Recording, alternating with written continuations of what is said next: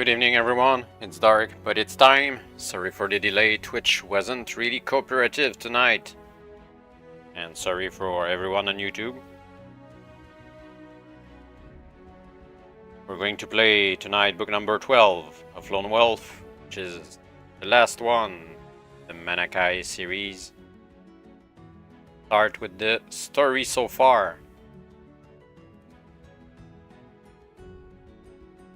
You are the warrior Lone Wolf, last of the Kai Masters of Summerland and the sole survivor of a massacre that destroyed your kin during a bitter war with your age-old enemies, the Dark Lords of El-Jadad. Many centuries have passed since Sun Eagle, the first of your kind, established the Order of the Kai. Aided by the magicians of Desi, he completed a perilous quest to find 7 crystals of power known as the Lore Stones of Nixator. Upon their discovery, he unlocked a wisdom and strength that lay within both the Lore Stones and himself. He recorded the nature of his discoveries and his experiences in a great tome entitled The Book of the Magnakai. You found his lost Kai treasure and gave a solemn pledge to restore the Kai to their former glory, thereby ensuring the security of your land in the years to come. To fulfill your pledge, you embarked on the same quest that was undertaken by Sun Eagle over 1,000 years ago, the search for the 7 crystals of power that hold the power and wisdom of your ancestors. Your quest was to take you far from your northern homeland. Following in the footsteps of the first Kai Grand Master, you journeyed to the sea and sought the help of the Elder Magi, the magicians who aided Sun Eagle on his quest long ago. There, you learned that for centuries the Elder Magi had been awaiting your coming. An ancient Desi legend tells of the birth and rise to greatness of 2 Kurata Sky, which in the Dacian language means sons of the sun. One was named Ikar, which means eagle, and the other was named Skarn, which means wolf. The prophecy foretold that the Kurata Sky will each come from out of the north to see the council of the Elder Magi in order that they might fulfill a great quest. Although separated by several centuries, they will share one spirit, one purpose, and one destiny: to triumph over the champions of darkness in an age of great peril. The Elder Magi knew that you were Skarn, the wolf of Desi legend, and in keeping with their ancient vows, they promised to help you complete the Magnakai quest. In Elgin, the capital of the sea, you were tutored in the histories of Magnamond, and you received lessons in lore that you would have learned from your Kai Masters if only they, like you, had survived the murderous Dark Lord attack on the Kai Monastery. You were eager to learn all that the Elder Magi could teach you in preparation for your quest, but war was to cut short your lessons. In the Darklands capital of El-Jadad, a struggle for power had been won by a Dark Lord called Nyahag. The other Dark Lords, 14 in number, united behind their new leader and, upon his command, began to muster huge armies in preparation for the conquest of Magnamond. Swiftly, their Giak legions grew in number, enabling Nyahag to launch a sweeping invasion that was to catch the Freelands unprepared. His legions advanced unchecked until, at the momentous Battle of Tau, you turned the tide of the war decisively against Nyahag by defeating his powerful ally, Zaken Kima, in mortal combat. Victory at Tau paved the way for the liberation of all the lands that Nyahag had taken by force, but the sweet taste of this victory was to turn sour when you discovered that he had captured the last 3 remaining Lore Stones of Nixator. He vowed to avenge his defeat by destroying them and killing you. Alarmed by this news, the High Council of the Elder Magi helped you to formulate a plan of action. He had received news from allies in the west that the Lore Stones were being held in the city fortress of Torgar, where Nyahag's sorcerers, the Nadzeranim, were searching for a means of destroying them. Fearing that they might achieve their goal, the Elder Magi made preparations for your secret passage to Torgar, and after a long and perilous journey, you arrived to find it besieged by the allied armies of Telestria and Palmerian. During the grim months of the Dark Lord invasion, hundreds of Telestrians were enslaved and sent to labor in the dungeons and sulfur mines deep within the bowels of Torgar. Their plight had seemed hopeless until the allied armies under the command of Lord Adamas of Garton finally arrived to liberate them. Due in part to your bravery and skill during that assault, Lord Adamas's troops were able to breach the Great Torgar Gate and storm its citadel. During this fierce battle, you gained entry to the chamber at the heart of the citadel, where the Nezeranim were attempting to destroy the lore stones. Above a circular black pit, the 3 radiant gems hung suspended in a fireball of negative energy, the focal point of several beams of power arising from crystals set around the edge of the pit. By means of a gantry, you were able to climb above these energy beams and retrieve one of the 3 lore stones. However, as you reached out for the remaining 2, the terrible voice of Dark Lord Nyahag filled the chamber. "Vengeance is mine," he rasped, and in the next instant, a bolt of blue lightning leaped from the crystal that he held in his fly-like hand. It sheared through the rusty iron gantry, creating a shock wave that sent the lore stones tumbling into the black pit. A second bolt ripped the gantry in two, and with the ghastly laugh of Dark Lord Nyahag echoing in your ears, you fell headlong into a portal of total darkness, a shadow gate, which led to the twilight world of the Dacian Plain. When first you looked upon the desolate wastelands of the Dacian, you recalled what little you had heard tell of this alien world. The magicians of Summerland believe it to be an astral corridor, connecting and binding the planet Magnamon to other planes of existence. By passing through a shadow gate, one of which is situated below their guild hall in the city of Toran, a person could gain entry to the Dacian. However, all those who had ever passed through the shadow gate of Toran had never been seen again, prompting the magicians to believe that the journey could only be made in one direction. It was said that from the Dacian there was no escape. Your vow to restore the Kai, and your stubborn will to survive against all odds, made you even more determined to recover the last 2 lore stones and find a way back to your home world. In the course of your search, you discovered that your fight against the forces of darkness was the focus of a greater conflict raging throughout all the planes of existence, and that the time had come when the actions of one individual will shape the future of every living thing. It came as a great revelation to discover that you were that individual. Part of your destiny was fulfilled when you fought and defeated the Chaos Master, the leader of an evil force that threatened to conquer the Dacian. You recovered one of the lore stones, and with the help of a godlike creature called Seroka, you were able to find the location of a shadow gate that would enable your return to your own world. Here, your quest culminated in a battle with your old enemy, Bonotar the traitor, who had found the last lore stone and who controlled the city wherein lay the shadow gate.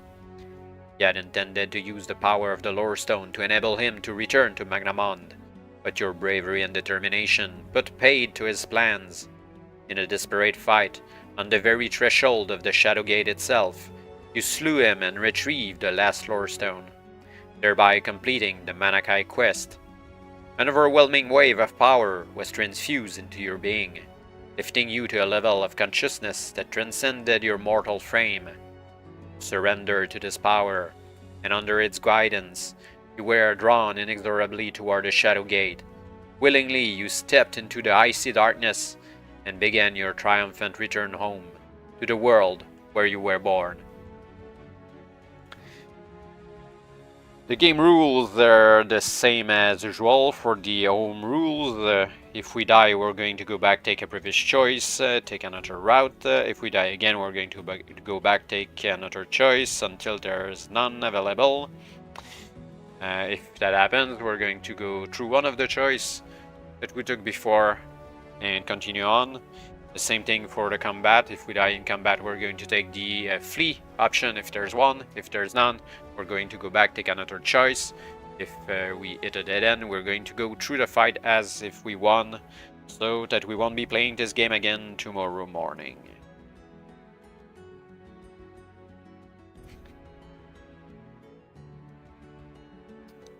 Otherwise, can pick another Magnakai discipline. Only one out of the two remaining.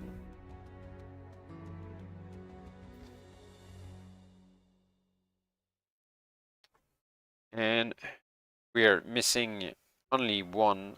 No, I think we're missing two for the last core circle. Do we? Yeah, we're missing two. Animal control and curing. So we cannot complete the circle of flight, sadly. And between animal control and curing, honestly, I'm going to kill the animals that we can control. So we're going to simply take curing as the last Magnakai discipline. Do we need to enter special instructions?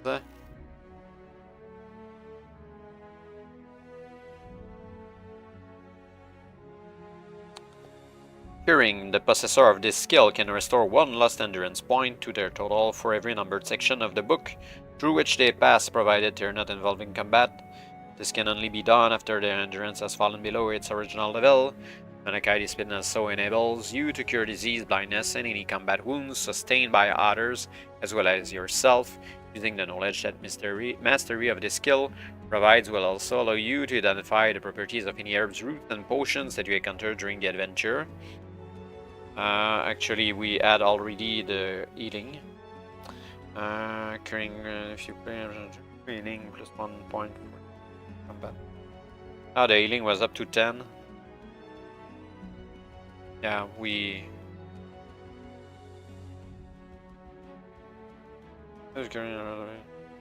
Item.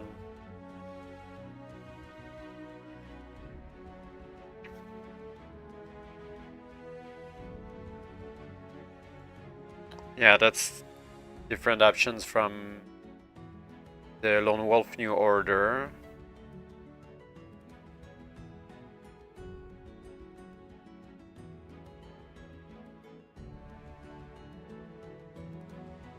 Yeah, 10 points per adventure. Well, doesn't give many advantages over the healing skill.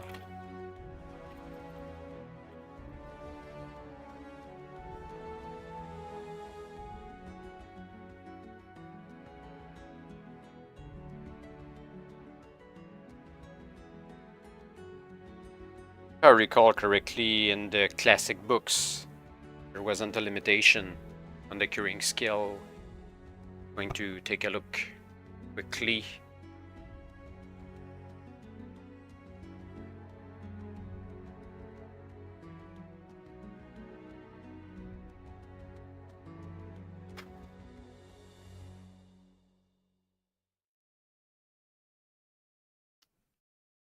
Book number 12.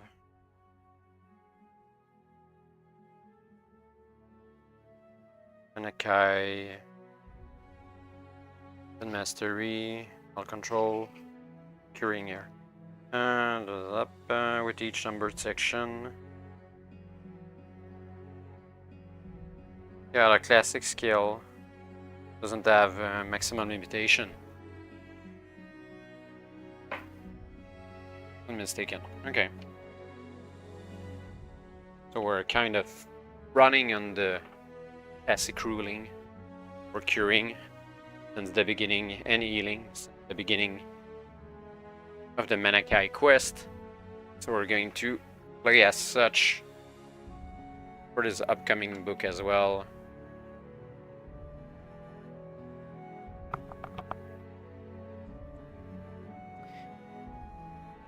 Now we need to see if some disciplines are improved by our new rank. Probably some of them are, since we're now Archmaster instead of Saiyan Kai.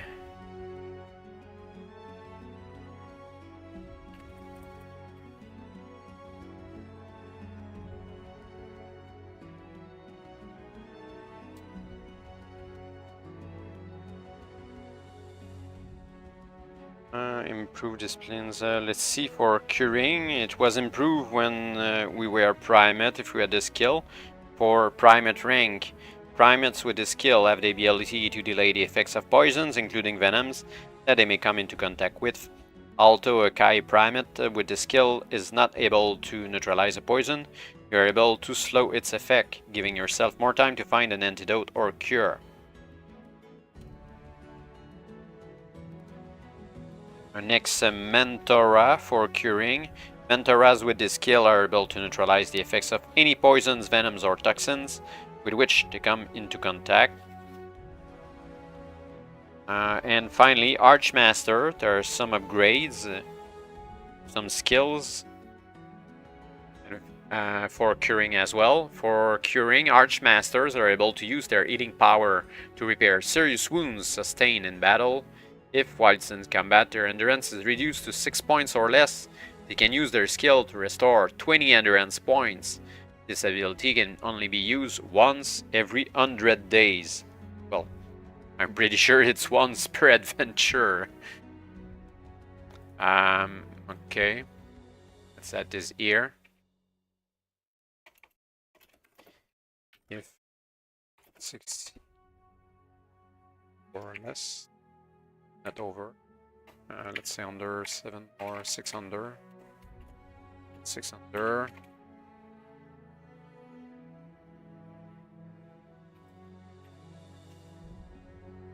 There's 20 EP once.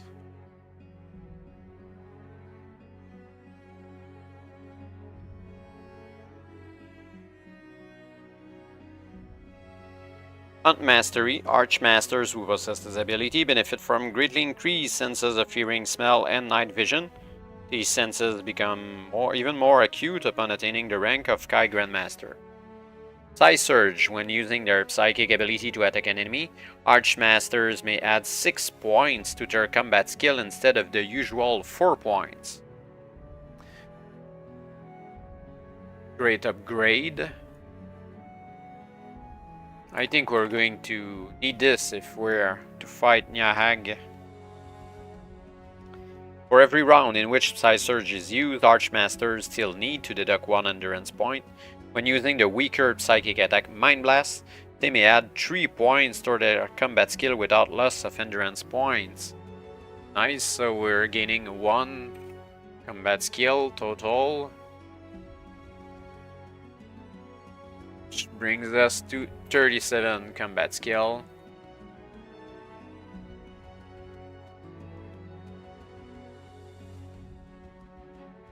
Archmasters cannot use Psy Surge if their endurance score falls to 4 points or below. And finally, Nexus. Archmasters with the skill of Nexus are able to withstand extremes of heat and cold and possess limited immunity to harmful elements such as flames, toxic gases, and corrosive liquids. The duration of this immunity increases greatly upon attaining Kai Grandmastership. For the equipment, I guess we won't be able to renew our equipment. Skip this section for now. Turn directly to Rules for Combat. You shall be directed when to return and read this section. Okay. Rules for Combat. Blah blah blah. You will have to fight enemy. Yeah, they are the same rules as before. Afterwards, they speak of the power of the Summer Sword, or circles of the Magnakai. I think we're going to start the adventure. Before going there.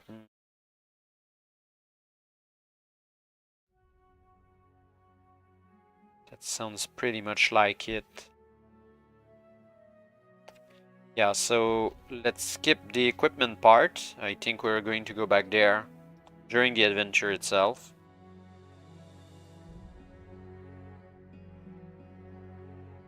Therefore, before we begin, some Magnakai Wisdom. We will need it. It's a really thick book. compared to the previous Magnakai book. Your mission to destroy Dark Lord Nahag will be fraught with awesome dangers. Be secretive and be on your guard at all times, for the creatures of the Darklands will stop at nothing to destroy you should your return to Magnamon become known to them. There are many things that you find which will help you during your quest. Some special items will be of use in this and in the next Lone Wolf adventure, while others may be red herrings of no real value at all. Try to be selective in what you decide to keep. If this is your first Magnakai adventure, be sure to choose your 3 Magnakai disciplines with care. A wise choice will enable any player to complete the quest no matter how weak their initial combat skill and endurance point scores may be. Successful completion of previous Lone Wolf adventures, although an advantage, is not essential for the completion of this Magnakai adventure. At last, the opportunity to avenge the massacre of the Kai is now within your grasp. The restoration of your warrior caste and the future of Magnamon depend upon the success of your Darklands mission. May the spirit of your ancestors and the wisdom of the great gods Kai and Ishir guide you to victory and the fulfillment of your destiny. For Summerland and the Kai.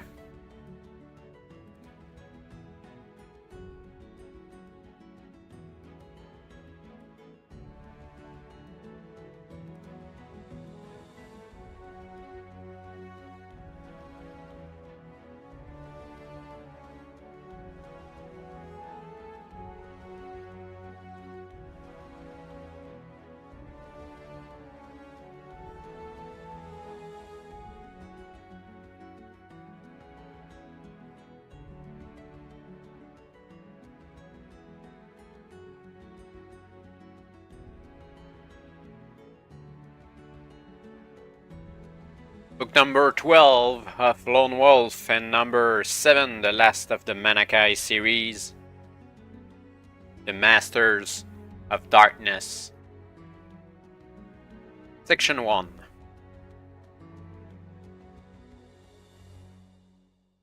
Upon entering the Shadow Gate, you are submerged in total darkness and feel yourself falling into this lightless void. Relentlessly you are buffeted and numbed by an intense coldness that drains the strength from your body and fills your mind with strange dreamlike images. It is as if you are being sucked into the heart of a swirling black abyss, and as your senses fade, you pray that you have enough strength to survive your return to Magnamon. Barely a flicker of consciousness remains when the welcome sensation of warmth returns to your frozen limbs. It revives you, and slowly you become aware of a fluorescent mist and a pinpoint of light in the far distance. The sensation of falling is replaced by a smooth forward movement, as if you are gliding to a halt at the end of a steep slide. Rapidly, the tiny light grows larger, until suddenly you emerge from the darkness and find yourself standing in a place that you recognize immediately. Pick a number from the random number table. Yeah, I most recognize the random number table.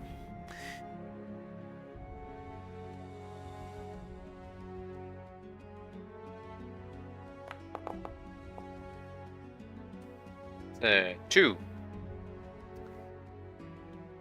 The number you have picked represents the number of endurance points you have lost during your passage through the Shadow Gate. Deduct this number of points from your endurance score. I'm wondering, I healed myself at the beginning, but I'm just going to go back and see if I should have done that.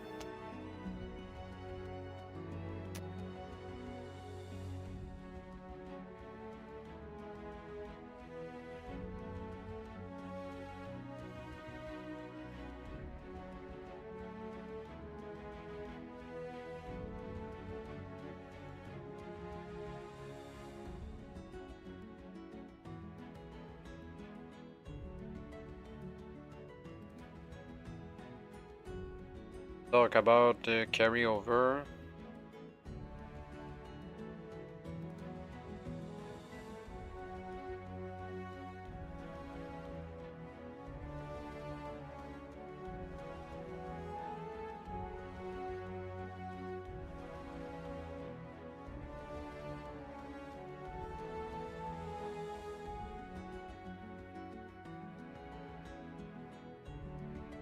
There's a new player option.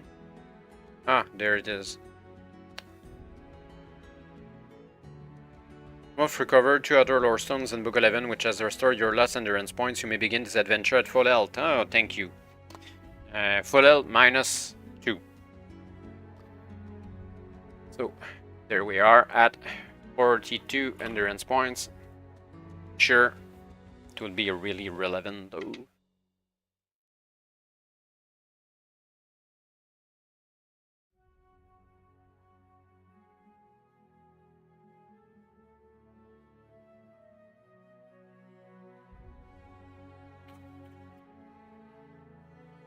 With your heart pounding in anticipation, you cast your gaze around the grey granite walls of a subterranean vault. Your journey through the Shadow Gate has returned you to the land of your birth. You are now standing in the externment chamber, a room located deep below the guild hall of the Crystal Star in Toran.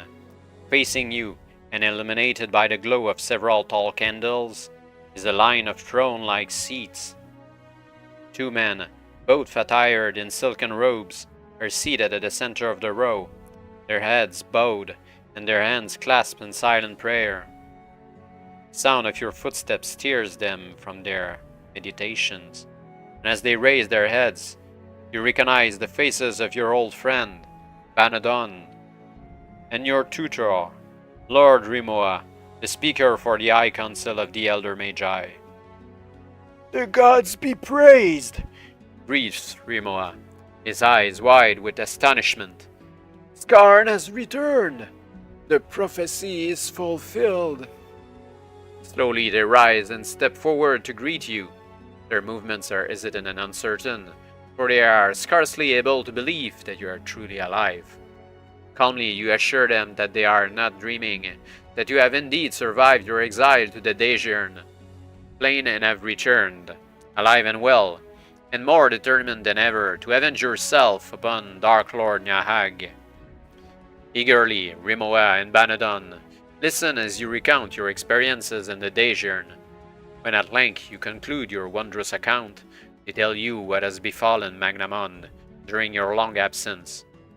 You are shocked to learn it is now the year MS 5070. Not really following the timeline, though. How many years?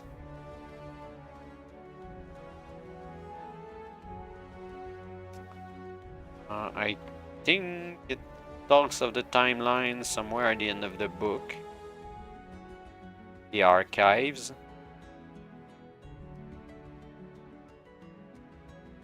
Or not.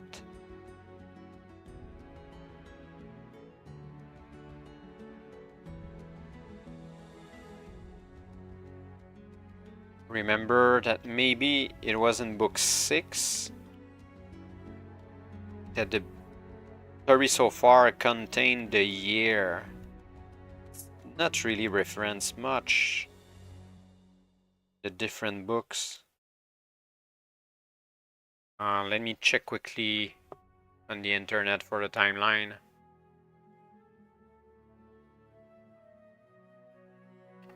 Lone Wolf.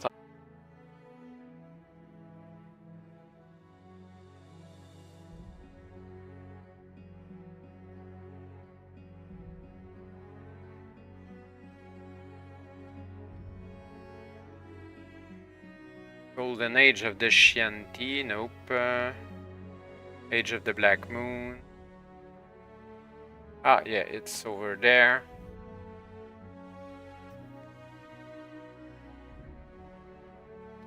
Okay, so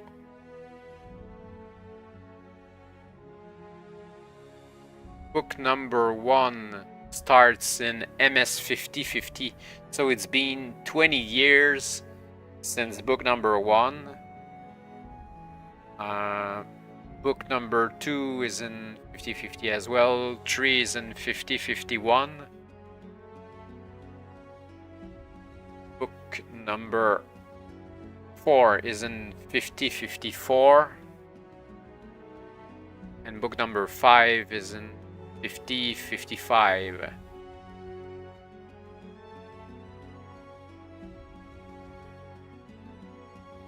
Greystar the Wizard starts in 5050 and ends in 5057. The Quest of the Magnakai starts in 5058. So it's been 12 years since the beginning of the Magnakai Quest in Book 6.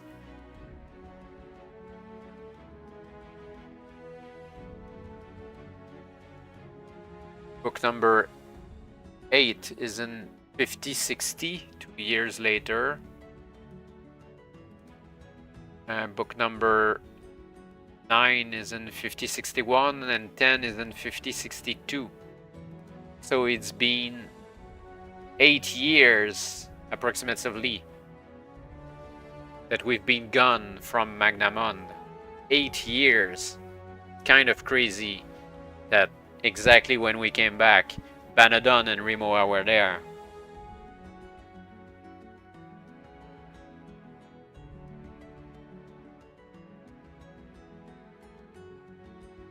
Ah, well, they said it the next sentence, alright. Although it seemed that you spent little more than a few days in the Dejern, more than 8 years they've passed since Nyahag caused you to fall into the Shadowgate of Torgar. Nyahag was quick to proclaim your death, says Banadon, unfurling a map of northern Magnamond upon the floor of the chamber. The news came as a terrible blow to us all. Lord Rimoa kneels and points at the map with the tip of a slender crystal rod. He indicates the location of the city of Torgar.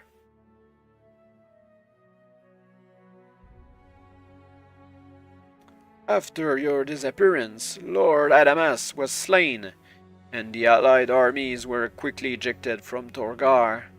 Nyahag declared himself invincible, and in the wake of his victory, the Darkland defeats were soon halted throughout central Magnamond. A terrible sense of hopelessness befell the allies. It was exploited to the fullest by the malevolent Nyahag. His sorcerers, the Nadziranim, created devices they called Danos Tukor to enable each of the Dark Lords to survive in territories outside their accursed realm.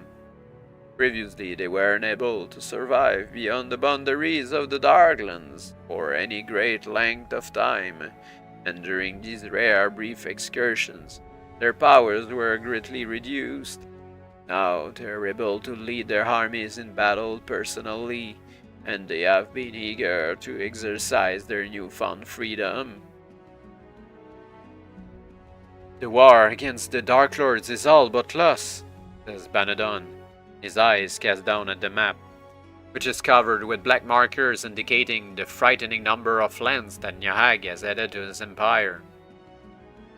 With the help of our allies in Duranor, Summerlund has so far resisted his attempts at invasion, but now we find ourselves cut off from Duranor's aid by a blockade of Dark Lord warships. Here, he says, pointing to the Gulf of Elenag, is where Nyahag has constructed a great naval base. It is called Argazad, and it is from here that he launches his fleet of ironclad warships to blockade our coast. The Sumlending navy is no match for these monstrous sea machines.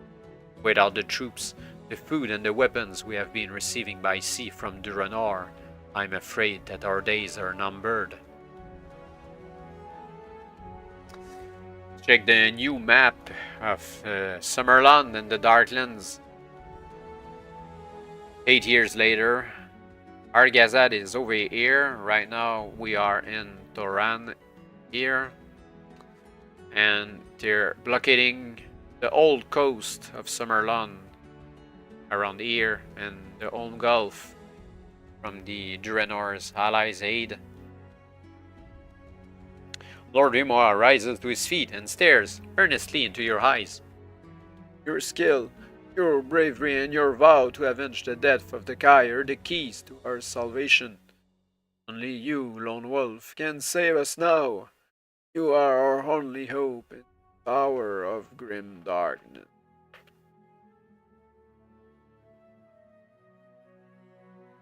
Sounds like we're going to attack a big military base.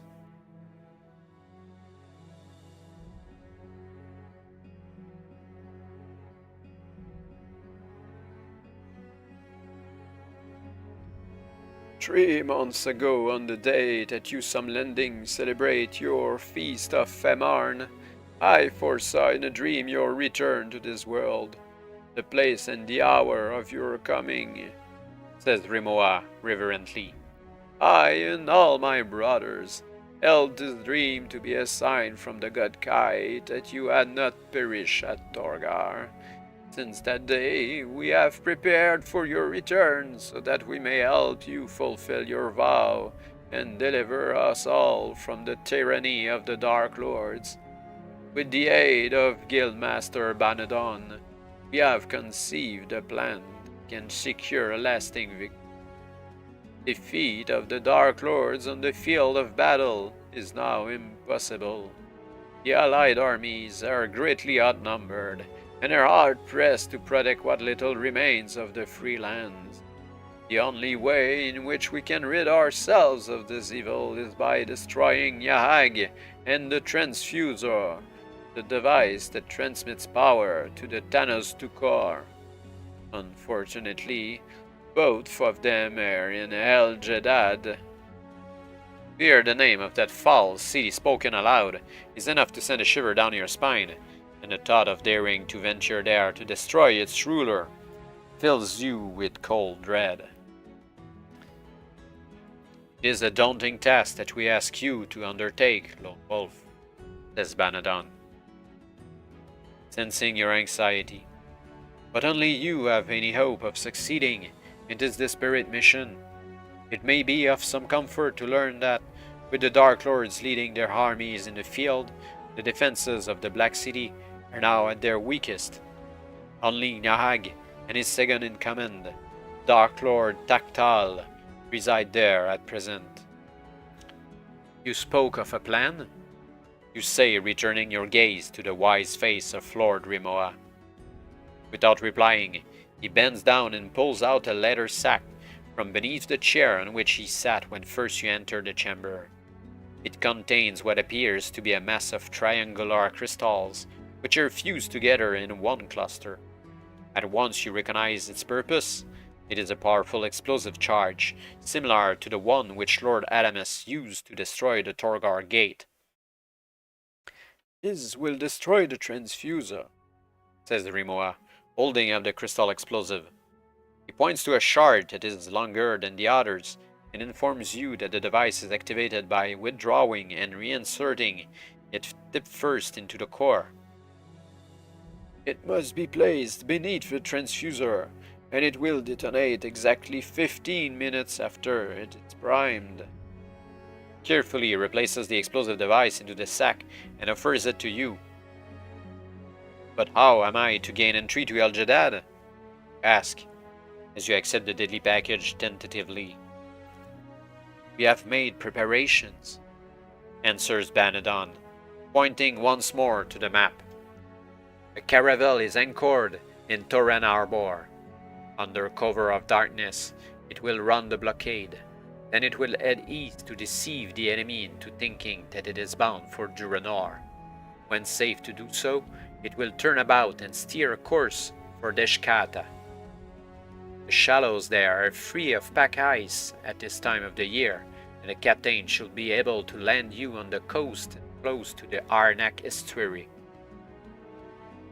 From there, you must make your way on foot to the stronghold of Arnak and seek out the slave master. He is one of our agents and can be trusted. Make yourself known to him by saying the words, "Summerland is burning." He alone knows where in El Jeddah the transfuser is located, and he can arrange for your safe and secret passage into the city. Once inside, you must destroy Nyahag and the transfuser as quickly as possible.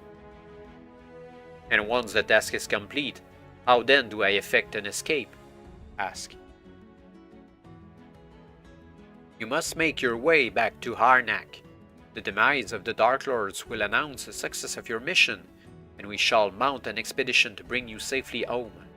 But until then, no one must know your true identity or the reason for your journey to El Jeddah.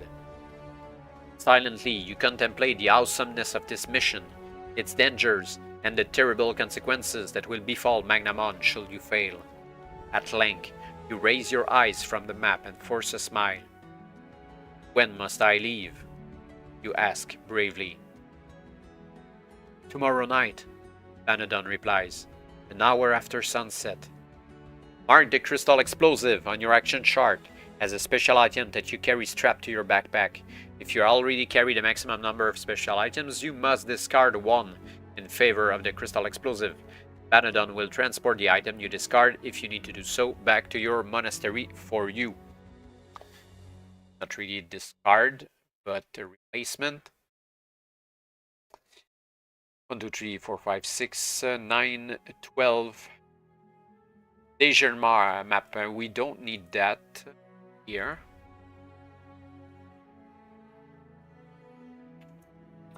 So it can go back to the monastery.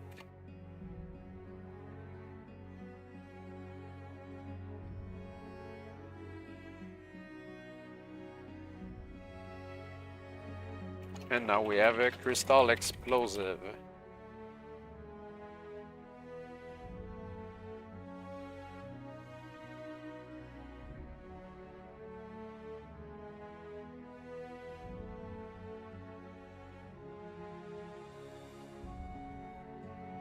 If you possess the summer sword, you do.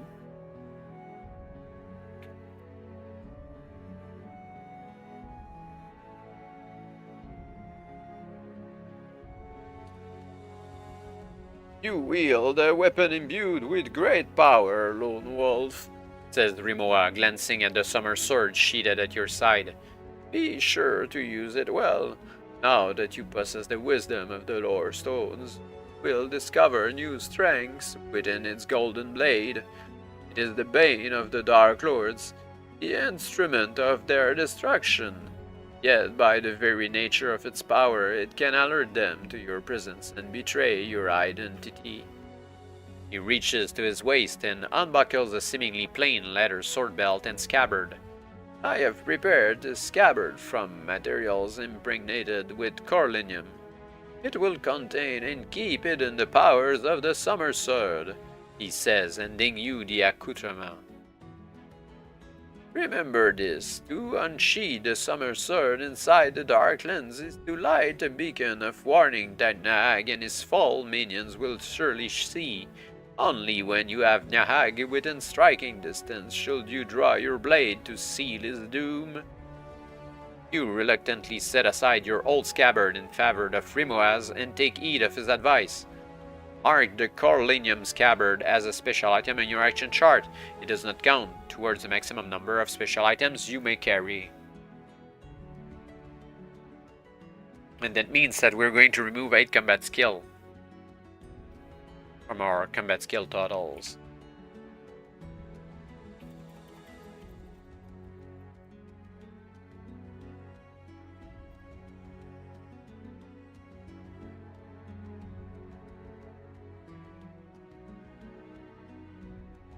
And we're going down to 29.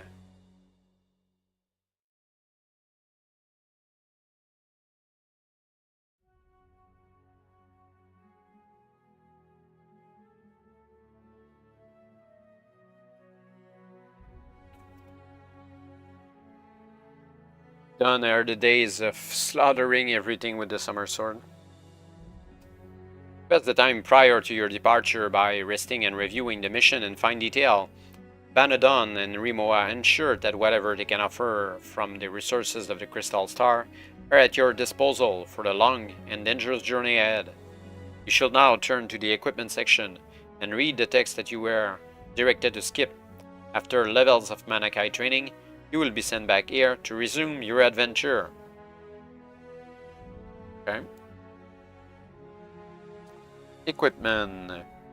Before you leave Toran and begin your fateful mission, Banadon gives you a map of the Darklands and a leather belt pouch containing gold crowns. We're full though. Banadon also provides you 50 kika, coinage used in the Darklands and in Drakarim-controlled nations. These small coins, crudely stamped from an amalgam of scrap metal and copper, should serve you well if you need to pay for something in enemy territory. Does it go in the pouch? Let's look at the action chart. This adventure.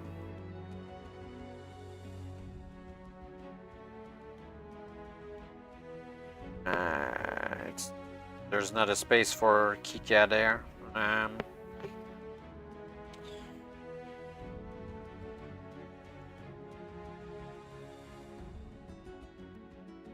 Maybe now to carry it would be said gold crowns.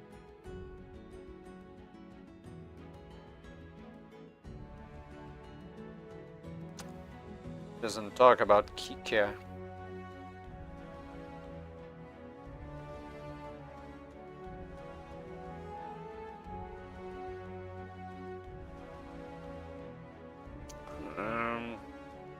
I guess that it's a second belt pouch, maybe. It's really not clear.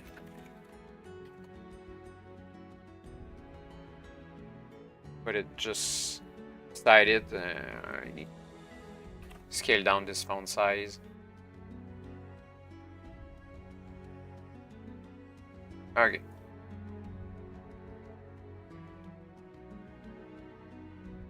Banadon also makes available a choice of equipment to help you survive in the hostile enemy heartland.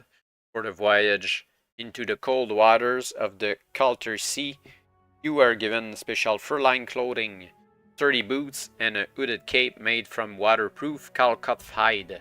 In addition, you may choose up to 6 of the following items, in addition to those you already possess. But remember, you may only carry 2 weapons. 1 meal counts as 1 item. So the options are a sword, a dagger, a mace, a chainmail waistcoat. Didn't we discard this before? And we got the Zenga Scale Brigandine.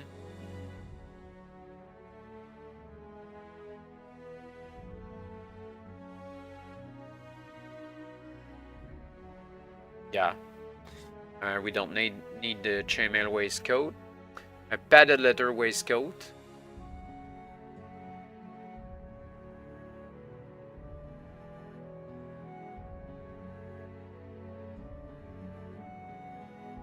Yeah, this one we can take it. We need to discard something though.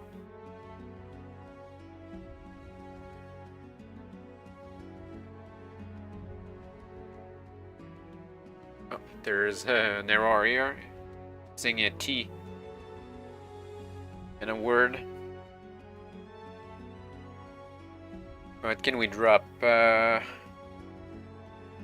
Not much. I guess that we can throw away the Meledorian Coif. It can go the monastery. And we're going to trade this for padded leather waistcoat.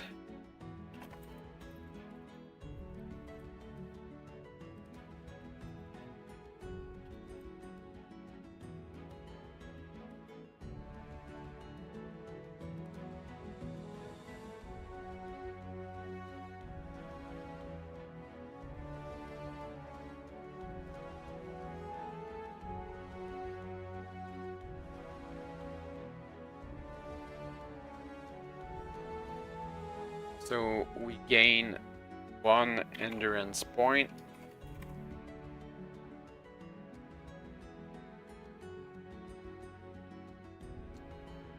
Shield. Don't have shield either. The +2 combat skill. Ah, right.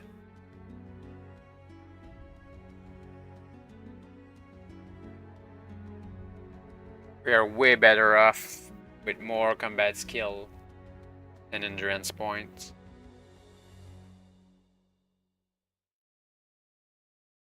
Guess that we're going to not take a padded waistcoat and instead take a shield for +2 combat skills.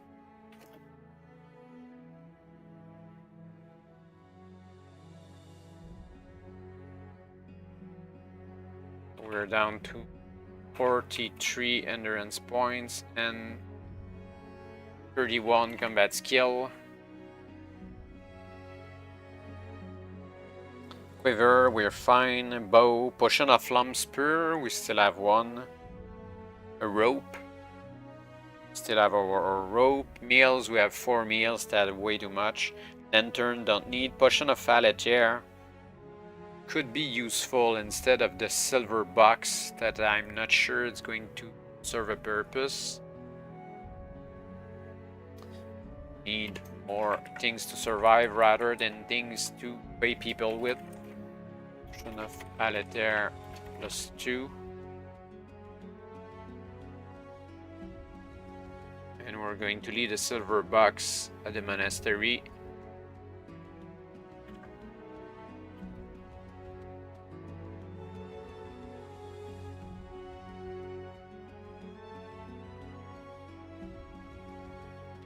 Way too much stuff. Just because I don't want to throw away stuff. 3 fire seeds, we don't have the space. An herb pouch, special item if you have chosen curing and selected play option 3. Then you can pick here a letter pouch for herbs. Seeds and potions hanging from your belt. Your herb pouch will carry a maximum of 6 items. Let's see the curing play option 3. Pick the optional special item herb pouch in the equipment list at the beginning of this adventure. In combat, thanks to your herb pouch making your vials reachable, you may choose to drink a potion instead of attacking during a given round.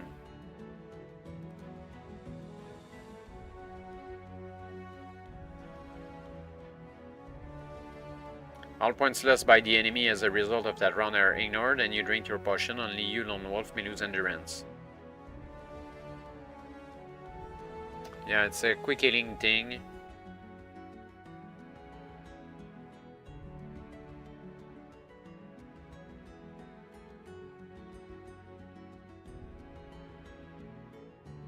Does the herb pouch count as a special item? A numbered special item, I mean. Not written, so I think it is.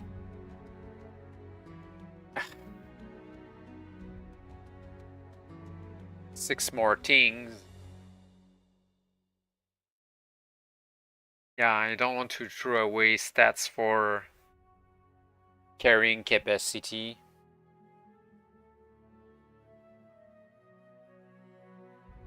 That's pretty much it. We now return to the previous section to resume play. Alright.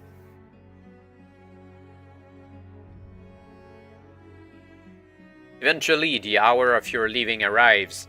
Banadon and Rimoa escort you to Torren Harbor and see you safely aboard the caravel Intrepid before they disembark. Banadon hands you a sealed envelope and a golden amulet on a chain. I don't have space. Wear this for your protection, he says, as he fastens the chain around your neck. It will keep you safe from the heat and poisonous atmospheres that pervade your destination. Mark the golden amulet on your action chart as a special item. It does not count toward the maximum number of special items you may carry. Oh, thanks. But I don't really need that because of the Nexus skill. Well, anyway. Free item.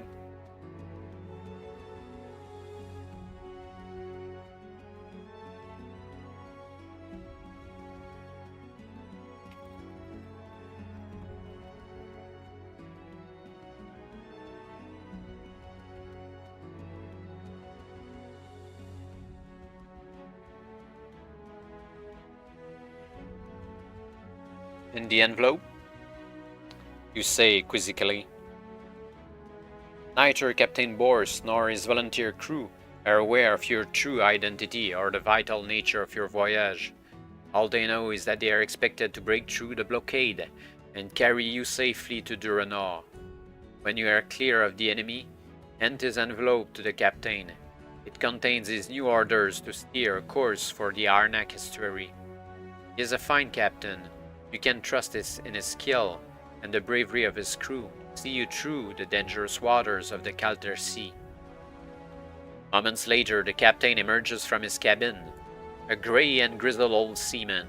He sports a leather cloak that swings easily from his broad, muscular shoulders. He welcomes you aboard with a ready smile and firm handshake.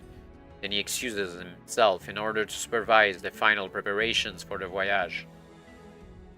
May the good sky and Ishir watch over you, Wolf, whispers Lord Rimoa as he and Banadon make ready to disembark.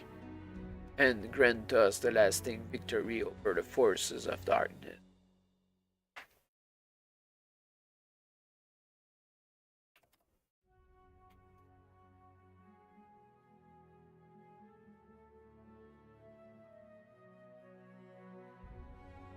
Night wind is blowing in your favor, and Captain Bors is keen to put to sea without delay. He has ordered the crew to run up every foot of canvas that the mast of the Intrepid will bear, so that she will approach the Dark Lord warships that blockade the coast at full speed. With luck, she will be able to slip through their line before they have a chance to close formation. It is a bold plan, but the captain and his crew have run the blockade more than a dozen times in the past year, and they are confident that tonight will be another successful passage.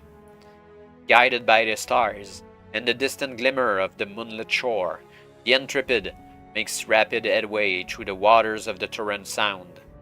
As it nears the open sea, you decide to offer your services as a lookout and go in search of Captain Bors. You find him on the forecastle deck with a group of keen-eyed Kirlundin marines. They are scanning the blackness for some sign of the enemy. If you have the Magnakai discipline of Hunt Mastery and have reached the rank of Archmaster, you do.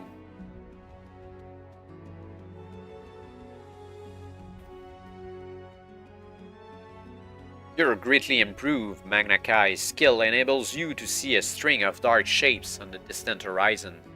They are enemy ships. The 5 squat, ugly-looking vessels all lack sail or mast or any other visible forms of propulsion. Yet each moves at a constant and rapid pace. Quickly you inform the captain of what you can see and urge him to change direction, for the Intrepid is now heading on a collision course with the vessel at the center of the enemy's line. Pick a number from the random number table. Oh, we should have renewed our arrows. Forgot that. Get up to 12. We rolled a 2, which is not very good. If you have completed the lore circle of the spirit, add 3 to the number you have picked, so it's 5. If your total is now 5 or lower, sadly that wasn't enough.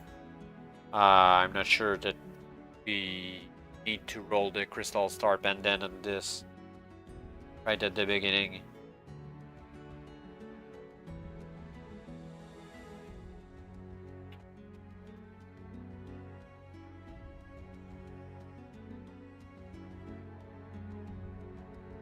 "Here can play strange tricks on your eyesight, comrade," says the captain in a patronizing tone. "We'll be upon 'em soon enough, but we'll smell 'em longin' before we see them, mark my words." You try to convince him that you really can see the enemy, but stubbornly he refuses to listen. Minutes later, the unmistakable stench of sulfur wafts across the deck, and a shout rings out from the crow's nest that sends the crew into a frenzy of activity. "Blockaders dead ahead!" "Hard at port!" bellows the captain. Frantically, his helmsman spins the ship's wheel. The deck tilts steeply and the timbers groan their protest as the caravel veers away from the enemy line. To your right, you can see a Darkland ironclad less than 100 yards distant, its steel-skinned deck bristling with an array of formidable weaponry. A sudden flash of blue-white light illuminates its bow, and a fiery projectile arcs across the sky toward the Intrepid. Pick a number from the random number table.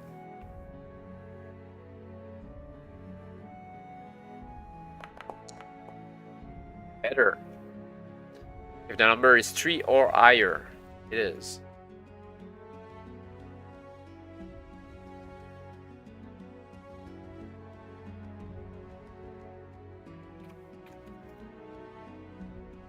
The missile is directly overhead the Intrepid when it explodes with a deafening roar. The blast slams you to the deck, and as you struggle to your feet, white-hot fragments of metal rain down upon you. Pick a number from the random number table. Damn again.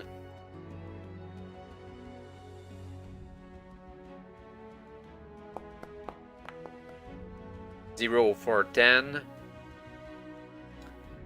In this instance, 0 equals 10. The number you have picked represents the number of endurance points you have lost due to shrapnel wounds. Oh.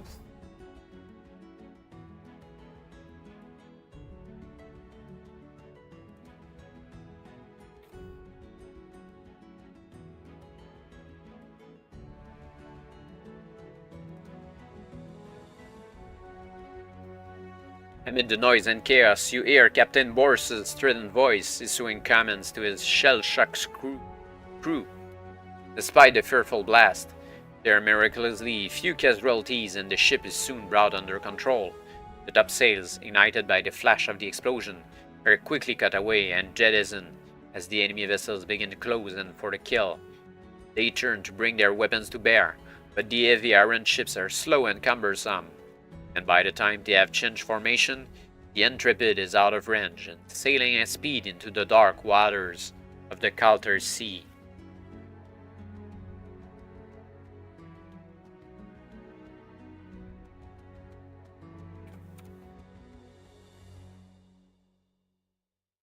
As the last of the enemy warships disappears into the dark, the crewmen give a rousing cheer.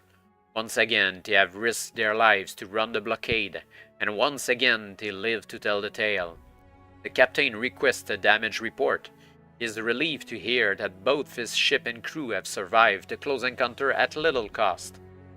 Before leaving the forecastle, he reminds the lookouts to remain vigilant. Sometimes the enemy places a second line of ironclads a few miles behind the first in order to catch blockade runners that are able to slip through. He bids you good night, and as he descends the stairs to his cabin, he orders the first mate to show you to your quarters located at the stern. 2 options. You can accompany the first mate to the cabin, or hand the captain the envelope right away. Well, we're past the blockade, but not really too far off.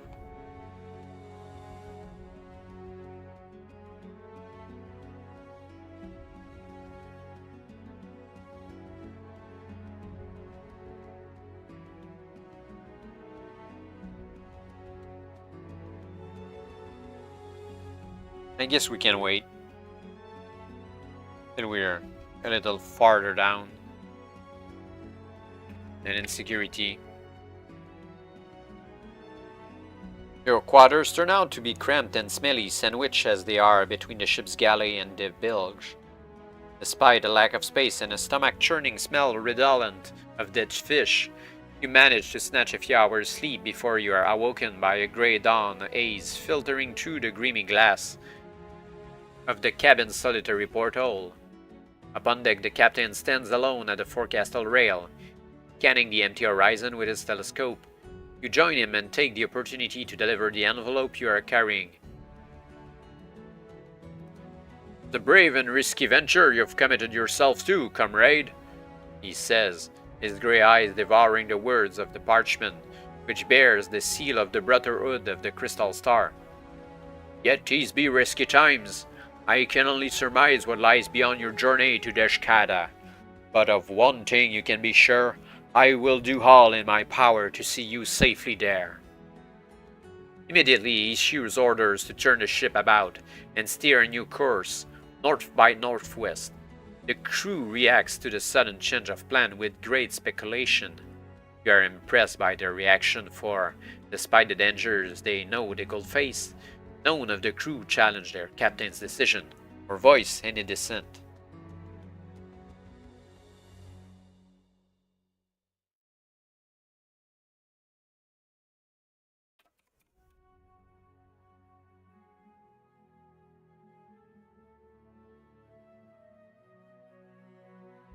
So here we are, we're pretty much, I guess, somewhere over there.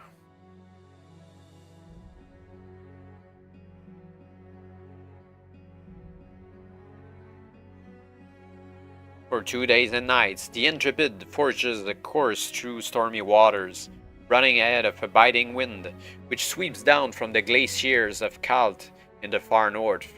The sea becomes increasingly hazardous, with sleet squalls and lightning storms that break without warning.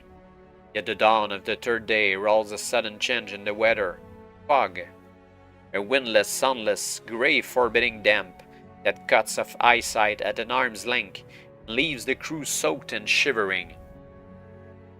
Many stare enviously at your Calcutta-fied cloak as they attend to their early morning duties in quiet discomfort. Yeah, they didn't know, but we did. That's kinda of cheap there.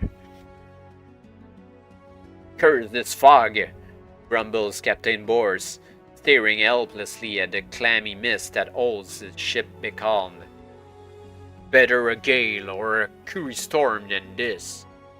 For countless hours the ship lies dormant, rocking gently on the cold, listless sea. Staring at a wall of fog, it is easy to imagine all manner of creatures lurking within. The eerie silence does little to allay the superstitious fears of the crew. When the quiet is disturbed by a shoal of red-finned sea carp, more than one man cries out in shocked surprise. If you possess the Magnakai discipline of animal control, we do not. Only skill, or only weakness. I'm sure there will be a kraken or a sea serpent of some kind there, waiting for us. Just to say, it's your punishment, you didn't take animal control, right?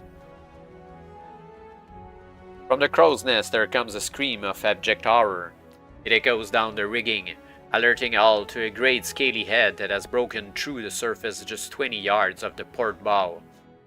Zargeth! The lookout's cry is taken up by the crew, as one by one they glimpse the fearful sight of this legendary terror of the Kalter Sea. Ishir, preserve us! Gasped Captain Bors, as the beast opened its jaws, revealing the glitter of its jagged, razor-sharp fangs. For a moment he is stunned by the terrifying sight, but he quickly recovers and begins shouting urgent orders to his awestruck crew. "Man the ballistas! Break out the billhooks! All hands stand ready to defend the ship!" The Zargeth observes the commotion in silence, its hooded eyes aglow with baleful green fire, as calmly it considers the moment to attack. Then with an awful swiftness, it rises from the sea, roaring and hissing angrily, and lunges forward. Captain Bors gives the order to fire, and a volley of ballista bolts sinks to the monster's scaly throat. Undeterred, it presses its attack and falls upon the port beam with devastating effect. Tortured timbers bend and crack asunder. The deck is torn apart by the creature's huge claws, each as long as a mammoth's tusk. Then the cavernous, fang-filled mouth sweeps down through the fog to snap shut on the forecastle. Screams of pain and terror fill the air as it withdraws, soaring upward above the mast, its jaws bulging with a dozen wriggling bodies. You take cover behind the ship's longboat with the captain and prepare to defend yourself as the Zargeth returns for a second strike. If you have a bow and wish to use it,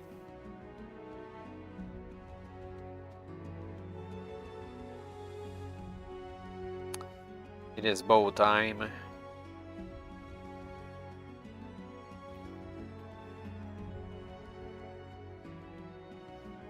You load and take aim at the beast's massive head as it swings low across the deck, smashing and crushing out before it.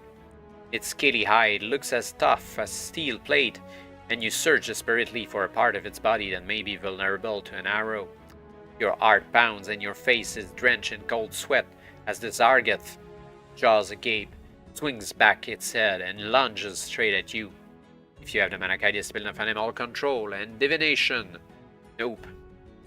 If you do not possess both of these skills, we're going to die because We don't have animal control.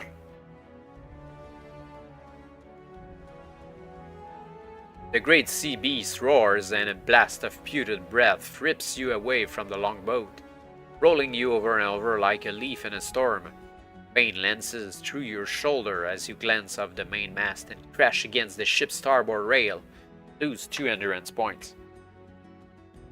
We gain 6 in the meanwhile.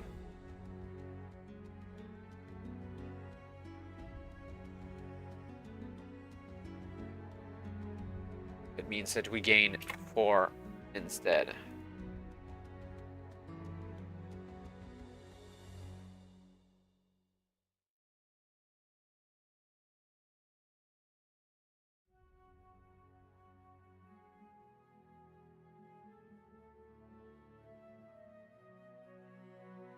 Your bow is still gripped firmly in your hand, and as you struggle to your feet, you draw a fresh arrow and take aim once more at the monster's head. 3 options, 3 targets. We can fire the creature's eye, the creature's mouth, or the creature's ear.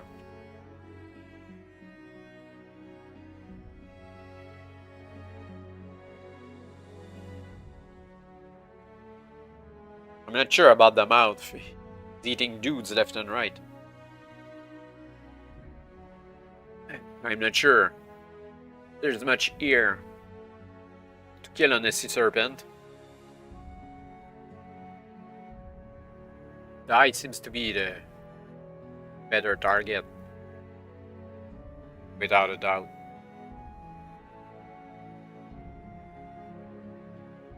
Your arrow spirals honoringly toward the Zarga's eye, and yet to your astonishment, it splinters to matchwood when it hits the creature's stone-hard cornea. Cursing your misfortune, you reach for a hand weapon as the creature continues its inexorable advance, its jaws widening as it prepares to swallow you whole. Yeah, it will be a melee combat. Be hard. Can't really go in the sea to stabby.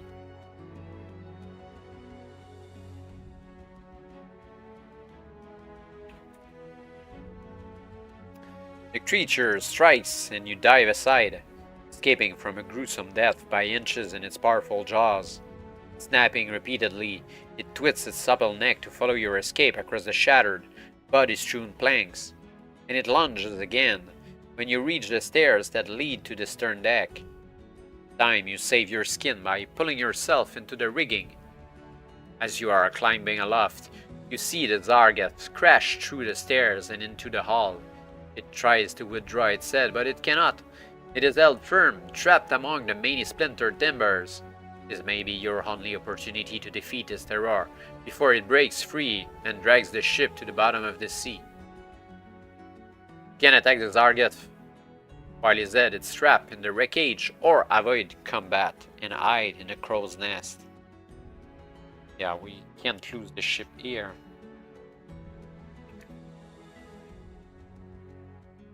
You swing clear of the rigging and leap astride the Zargath's neck. Immediately it senses your presence and twists and bucks like a wild stallion in its effort to unseat you. Grimly you cling to its scaly hide, stabbing repeatedly at its ears and spine in the hope of disabling it before it breaks free. In desperation, it tries to dislodge you, using its massive foreclaws to scratch at its neck in an attempt to hook you away. First fight of the night.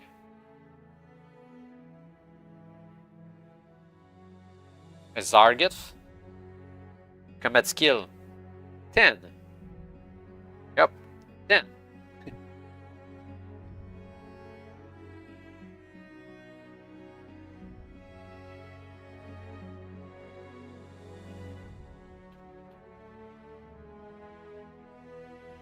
So it's a plus 20 combat ratio fight. Start with 40 endurance points. And the Zargath has 100 endurance points, the highest ever seen so far in a Lone Wolf book. This creature is immune to Mind Blasts. Oh, okay. We're down to plus 18 combat ratio.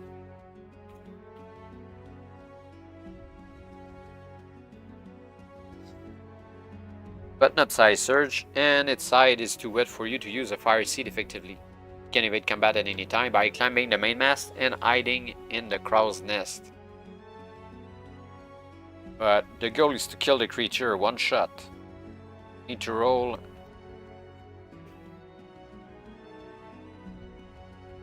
8 or higher for one strike kill. Let's go one die at a time. 9, it's dead. There we go. No damage.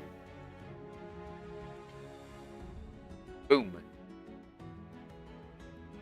Our trusty fire axe, or wood chopping axe rather, cleaved in half the neck of the creature. It's assuredly quite a sight to behold.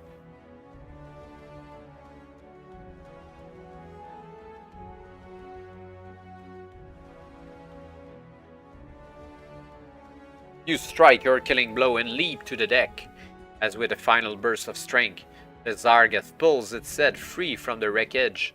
Its baleful green eyes roll back in their sockets, and it lets out a scream so loud that you are forced to cover your ears for fear of being permanently deafened. The scream grows louder, until with a mighty splash, the creature topples sideways and rolls off the deck into the fog-wreathed sea.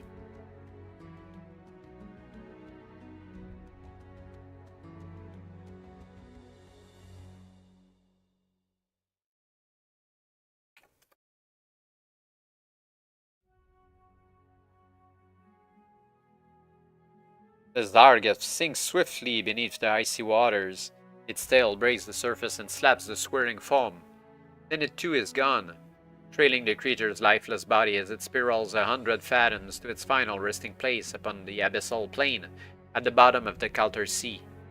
An eerie silence descends upon the shattered decks of the Intrepid, as the few who have survived the attack stare in horror at the swirling, blood-stained sea. Then begin the cries of the injured, and those who are still able to stand begin the grim task of recovering bodies and staunching wounds. You help with the search and find Captain Boris lying near the ship's longboat. He is unconscious and badly injured. Both of his legs have been broken at the thigh by one swipe of the monster's tail. You attempt to revive him with your basic healing skills, but he is in deep shock and does not respond. If you possess the Magnakai discipline of curing, we do now.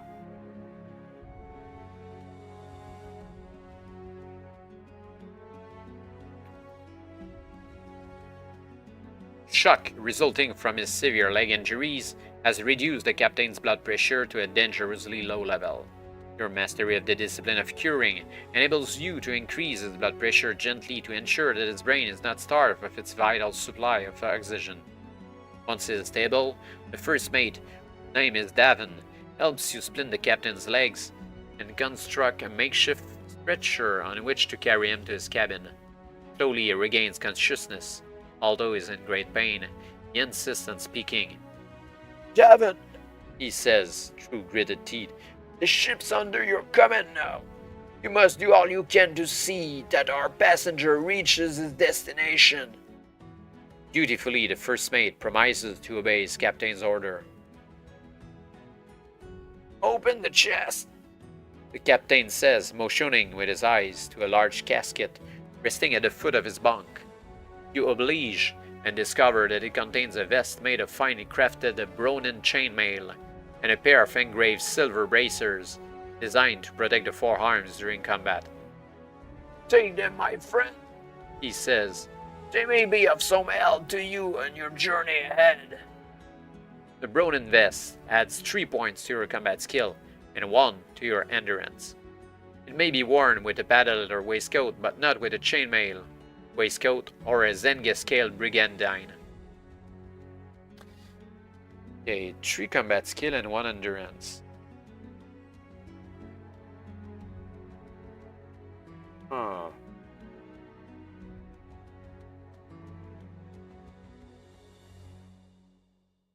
I guess that we're going to lose the Zenga scale brigandine.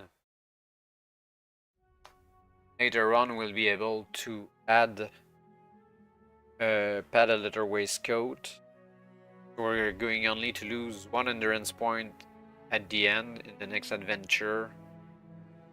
Make a profit of 3 combat skill. It's crazy, 3 combat skill for a vest. Quite great. Well, goodbyes and Gascale Brigandine. Run and vest.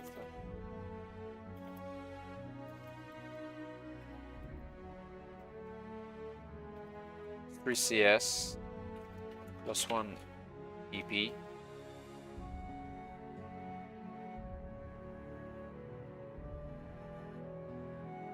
Okay. That means that we're down to 40 endurance points. But we're now up to 34 combat skill. The silver bracers add 2 points to your combat skill and 1 to your endurance, but their bonus cannot be combined with the bonuses from any sleeve shield, wrist and finger guards, or any shield you may wear them all as special items. But you may only benefit from the bonuses of one of them. Yeah, well. If you wish to keep either or both, the bronze vests or the silver bracers, mark them in your action chart as a special item. Yeah, the silver bracers are good. It's the shield that adds 1 endurance point.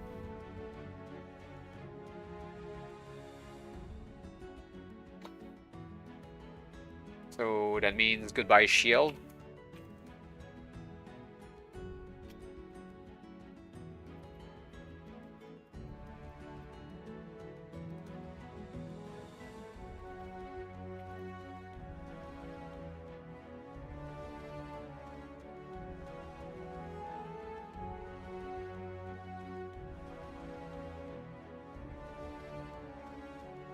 No change to combat skill, but we're going up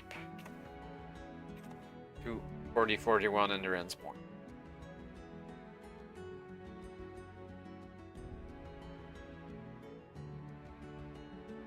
Great gift, Captain Boris. Great indeed.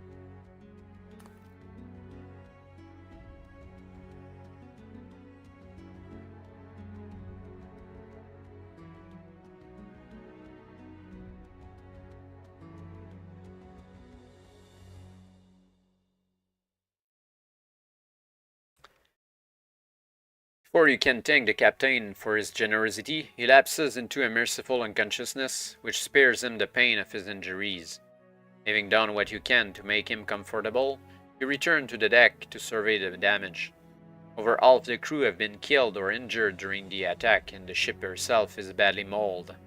The mainmast is down, all of the sails hang in tatters, and there is a gaping hole which stretches along the port beam to within a few feet of the waterline.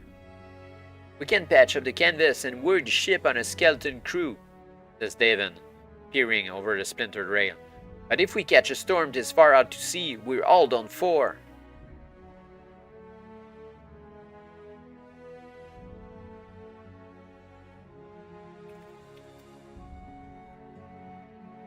For the following 2 days and nights, the Intrepid remains a prisoner of the windless fog. Davin and his crewmen work tirelessly to repair the ship, and come the morning of the 3rd day, when a gentle breeze arises with the dawn, the mainmast is secure and the sails are patched and ready to carry the ship onward. With the port side still old, and storms a constant threat in the open reaches of the Calder Sea, it has been decided that the safest course to steer is toward the coast. Then, if a sudden squall should threaten, or a gale arise, the ship can run to shelter in one of the hundreds of coves that indent the rugged shoreline east of Point Vashna. However, to sail along this stretch of coastline is to risk hazards that could prove as dangerous as any storm. Darkland's ironclads, unstable in high seas, favor the coast when venturing to and from their base at Argezad, and the cliffs and the shores themselves are peppered with watchtowers and Geac encampments. By early afternoon, the fog has cleared and the Intrepid is making good headway through the cold, sparkling waves. League after glittering league fall away to the stern, until an hour or two before sunset, the lookout catches sight of the coast. "Land ahoy!" he calls. "Land for the bow!"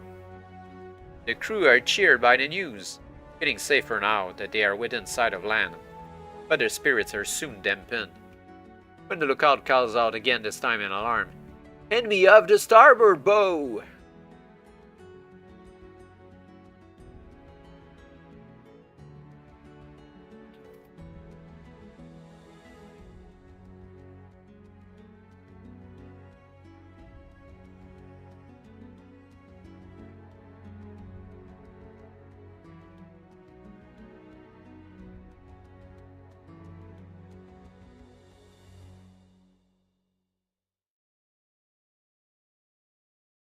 Two enemy warships are anchored a few hundred yards offshore.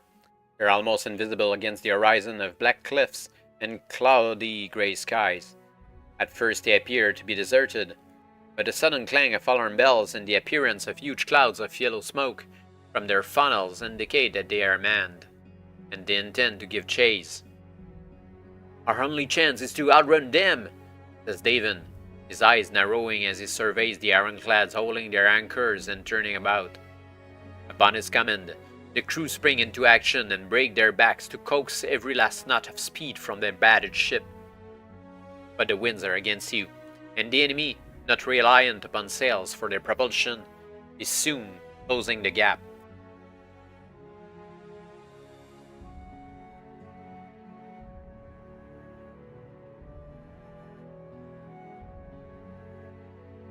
"Prepare to repel boarders!" shouts Davin as an ironclad draws alongside. Hastily they abandon their attempt to outrun the enemy and draw weapons in readiness to receive a unit of leather-clad Dracari Marines, who are poised to spring aboard the very moment the two vessels collide. With a resounding crash, the ironclad smashes into the side of the Intrepid, and the enemy comes scrambling over the rail, screaming and howling like a pack of bloodthirsty demons. One of their number singles you out. He strides forward, his black blades swinging and sighting viciously as he attempts to cleave your skull in two. Owing to the speed of this attack, you are unable to make use of a bow.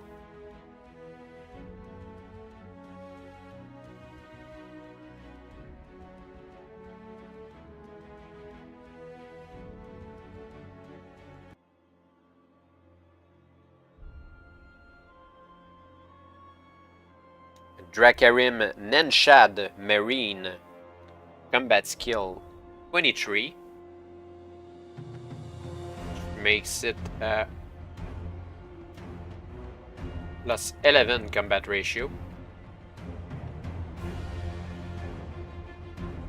We start at full health because of the curing skill. And the enemy has 27 endurance points.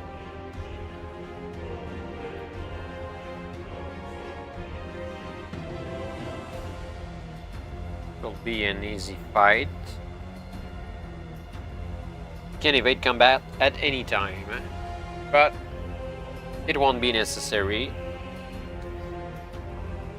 can conclude this fight in one strike. We roll 8 or better.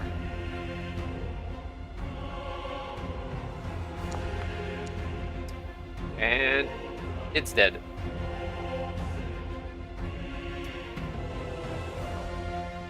The wood chopping axe strikes again.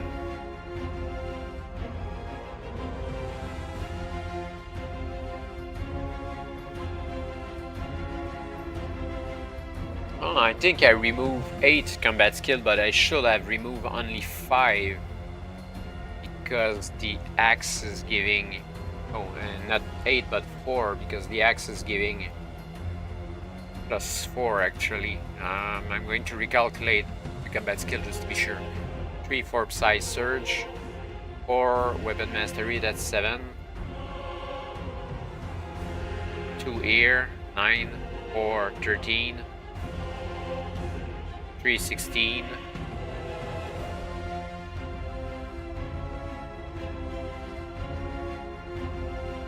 5, 21. Yeah. It should be 22. No.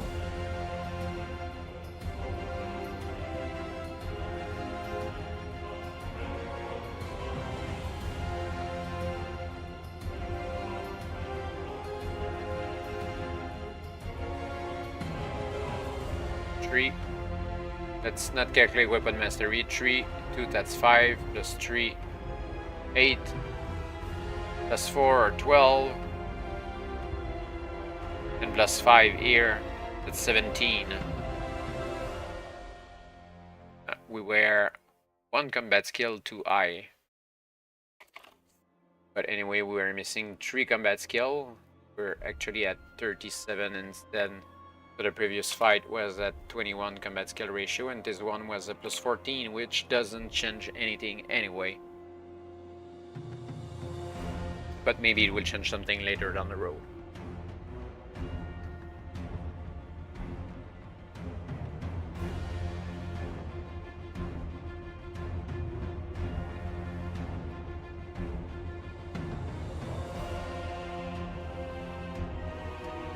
Wondering if I should recalculate the endurance points as well, just to make sure. We don't have the plus 4 here, that's the thing. Alright. I written plus 4 here, it doesn't make sense. So that's 4 for weapon mastery, 1 for 5, for 7, 3 for 10, 15.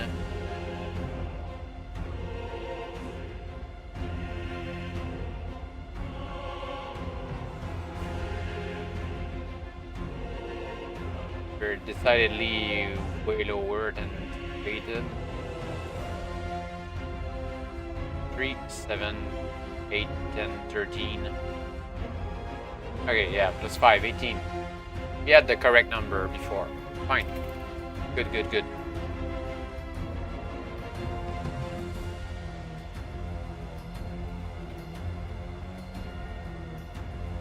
So, no mistake were made.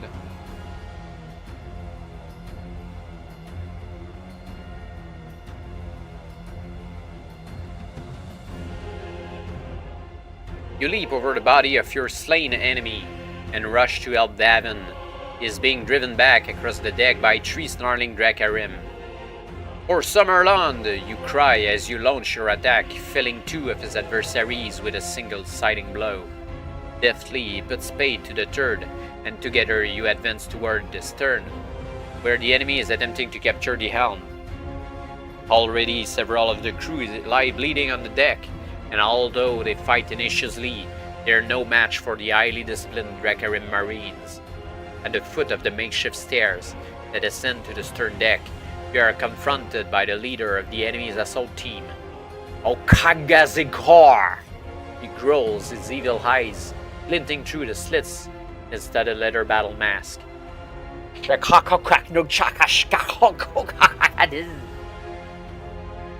With that, he lifts his reddened hates and strides forward to meet your advance.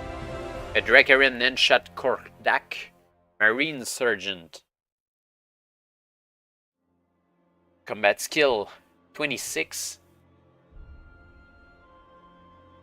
Not better than the other guy.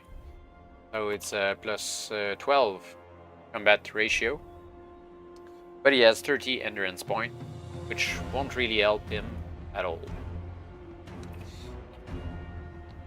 We're still full health for this fight.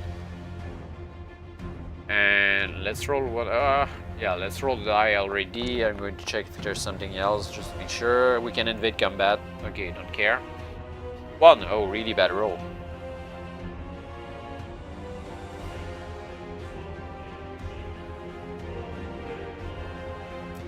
The enemy lose 9 and we lose 3.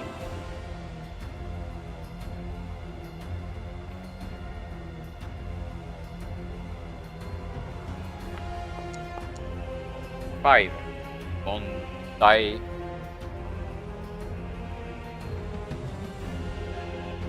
Loses 14 and we lose 1. Guess I'm going to count the damage that we do to this guy. Well, he only has 7 endurance points left. And it's dead.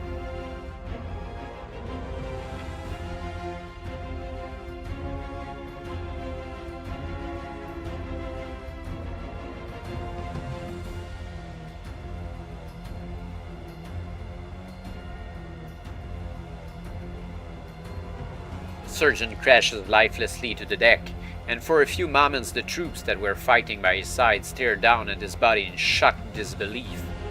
For 6 years he had led them to glory, his battle skills and cunning ensuring their survival, and now he lies dead, killed by a some-landing. Taking advantage of their stunned state, you cleave a path up the staircase and force your way toward the helm. You're within 10 feet of the ship's wheel when David screams a warning. "Archer above you!" Glance up into the rigging and a cold spike of fear stabs your heart when you glimpse the gloating face of a Dracarim Marine. With his left hand, he holds a bow, and with his right he draws back an arrow to his stubbly chin. He mouths a curse as he lets fly the deadly shaft. Picks a number from the random number table. 3. If you have the Magnakai Discipline of Unmastery, add 2 to the number you have picked, so that's 5. If you have completed the Lore Circle of the Spirit, add 3 to the number, so that's 8. If the result is 8 or higher. Just barely enough.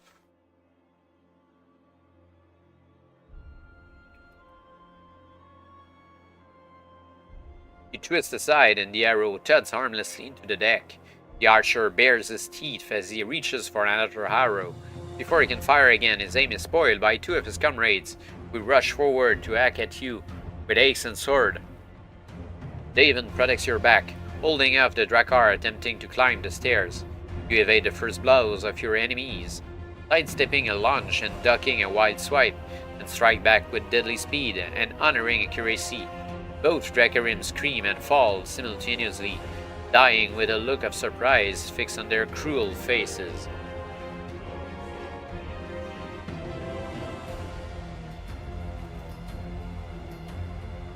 With a swift and graceful movement, you snatch a dagger from the belt of one of your dead foes, spin around on your heel, and fling it at the archer above before he has a chance to let loose a third arrow.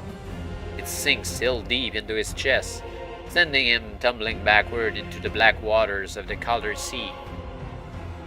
With the stern deck now cleared of the enemy, you grab the helm and attempt to steer the ship away from the ironclad. The second enemy vessel is closing fast, and you fear that the Intrepid will be smashed to driftwood if it gets caught between the two. Pick a number from the random number table.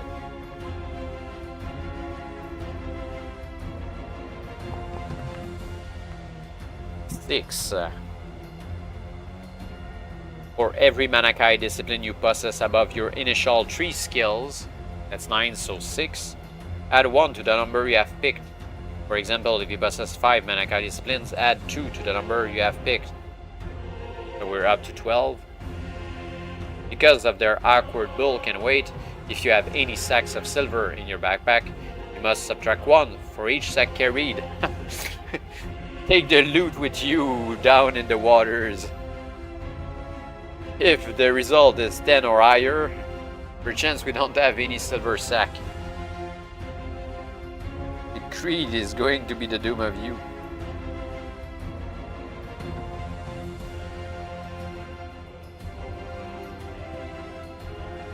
The Intrepid responds to the wheel, and as the wind fills out her sails, she begins to pull away from the first ironclad. Your hopes rise, but they are soon dashed when a jolt runs through the deck, and she rolls back toward the enemy vessel. Then you see the reason why you cannot escape. "David, quick! Have your men cut the grappling lines!" you shout. Immediately he urges his men to carry out your command. Anxiously you watch as the second ironclad bears down on the stern with unnerving speed. The lines are soon severed, and you feel the ship swing about, yet the enemy craft is almost upon you now. its deck crammed with more troops all poised to leap aboard. Suddenly, it collides with the rear quarter, and you are knocked down by the shock. The screech of tortured metal and the loud crack of splintering wood fill the air. Yet the deck soon rights itself, and you are able to regain control of the helm. Despite the shock of impact and the fearful noise, the enemy craft has merely glanced the bow of the Intrepid, its steel-tipped ram missing the rudder by only a few feet. Noisily, it scrapes alongside before veering away amid a cloud of foul yellow smoke. The crew cheer, and the Dracarim Marines falter as they watch their vessels slipping away to the stern of your ship. Battle on board turns in your favor, and as Davin and his men press home their advantage, you feel sure that the Intrepid will make a successful escape along the coast. Within the space of a few minutes, your confidence is shattered anew by an unexpected attack.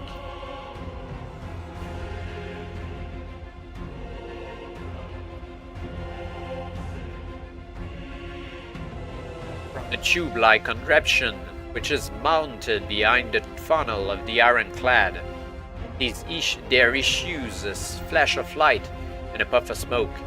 Moments later, a fiery ball comes hurtling toward the Intrepid, screeching louder than a flock of angry cranes.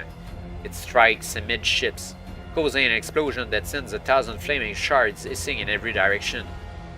In a matter of seconds, the sails, the mast, and the rigging are set ablaze, showering Dracarim and crew alike with red-hot smoking cinders. Instinctively, you cover your head as part of the boom sails lands close by. It brings with a tingle of burning canvas that smothers you from head to toe. If you possess the Magnakai discipline of Nexus and have reached the rank of Principalin or higher, it is the case.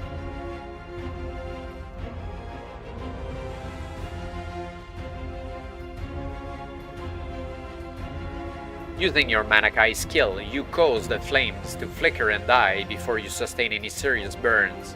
Your advanced discipline also protects you from the smoke and fumes given off by the smoldering canvas, and enables you to crawl from under the fallen sails uninjured.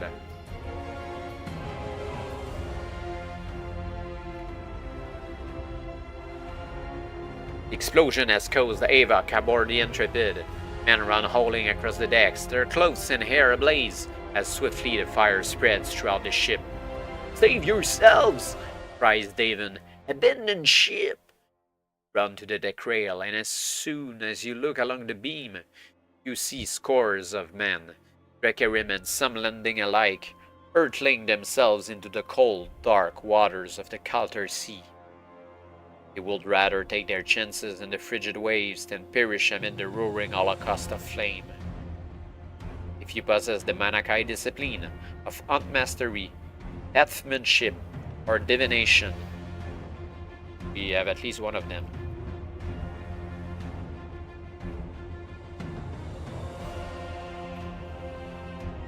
Or rather, all three of them. Your senses tingle. Someone is about to attack you from behind. Without turning to see who is approaching, you twist aside, and your would-be attacker crashes chest first against the rail.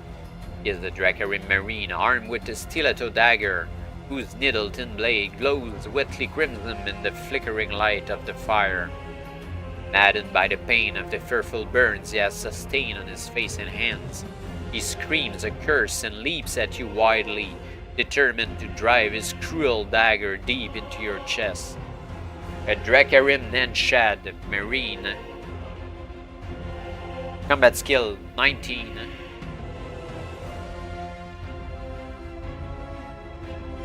The plus 15 combat ratio. He has 23 endurance points. And we got back our 4, so we're fine at full health. You are unable to draw a weapon until the beginning of the second round of combat and must fight the first round unarmed. That means it's the combat ratio of 14 for the first round. It really won't help him. We need to win the fight in 4 rounds or less. Shouldn't be a problem. Oh damn, 1. Okay. So...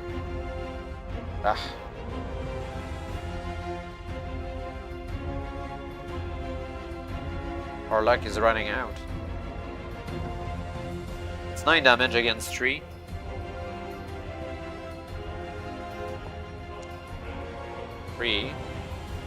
It's 11-2, so 20 against 5. He's better than the surgeon. And 5, the Dracarim is dead.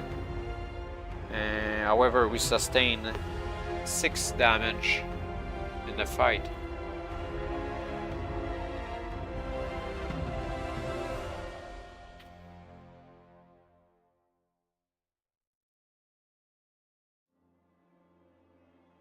And we won in 3 rounds. Oh, that's not the same. Yeah, we didn't need to win in 4 rounds. I didn't read correct text after the combat stats. Owing to the frenzy of his attack, he's immune to Mind Blast, but not Side Surge. That means it's plus 12 combat ratio fight. Change anything to the results. Can evade combat after 2 rounds by leaping into the sea. No matter, doesn't need to.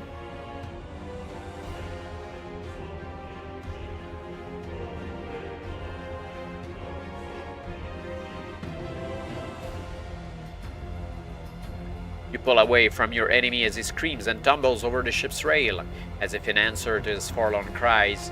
An orange shrieks loudly. It is the Ironclad. It has caught up and is now steaming alongside the blazing Intrepid. Clouds of fake red yellow smoke merge with the oily black plumes pouring from the inferno that was once the ship's hold, adding greatly to the chaos and confusion. You pull yourself onto the rail and wait for the smoke to thin before you make your leap. Suddenly the ship lurches violently and you slip and fall feet first into the swirling smog. Pick a number from the random number table. 7. If it is 5 or higher,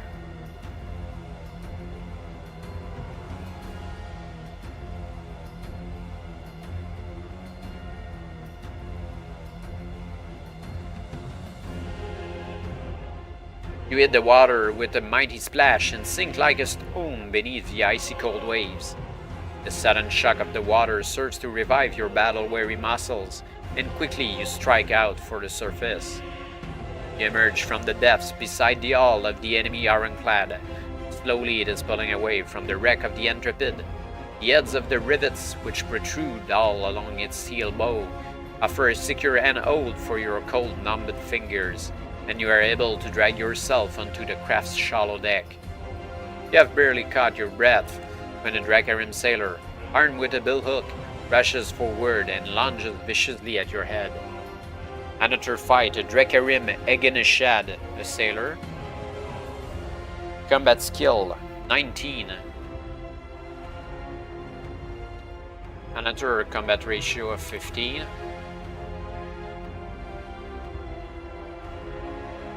And endurance 24.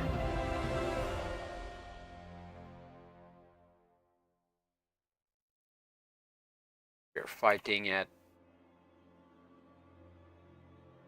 well, combat right away, so at 35. Unless you possess the Magnakai discipline of Unmastery, reduce your combat skill by 2 points for the first round of this fight, owing to the surprise and swiftness of your enemy's attack. No problem with that. There is no time to use the potion or fire seed. If you win the combat, okay.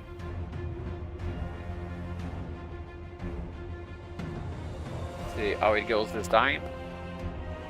7. The guy isn't dead yet, but almost. 18 damage against 0. 9, the guy is dead. We're getting fatigue. It takes 2 strike or 3 to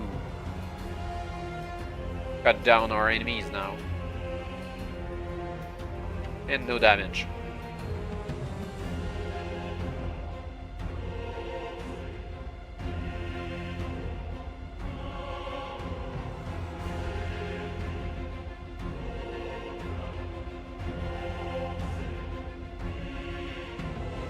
The force of your killing blow sends the Drakkar reeling backward across the deck.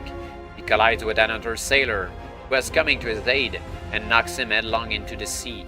You brace yourself in case there is another waiting to rush at you, but the smoke from the vessel's funnel is so thick, and the other Drakkarim are so preoccupied with hooking their marines out of the water, that they fail to notice you creeping toward the wheelhouse near the middle of the deck.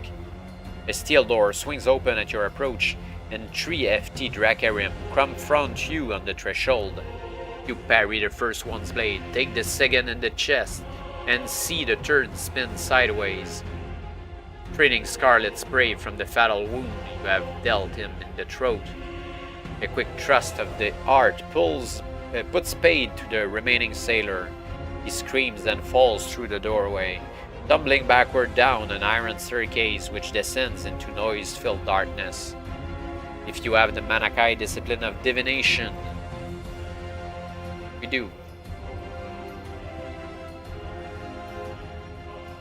Your Kai sense informs you that the stairs descend to the control cabin and crew's quarters, before continuing on toward the cargo sections, which house huge iron tanks filled with sulfur.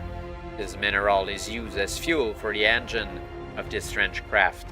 The sudden appearance of the sailor's body has started a commotion, and the sound of heavy boots stamping on metal warns you that more Drakkarim are ascending the stairs to investigate what or who has caused their comrade's death. To attempt to descend the stairs now could prove fatal, so hurriedly you slam shut the door and look for an alternative place to hide.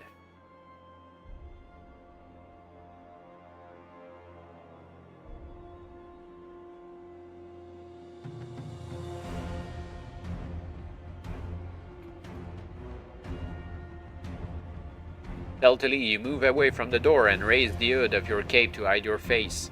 Beyond the wheelhouse, you can see a large tube of steel mounted horizontally on a circular platform. It is attended by 3 Drakkarim who are buzzily loading a heavy pear-shaped projectile into a chamber at the rear of the tube. A large wooden crate, filled with several more projectiles, lies open at their feet. Their captain, his rank denoted by the silver braid which decorates both sleeves of his battle jacket, is pointing to the sinking Intrepid and shouting excitedly, "Gazmuzar Ogruzar Gira Sharim Dargag."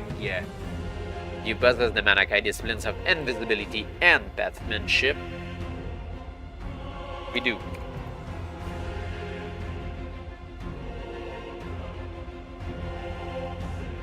You understand enough of the Giak language to know that the enemy captain is preparing to hasten the Intrepid into the bottom of the sea. The metallic tube is the means by which the ironclads launch their fire missiles, one of which you have already encountered when running the blockade out of Tehran. One is loaded and is being aimed directly at the waterline of the Intrepid. At first, it strikes you as a wasteful attack. The Intrepid is sinking so fast that to fire upon it now seems to serve no practical purpose. Then you understand what the enemy commander is planning, and the realization makes your blood boil.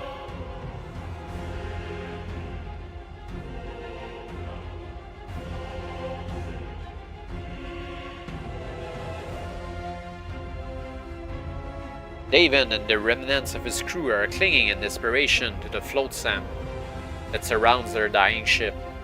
Many are wounded, and their pitiful cries for help can clearly be heard aboard the Drakkarim ironclad. The enemy captain watches them through narrowed eyes, an evil sneer spreading slowly across his brutal face as he reaches for the mechanism that will launch a fire missile into their midst. If you have a bow and wish to fire at the captain to prevent him from murdering your fellow countrymen, yeah, I guess we're going all in bow. Forgot to remove the arrow. Shot at the Zarget. So with this one, it would be arrows.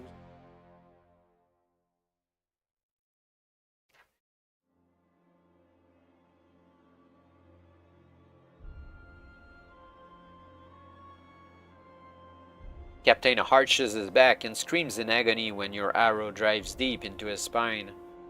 Immediately, true Dracarim gunners rush forward to help him, but as soon as they realize that he is already dead, they spin around to confront you. If you have at least 2 arrows and wish to use them to silence these Dracarim, why not? Why not?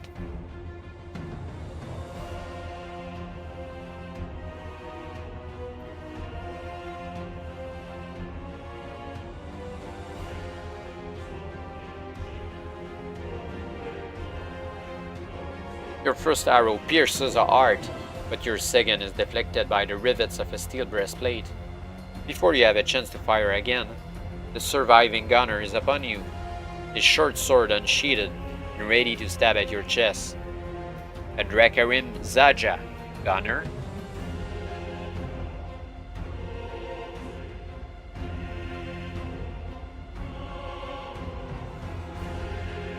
Combat skill 19.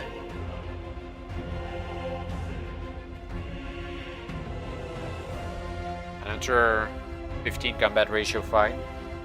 And he has 25 endurance points.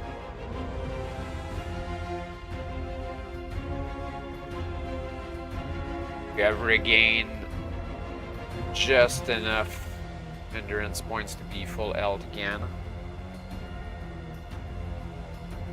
Due to the heavy armor worn by your foe, you may use the special bonus of your Brunnen Warhammer if you possess one.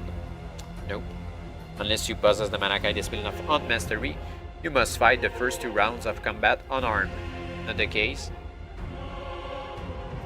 And we need to win the fight in 3 rounds or less. And the guy is dead.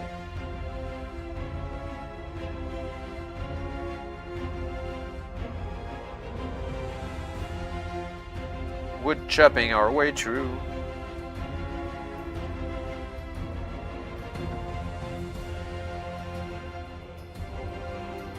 The deck is shrouded in smoke, but the sound of heavy boots pounding steel plate warns you that a group of Dracarim Marines are approaching. You have been drawn by their comrades' dying screams. Acting on instinct, you grab the rear of the cannon and revolve it on its mounting until it points directly along the deck. A dozen angry Marines emerge from the smoke, and their faces freeze in terror when they find themselves staring into the muzzle of their own formidable weapon. Death to the Dark Lords, you cry and pull the firing lever.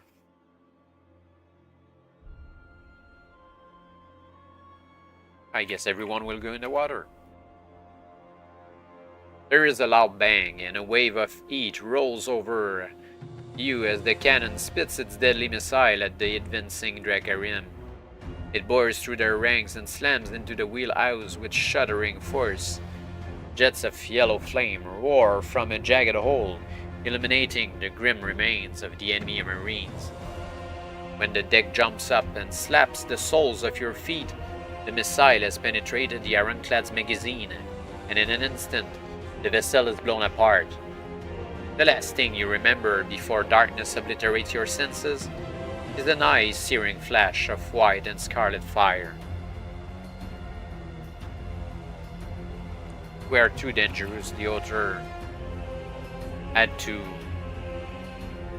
put us out of consciousness for the carnage to stop. Slowly, as though awakening from a dream, you return to consciousness. Through half-open eyes, you stare at the darkening sky. You can feel the cold waves of the Calder Sea lapping at your feet. Every inch of your body aches viciously, as if your flesh has been transformed into one vast bruise. By the aching pain, you know that your body is intact and you have miraculously escaped serious injury. You're lying in a cup-shaped piece of wreckage that was once part of the ironclad's bow. On the horizon there is now only one ship to be seen.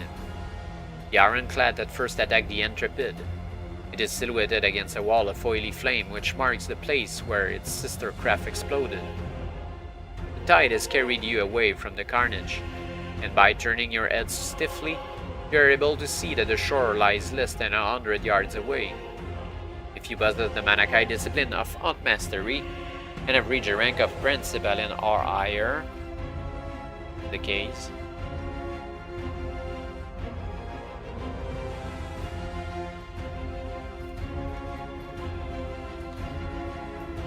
than a mile along the rocky shore, you catch sight of something moving in the shadows.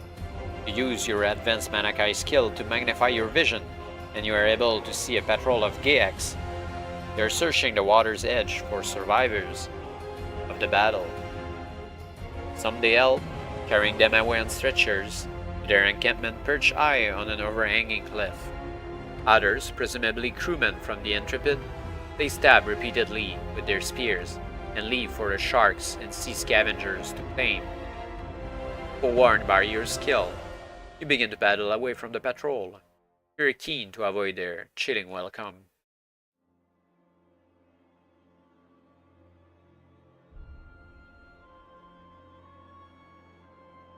I guess that the whole Intrepid crew is dead. Night has fallen swiftly, but there is a full moon by which to see. It pierces the darkness and bathes the landscape with its ghostly, ashen light. The tide bears you swiftly toward a shingle beach, which is littered with huge, sea-smoothed boulders. The crashing surf and the screech of predatory seabirds echoes all along this barren coastline. It is an unwelcoming sound, cold and hostile, a fitting reflection of the land itself.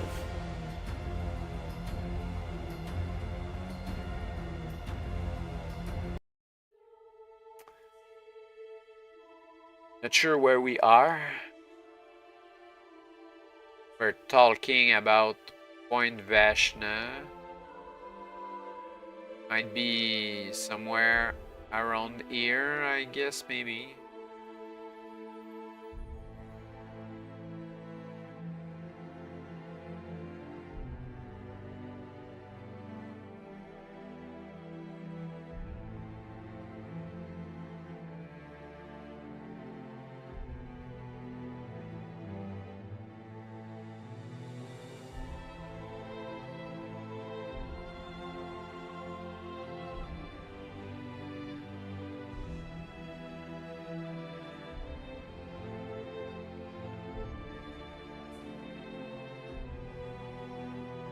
Yards from the stony beach, slip into the tide-deep foam, and wade ashore.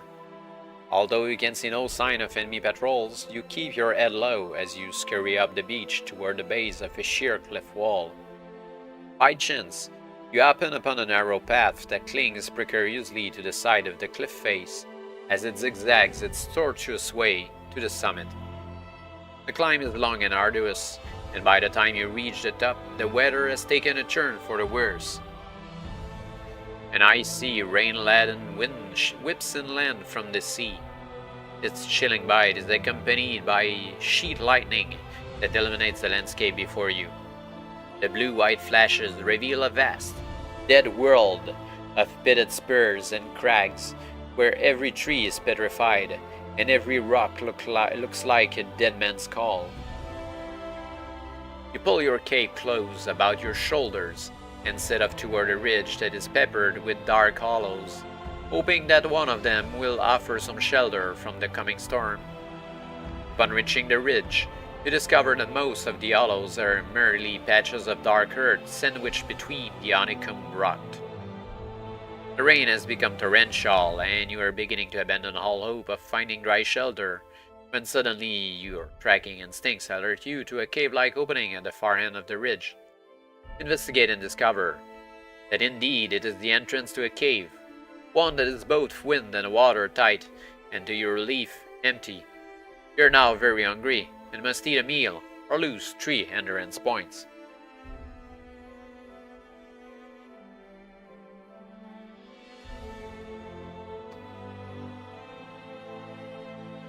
Use the cheap ones first.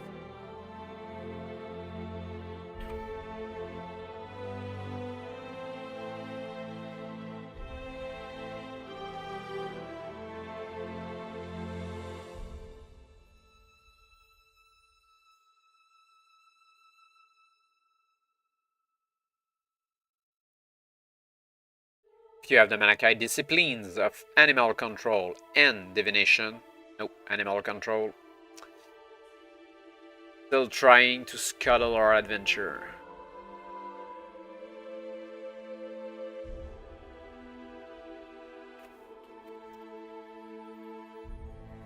The fatigue of your ordeal is dulling your senses and making it increasingly difficult for you to keep your eyes open. Using your backpack for a pillow, settle down and slip readily into a deep sleep. It seems as though you have only just closed your eyes when a strange snickering sound steers you back to wakefulness. Crouching at the entrance to the cave and silhouetted by the flashes of storm lightning is a hulking creature with yellow, cat-like eyes. It emits a hungry howl and leaps at your prone body, hoping to crush you beneath its huge bulk. But your reflexes toward its intention, you roll aside and jump to your feet as it hits the ground where you were lying, which shudders beneath its vast stone weight. Quickly, the creature recovers and leaps once more, its airy lipless mouth opening wide in readiness to bite your flesh. Another fight against a Nigorg. Combat skill 25. Better than Dragarims. Still a +9 combat ratio fight. We're full HP. And the enemy has 34 endurance points. Damn you, animal control.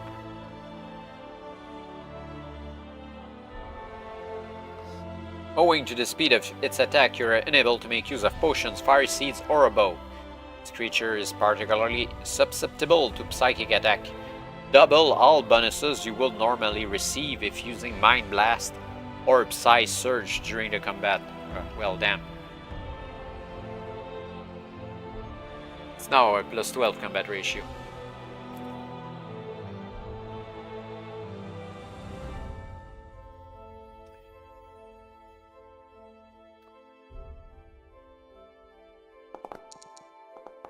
And the creature is dead.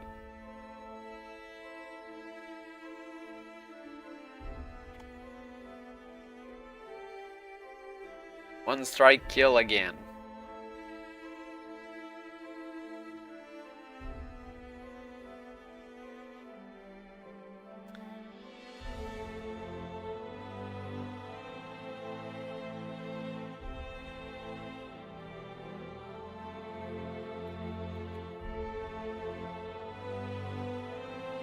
The creature crashes out the last of its death throes, and then falls silent, its great bulk all but filling the entrance to the cave.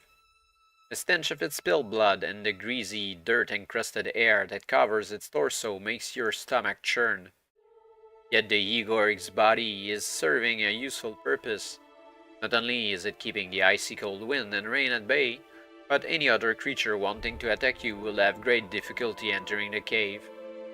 Confident that you are unlikely to be disturbed again, you settle down to some much-needed sleep.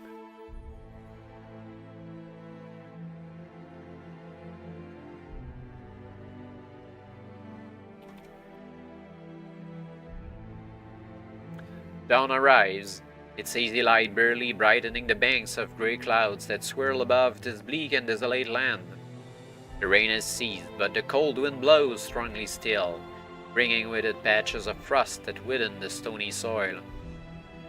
You check your equipment and take stock of your provisions before setting off toward the distant line of hills. You are aware that the dawn light has increased the chances of you being found by a Geek patrol should you stay too long in any one place, especially here, so near to the shore.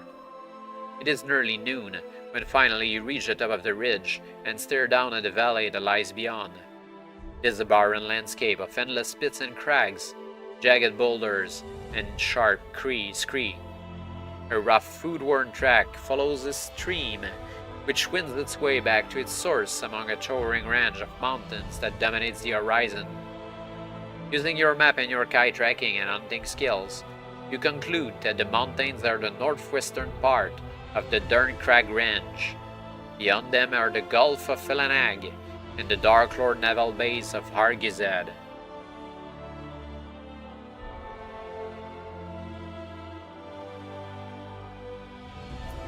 Okay, that means that we crashed probably here before Point Vashna.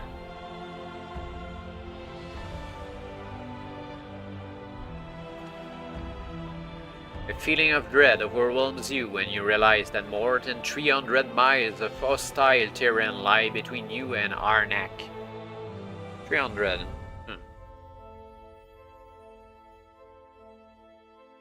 No, really?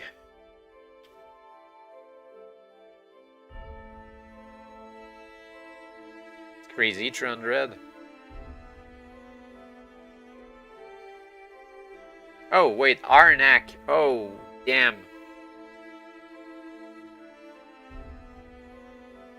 Yeah, makes more sense with Arnak. Yeah. 300 miles to Arnak. Yeah, makes sense. The stronghold where you are to rendezvous with the slave master. Silently, you stare at the forbidding mountains and rack your brain for a solution to your predicament. At length, formulate a new plan of action.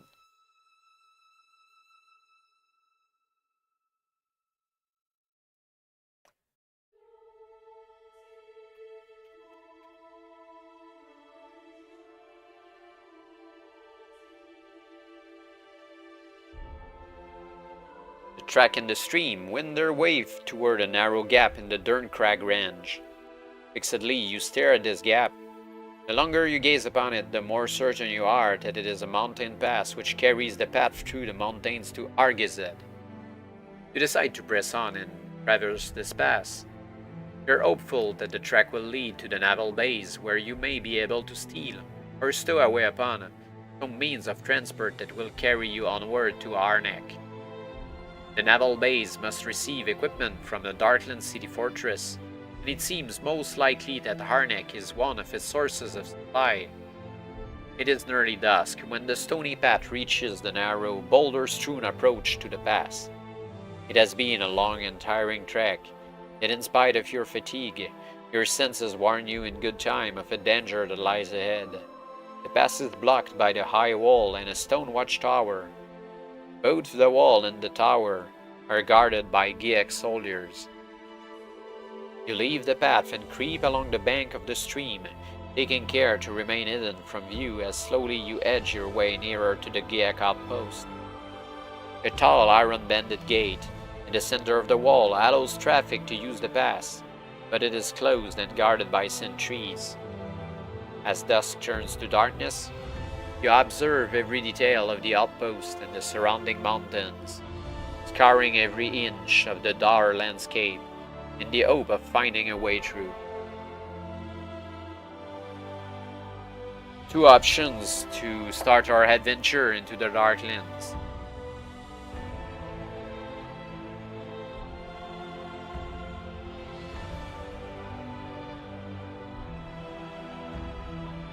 Ken's attempt to scale the wall, or avoid the outpost completely and search an alternative route across the mountains.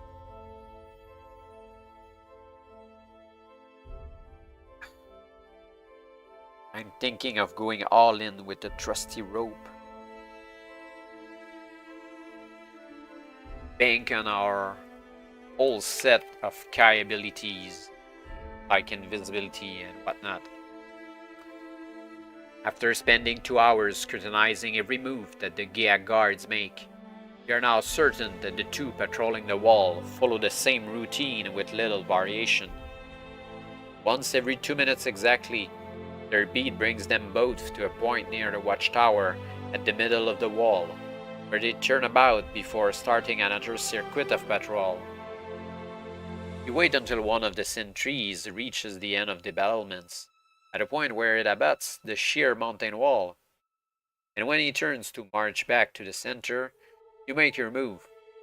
Crouching low, you scurry to the foot of the wall and begin to climb, counting every passing second as you struggle to find handholds in the darkness. Pick a number from the random number table. 8. If you possess the Magnakai Discipline of Invisibility, add 2. The number you have picked. 10. You possess the Magnakai discipline of Unmastery and have reached the Magnakai rank of Primate or more. Add 3. That's 13. The total is 7 or higher.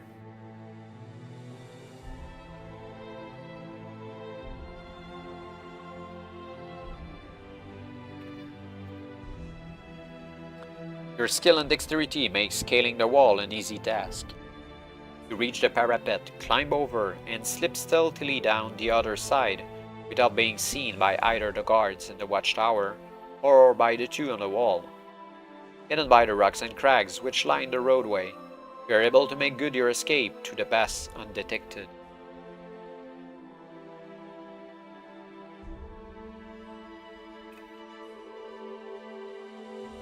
Guided by starlight, you trek westward through the pass until the need for food and rest forces you to halt.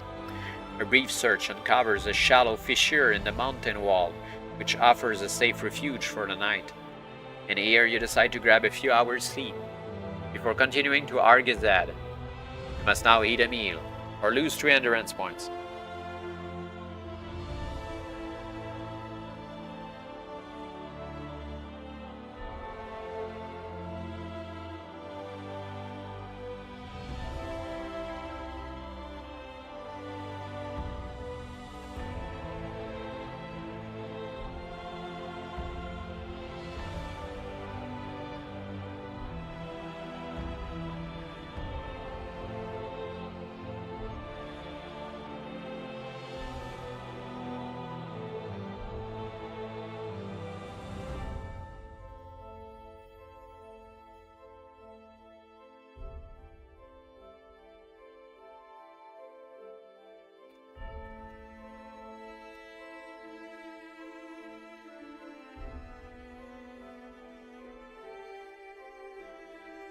Shortly after dawn, a howling wind awakens you from your dreamless slumber. It sweeps along the pass from the west, carrying with it the briny smell of the sea. Resolutely, you continue your trek. You follow the roadway through the pass until at midday, you emerge from the mountains at a point that commands a clear view over the land beyond. Here you stop and stare at an expanse of rocky terrain, which is so fragmented that it might have been smashed by a giant hammer. Slopes down to the shores of a wide inlet, the Gulf of Felanag, where a line of darkland ironclads are steaming northward. They are on their way to join the blockade. From where you are, they appear no larger than tiny black specks dotting the steel-grey sea, but the clouds of yellow smoke that pour from their funnels clearly identify them as enemy ships. The trek continues, snaking southward across the barren landscape on its way toward Argazad. For 3 hours, you tread its uneven surface until you arrive at what appears to be the ruins of an ancient tower. If you possess the Magnakai discipline of divination, and have attained the Magnakai rank of Mentora or higher, you do.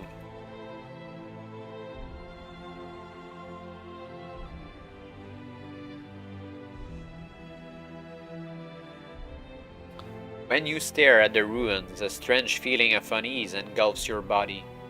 At the same time, a nervous energy makes your skin tingle and fills your mind with disturbing images. Your highly developed mind skills are sensitive to the psychic residues of events that took place here 2,000 years ago. This land once belonged to a colony of creatures called the Nebora, a sentient species of winged men we evolved during the golden age of the Shanti. The city of Neboran, the core of their civilization, was located here on what was once a rich and fertile coastal plain. The demise of the Shanti heralded the rise of the Dark Lords in northern Magnamond, and the beginning of the war of desecration in which the Nebora and many other species were exterminated. This ruined tower is all that remains of the wondrous city of Neboran, where in the year MS 3250, the entire Neboran species were trapped and slaughtered by the Dark Lords of Hel'Jedad.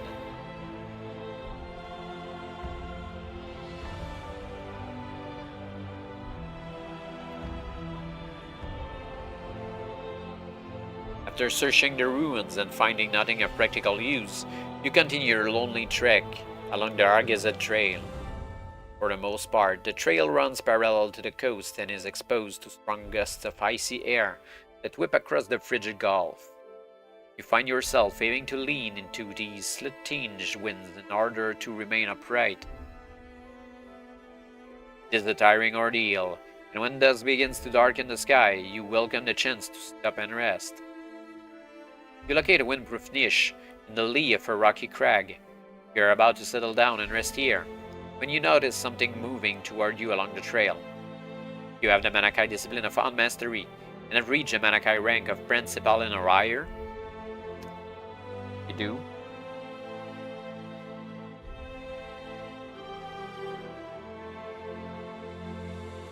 Using your telescopic vision, focus on the approaching shape. As it draws nearer, you are able to discern exactly what it is. You see a wagon laden with barrels and boxes and drawn by 6 ox-like creatures. 2 Geeks are sitting on top of the wagon, a driver who is lashing the team with a whip, and a guard who appears to be fast asleep. Behind the wagon are 4 horsemen Dracarim cavalry escorts, judging by their size and the cut of their black leather armor. The route will take them close to where you are sheltering. Mindful of the Geek's innate ability to see in the dark, you decide to stay in hiding and wait for them to pass.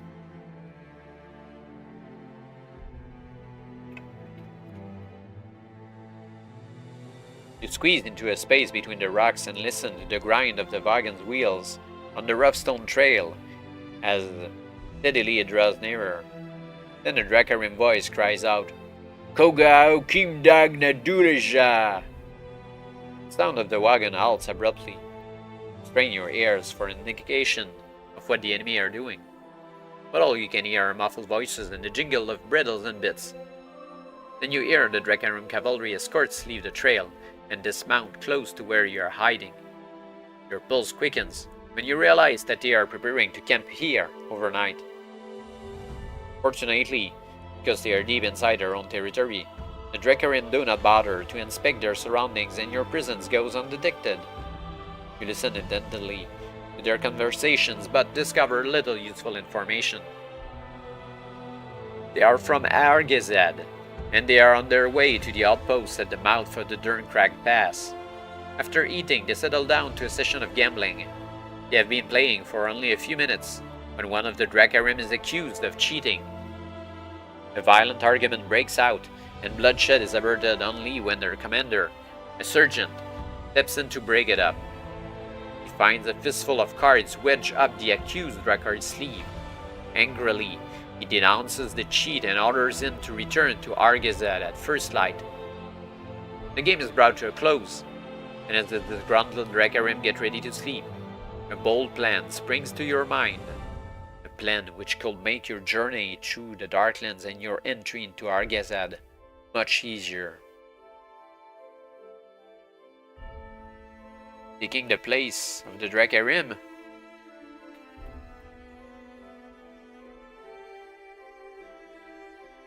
or waiting for the Dracarim drop on him and take the horse? Patiently, you wait until the Dracarim and Gaiax are snoring soundly. Then you leave your hiding place and slip away undetected. Your plan is to ambush the Drakkar who was caught cheating at dawn when he rides back to Argezad alone. By discarding your cape and tunic in favor of his battle armor, it should be far easier for you to gain entry to the naval base unnoticed.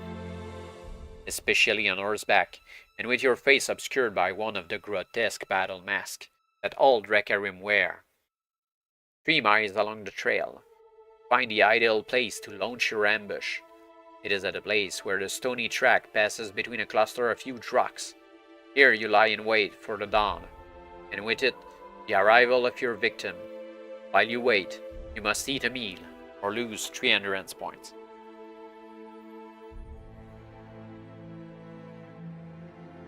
Starting to run out of meals.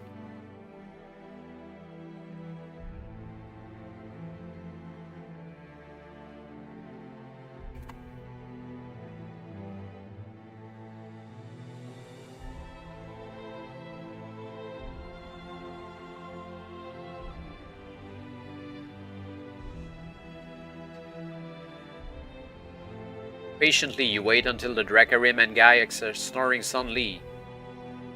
No, we read that already. We need to go to the next section.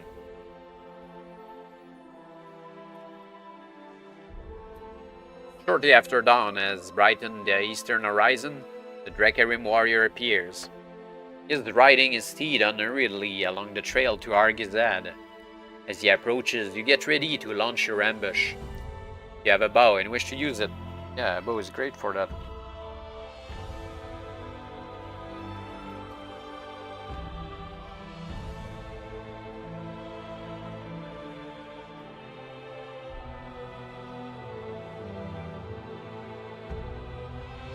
Silently, you draw an arrow to your lips and take aim at the Drakar's throat, at the point where a thin strip of unprotected skin is visible between the chin piece of his battle mask and the top of his hardened leather breastplate.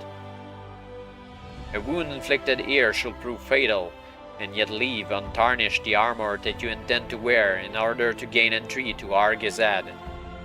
Pick a number from the random number table and add it to any missile bonuses to which you are entitled.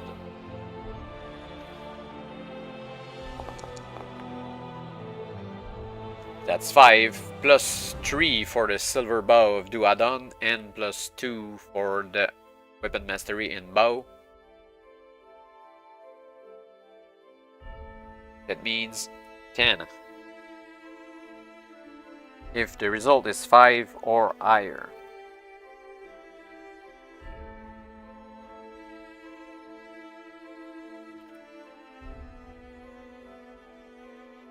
Your arrow strikes its target with chilling accuracy. The Drakkar throws his arms in the air and tumbles out of the saddle, killed instantly by your deadly shaft.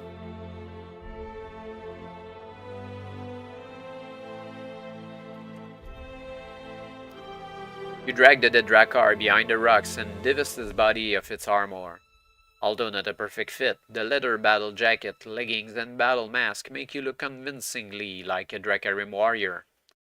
Apart from the armor, which you need not record on your action chart, you discover a number of items that may be of use to you on the road ahead. A sword, a dagger, a bow, a quiver, 4 arrows, oh right.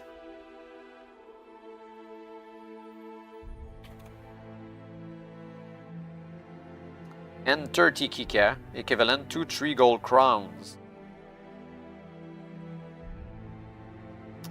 Aha! Now I know how many kika is the word gold crowns. So the 50 kikas are worth 5. Let's add 30 for 80 of them. And we can throw lunas so that everything goes inside the belt pouch. For lunas per gold coin. So we can have half of this. Yeah, sounds right.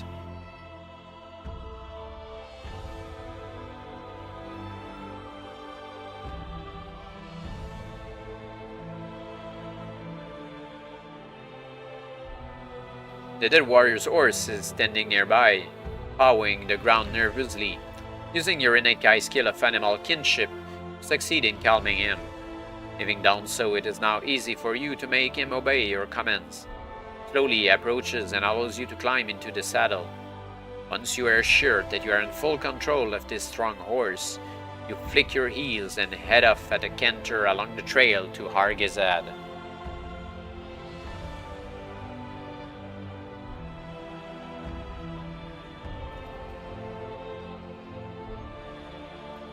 It is nearing the hour of sunset when you first set eyes on the naval base of Argizad. It nestles in the curve of a cliff, a natural harbor, and it is protected from the pounding waters of the Elenag by a long promontory of rock. This wall-like barrier serves as a quay for more than 50 ironclad warships, the evil armada which is slowly strangling the life out of your country. Along the quay, Huddled in the shadow of the surrounding cliffs are a host of grim grey buildings. They're newly constructed from iron and stone. Their greasy windows flare with the orange light of fires that are roaring within, warming the Dracarim warriors and marines who crew the Darklands fleet.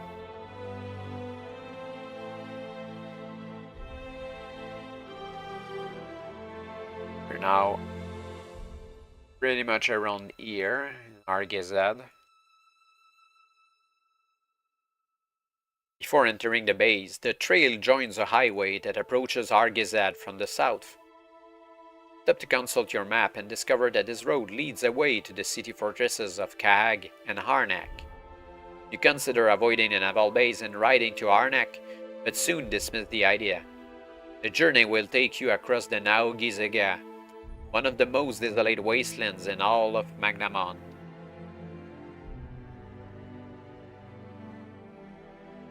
Even if you could survive the heat, the dust, and the hellish creatures that dominate that grey desert, your mount will be sure to perish for lack of food and water.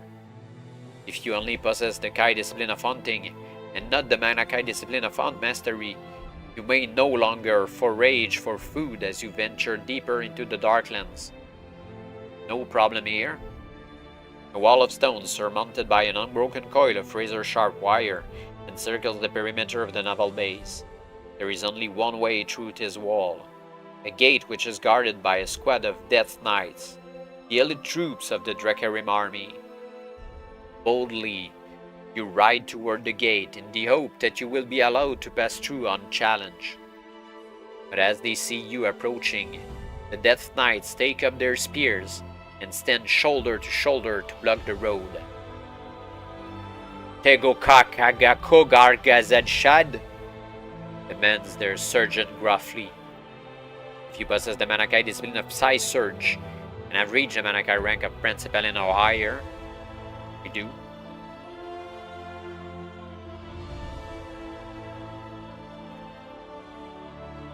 When you fail to answer, the burly sergeant strides forward and repeats his command impatiently. You meet his cold stare and project a surge of psychic energy directly into his brain. He begins to shiver, his cruel eyes widening as your attack erodes his ability to concentrate. You will him to allow you to pass, and mechanically he turns around to face his troops. Agnatok, he says, Orgadak Lugshad. The armored soldiers stand aside, and you ride quickly through the gate and along a shadowy street which leads down to the quay. At the end of the street, there is a sign that indicates the way to the two main areas of Argazad, the Ironclad Arbor and the Supply Depot. We can investigate the Arbor or the Supply Depot. We're looking for a transport away from there, so investigating the Supply Depot looks like a better option, because, well, no, they can't, because there's pack ice here, so we can't reach, and where it stops here, it's not clear. Yeah, that's the part that is back at the Shkata, so we can go through air, technically, with a boat.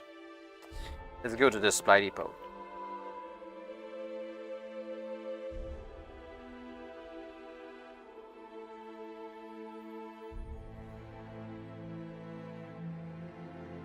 You follow a cobblestone alleyway and soon arrive at a large flagstone square.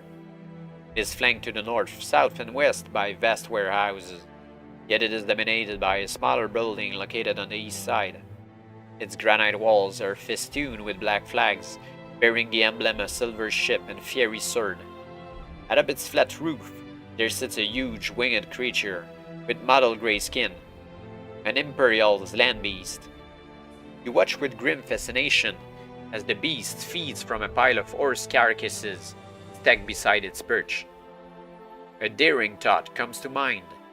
If you could reach the roof of this building and steal this land beast, it will be possible for you to reach Arnak by air in a matter of hours, rather than the days it will take you by land or sea.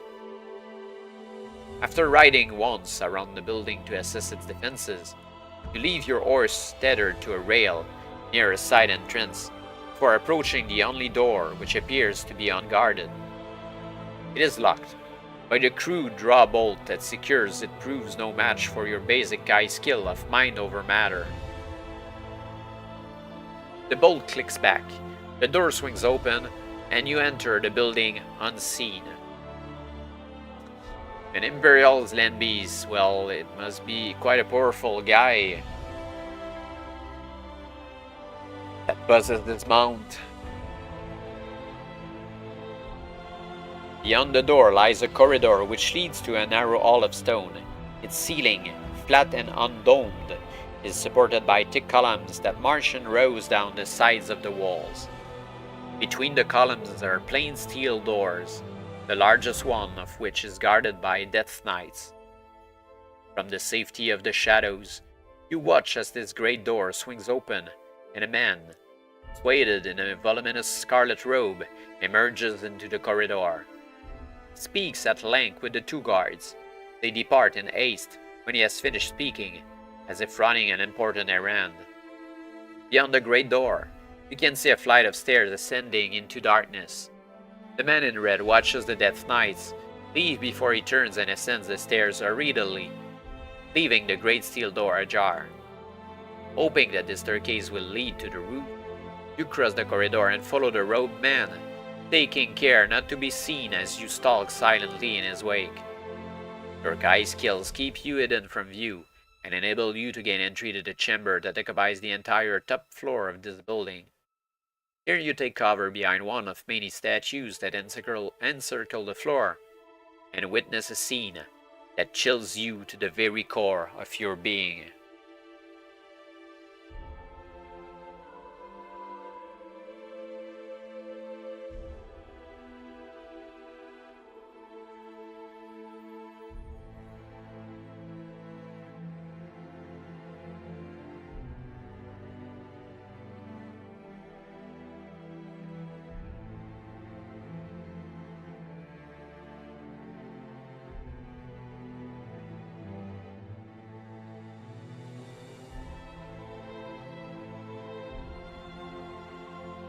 On a throne of hewn granite, ringed by 7 pillars of fire, sits a being whose form radiates pure evil. A loose grey robe shrouds his skeletal frame. It is drawn closely about a stringy throat that swells and shrinks repulsively as he sucks the sulphurous air. With a claw-like finger, he scrapes nervously at the blistered flesh that is stretched tightly across the swollen left side of his face, attempting in vain to hook the head of a snake-like parasite that has burrowed into his jaw. His eyes, deep sunken and red-rimmed, with the unbearable pain of his affliction, burn with sick fanaticism as he listens impatiently to the pleas and excuses being offered by 2 who stand before him. The man in red and one other, both humbly bowed. The luckless mortals plead their case, speaking in the Vesagonian tongue, a language that you mastered long ago. They speak of delays in the construction of a mighty battleship, of shortages of material, and of too little time in which to finish their work. Their words anger the seated one. He curses them, and the floor shudders beneath the weight of his unnatural voice. You will dare defy me? He roared. You will court the anger of Kragenskull, Lord of Argazad? Fools, know you this. If your work is not completed before the next moon, you shall wish yourselves truly dead. 1,000 years of agony shall be the reward of your failure. 1,000 years of undeath in the dungeons of El Jadad. Fired by his own rage, the cadaverous Dark Lord Kragenskull rises from his throne and draws the sword that hangs beneath sheathed at his side. The blade is unlike any that you have seen. It is wholly black, a black so dense that it appears entirely separate from the hilt, like a tear through which you glimpse the nightmare depths of. He levels the sword at the cowering man to reinforce his threat, but the blade rebels, twists in his hand, and points accusingly at the place where you are hiding. The Dark Lord narrows his feral eyes, and a wave of psychic shock buffets your mind. If you possess the Magnakai discipline of Psy-Screen, we do. Oh damn, oh damn. You have to kill a Dark Lord without the Summer Sword. Desperately, you draw upon your psychic defenses and erect a shield to deflect the surge of mental energy that is coursing through your mind. Pick a number from the random number table.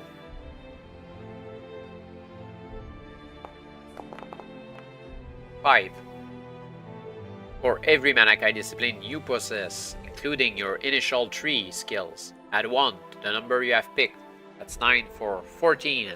If the result is 7 or higher,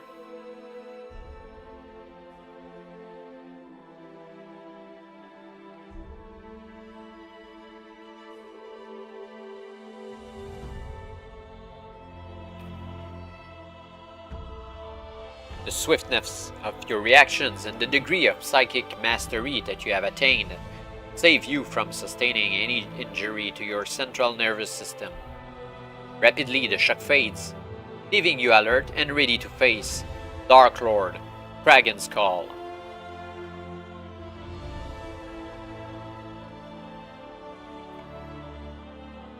The 2 Vesagonians unsheathe their rapier-tipped swords and advance toward you, secretly thankful that they are no longer the recipients of Kragen's Skull's wrath.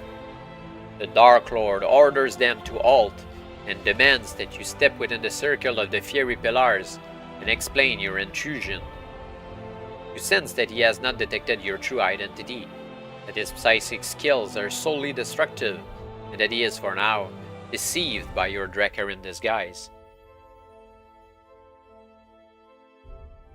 I have come from the victorious army of Dark Lord Zog, the conqueror of Cloasia, with vital information to impart, O mighty Lord of Darkness. Say slavishly. You speak partly in Vesagonian and partly in Gaelic to maintain your deception. There is a traitor in your court. He has tried to send word to the enemy, to warn them of what is being constructed in Argazad. I know who he is, and I carry proof of his treachery. Speak, commands Kragen's Call. Speak or die. I shall speak, O invincible Lord of Death and Decay, but I crave your confidence.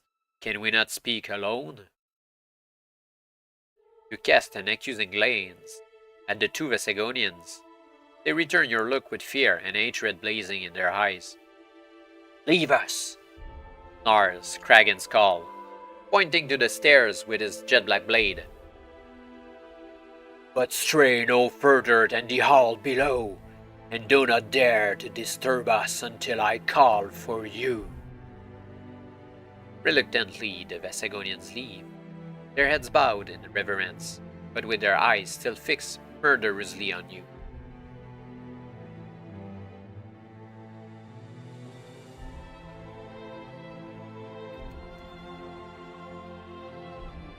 As you watch the Vesagonians leave, edge nearer to Kragen's Call and prepare yourself to launch a surprise attack. You will need all your speed and skill if you are to catch this Dark Lord off guard. From the bottom of the stairs you hear the steel door click shut, and immediately you spin around to face your enemy. But Kragen's Call has a plan of his own, and it is he who catches you by surprise. A crackling arc of blue electrical fire surges from his hand and connects with your chest, shaking you like a helpless puppet caught on the tip of a fiery lance. Now tell me everything you know, he growls as he increases the current. It is a torture that he has employed countless times, and it has never failed to elicit the truth from his human victims. Your skin tingles, and the charge causes you to shiver, yet you feel no pain. Staring down, you see that the crackling bolt is being drawn to the golden amulet that hangs around your chest. Its magical properties are neutralizing the evil charge. Dragon's Skull senses that something is wrong. He breaks off his attack, his bulbous eyes filled with fearful suspicion. He steps back and utters a curse in the dark tongue, which echoes like thunder around the walls. Black mist pours from his fingers. It swirls into a cone that grows in his bony palm. Shadow shapes writhe at the core and gush toward you, engulfing you in a choking flood of deadly crypt spawn. If you possess the Summer Sword and wish to use it, we can't. Even if it will be easier.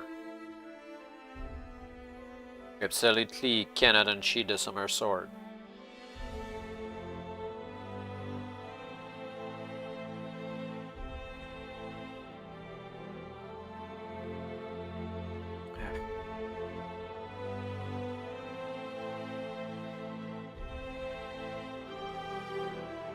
You possess the Dagger of Vashna and wish to use it.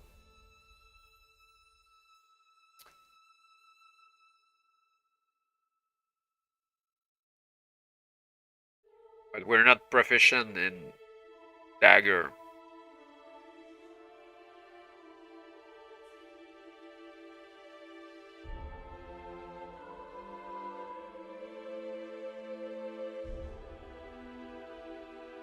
We're going to lose one combat skill point.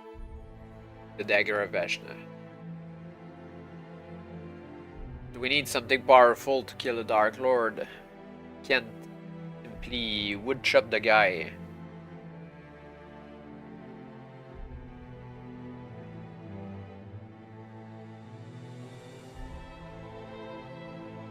Can we kill a Dark Lord without any weapon?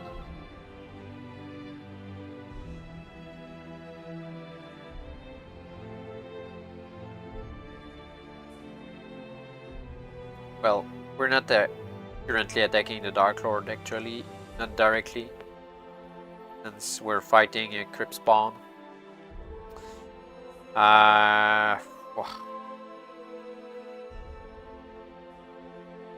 We use the Dagger of Vashna.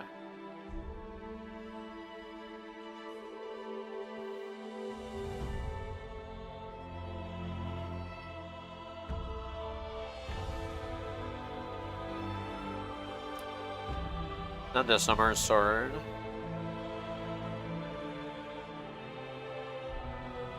Yeah, I think the Dagger of Vashna would be a good alternative.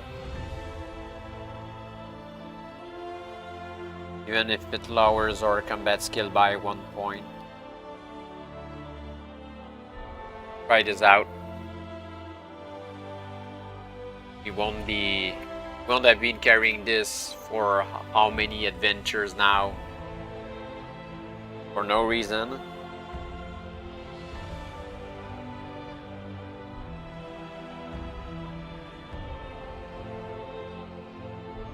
The moment you draw the dagger from your belt, a blue flame courses along the length of its twisted blade. The squinting flood of crypt spawns soar upward toward the roof in order to avoid you. They and their creator, Dark Lord Kragenskull, recognize the power you wield, and both are in awe and terror of it. Freed from the threat of his loathsome summonations, you now advance upon Kragenskull with the dagger held before you. He screams in anger, lunges at your head, his sword ablaze with tongues of black fire. You catch the blow on the tip of the dagger, and both blades spark furiously as their terrible powers collide. Well, a fight or a book ending, but maybe at two-thirds of the book. We're going to fight Dark Lord Kragenskull.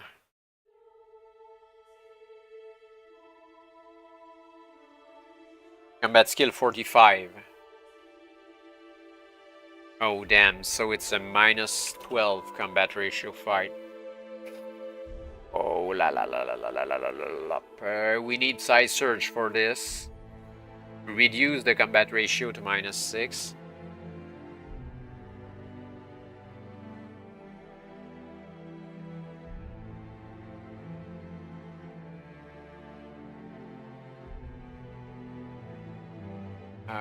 Yeah, we should the other fight slot there.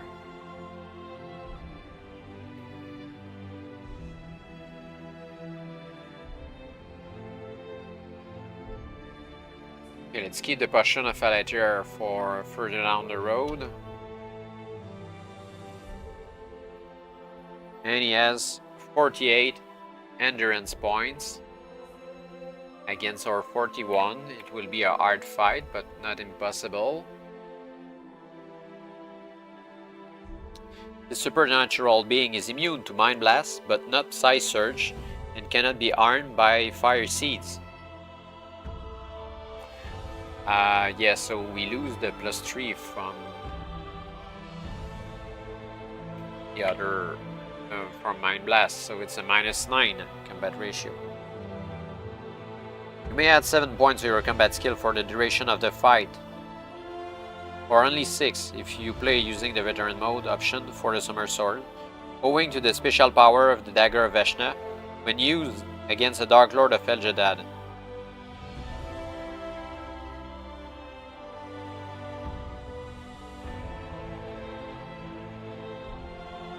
Okay, that's quite nice. We're at -10, -2 rather.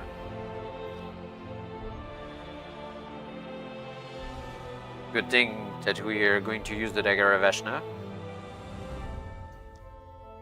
Well, and then we need to fight. -2.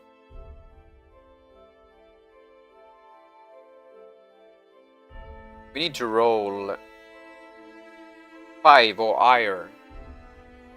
Win this fight most of the time. And I guess we can roll 7 dice, or rather let's go with 6 first, and a little battle tune with this, the Dark Lord after all.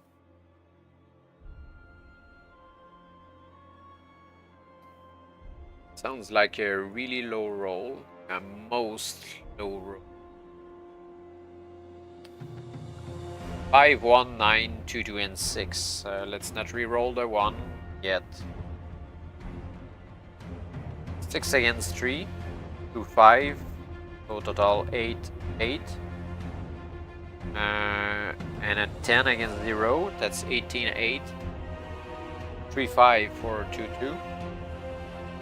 That's 21, 13, and 24, 18. And a 6, 7, 2, 31, 20.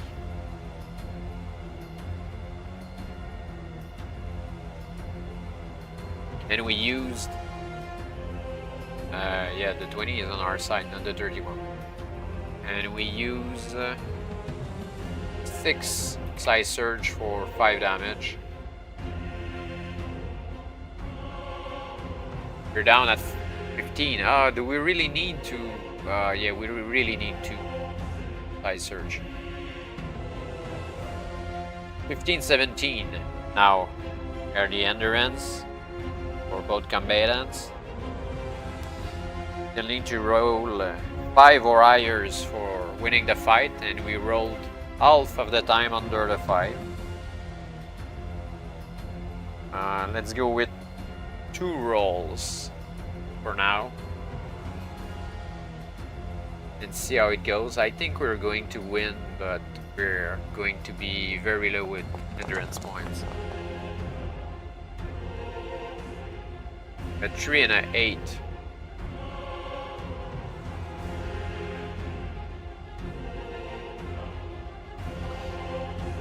That's 4, 4 and 9, 1. So 13 against 5. We're down to 10 minus size surge. And he's down to 4.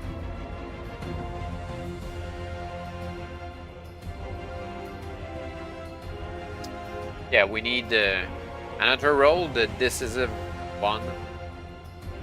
We decide this combat. And it's a 4. Oh, we really rolled low. 5 against 4. The enemy is dead. And we're down to 4, but 3 with size surge. Oh, we really had bad rolls there. But Dark Lord Kragenskull is dead. We won't survive the fight against Nyag with rolls like that. Even with the Summer Sword. Really not sure about this.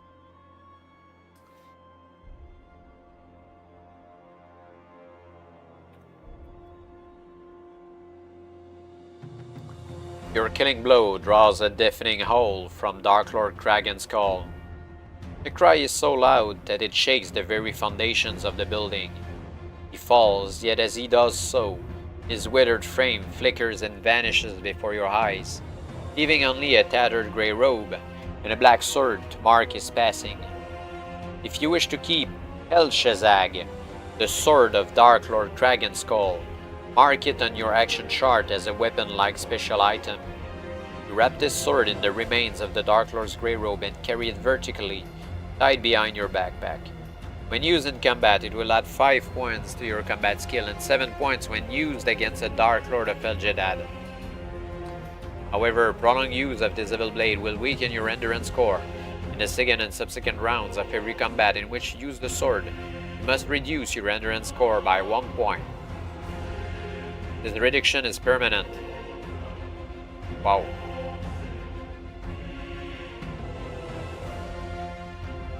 Having recovered from your combat, you quickly leave the chamber by a stairway, before going away. Let's ponder if we bring with us El Shazag. It's clearly a strong blade that cannot be left in the hands of evil.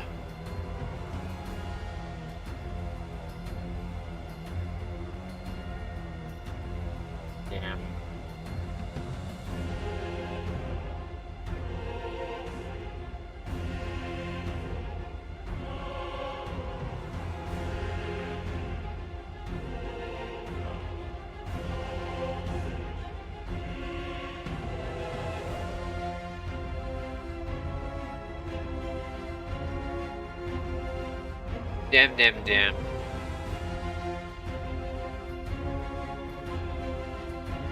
Hard decisions to be made here. Can drop the Crystal Star Pendant, the Summer Sword, the Fire Sphere, the Dagger of Vashna, the Quiver,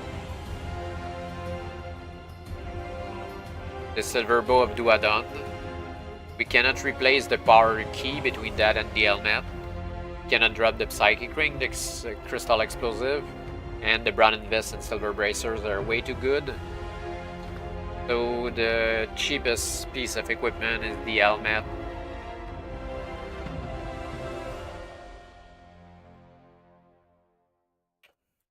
Damn, it hurts. El Shazag. Let's drop it at the monastery at the end of the adventure.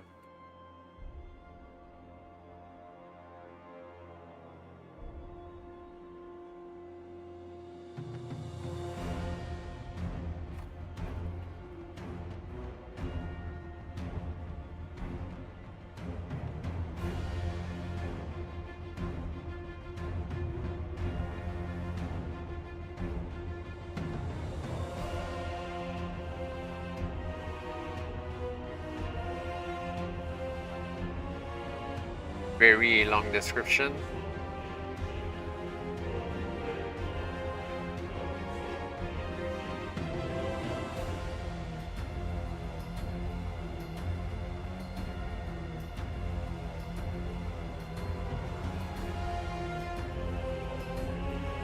I'll try to fit it like this.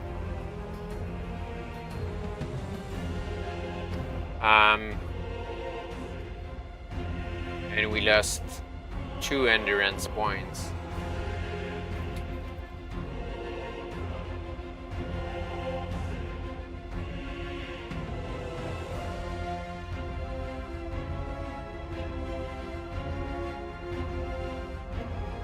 Alright, you quickly leave the chamber by a stairway which leads to the roof. Here you discover a silver-backed land beast, Kragan Skull's personal winged mount, perched on a raised log. Standing nearby is the Death Knight armed with a spear, staring over the parapet at the twinkling arbor lights below. The land beast sniffs the air and shuffles along its perch with a nervous, rolling gait. It senses that you are its natural enemy, and it is becoming agitated in your presence. You must act quickly, and with skill, if you are to use this beast as your means of escape from Argazad.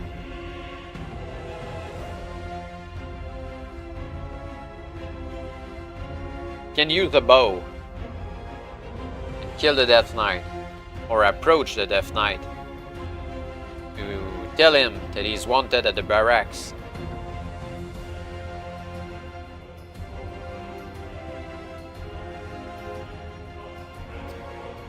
Or launch a surprise attack. I feel like, well, we're battled and bruised.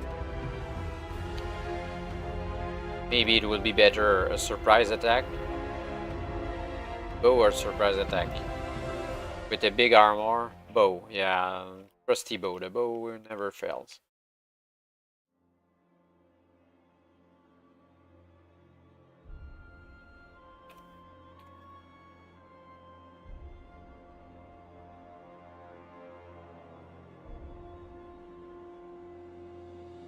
The Death Knight, silhouetted in the glow of the arbor lights, presents you with an easy target. Silently you draw an arrow to your lips and send it burrowing deep between the plates of black steel which protect his spine. He stiffens and then he collapses in a heap by the parapet wall. A quick search of his body uncovers the following items. Does he have any arrows? Nope. Okay.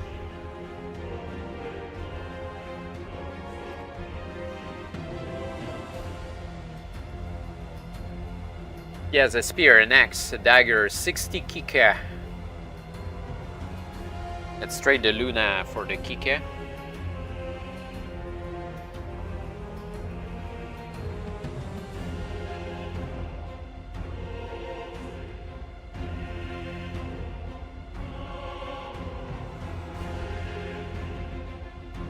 A bottle of wine, a pouch of tobacco, a pipe, an Allen key, and enough food for one meal.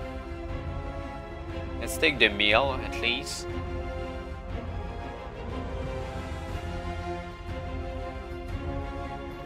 Not sure about the Allen key, maybe. And bottle of wine. We won't have space for the tobacco.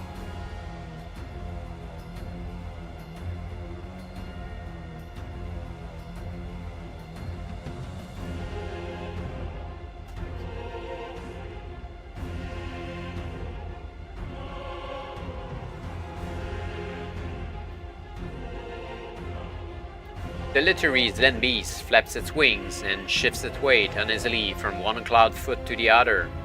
Carefully you approach this dangerous creature, with your eyes fixed upon its saddle and your nerves on edge, fearing that at any moment it will slash you with its razor-hooked beak.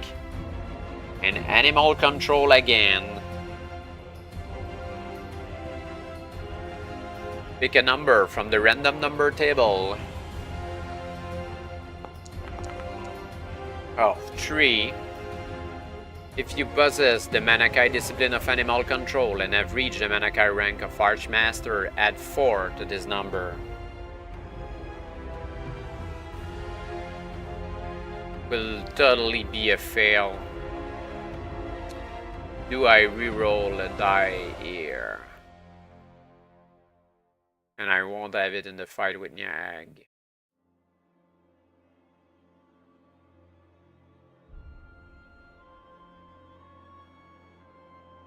I can sacrifice the reroll of the crystal star pendant here.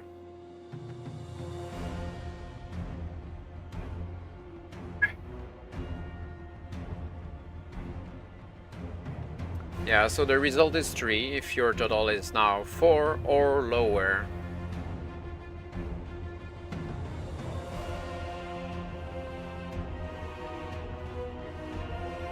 And let's check our endurance points. Or we die to a bird.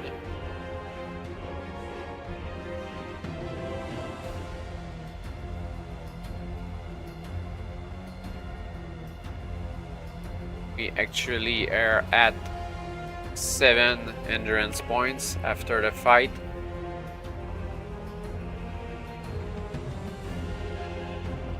The winged reptilian tries its best to prevent you from climbing onto its back. It lunges with its beak, and you suffer several painful wounds before finally you are able to subdue it to your will.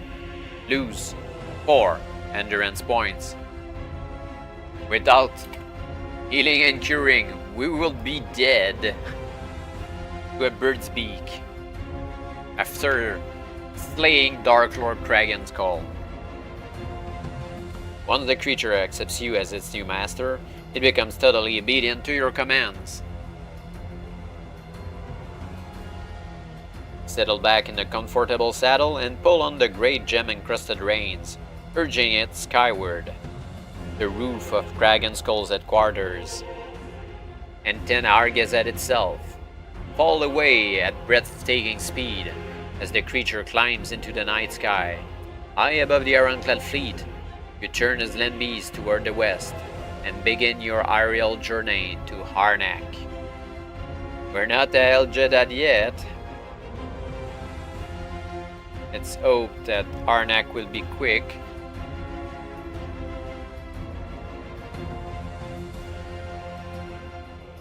Icy winds tear at your mask and armor as you soar thousands of feet above the southern foothills of the Gurdanak mountain range.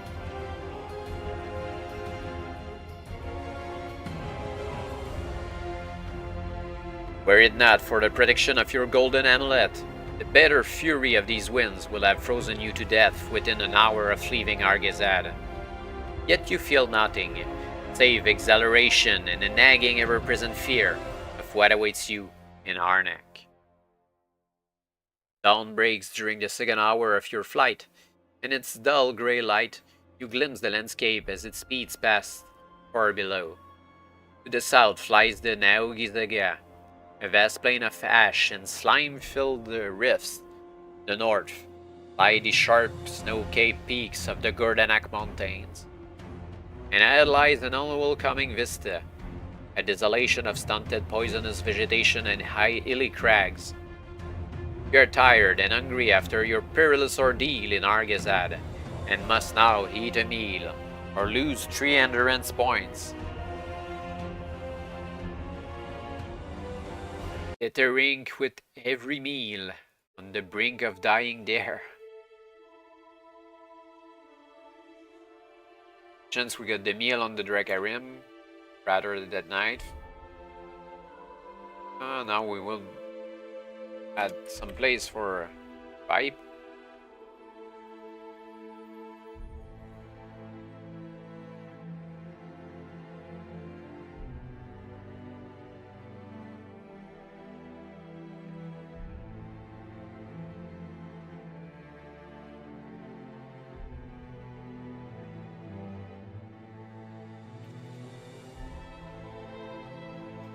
The day is but an hour old when suddenly it gets darker.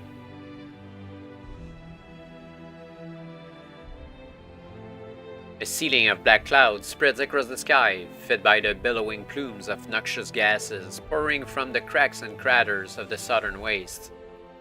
Violent electrical storms rage in these plumes, and a thunderous rumbling, like the growling of an angry giant disturbed from sleep, echoes in the bowels of the lifeless earth.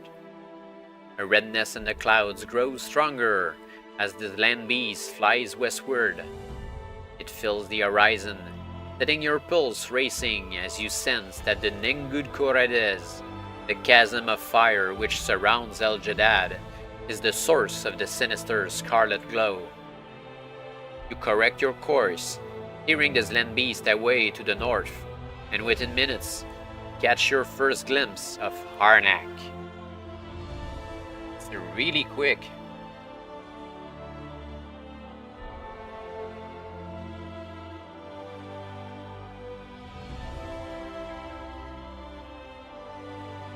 It is a grim spectacle, a mass of huge steel buildings grouped as haphazardly around the mouth of a frigid estuary, surrounded in turn by a defensive ring of spike-topped earthworks. Everything appears to be eaten by rust, aggravated by clouds of corrosive steam that arise from rivulets of black water crisscrossing the ground. It strikes you as an uninhabitable place, yet its murky thoroughfares are teeming with thousands of grey-skinned creatures, all pulling or pushing great iron carts filled with ore. As the Zlen beast speeds toward the city, you search for somewhere suitable to land. If you possess the Magnakai discipline of Hunt Mastery and have reached the Magnakai rank of Principalin or higher, is the case.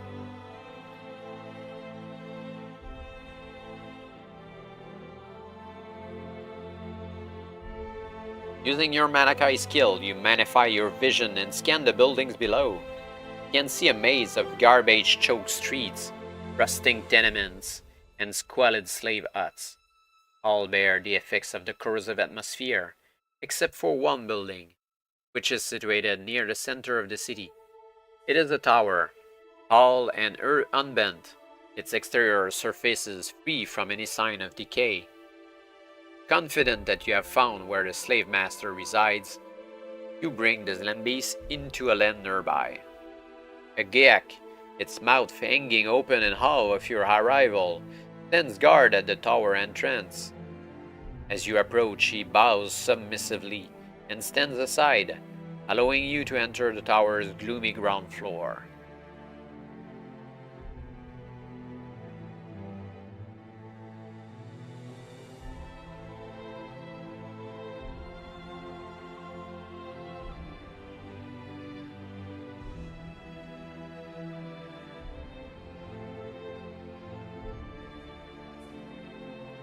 A cursed steel door slides shut. It seals the entrance and plunges the gloomy chamber into total darkness.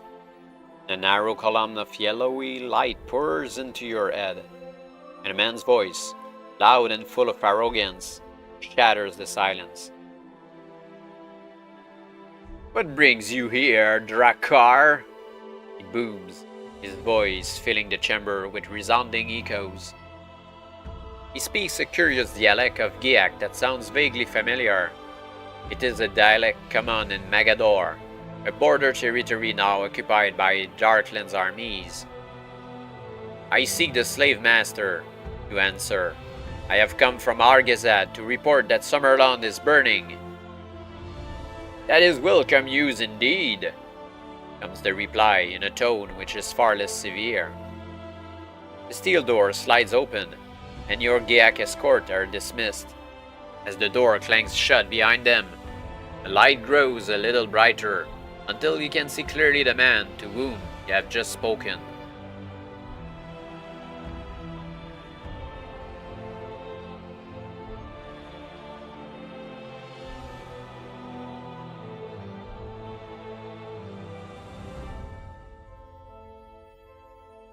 Before you stands a magnificent warrior, tall and broad-shouldered, clad in purple satin and shiny steel mail.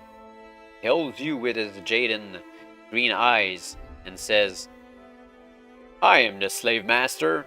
Remove your mask, Drakkar, and reveal your true self." Magnakai senses tell to you that he speaks the truth. He is the slave master of Harnack, and he has recognized the words that identify you as a fellow agent of the Elder Magi. But the many years he has spent as a servant of the Dark Lords have taught him to be wary of their subterfuge, and not until you remove your battle mask and he looks upon your unmistakably some lending features does he accept you as genuine. Long have I waited this moment, says quietly. I know why you have come, and I will help you all I can. But why? You reply, now suspicious of his true motives. Why do you desire to betray your masters? Have they not given you the power you crave? Aye, that they have, but at a grievous price. Since the war began, they have demanded that the foundries and ore pits of Arnak produce ever-increasing supplies of black steel. The quotas are impossible, and I know the day is at hand when I will be of no more use to them. Ultimately, the Dark Lords destroy everything over which they take control. Cities, lands, people, even their own kind. The Elder Magi have promised me sanctuary in return for my help, and help I shall, for my life is dependent on your success. He smiles, ruefully amused by the bitter irony of his situation. Then he bids you follow him to an adjoining chamber. Come, you must prepare for your journey to the Black City.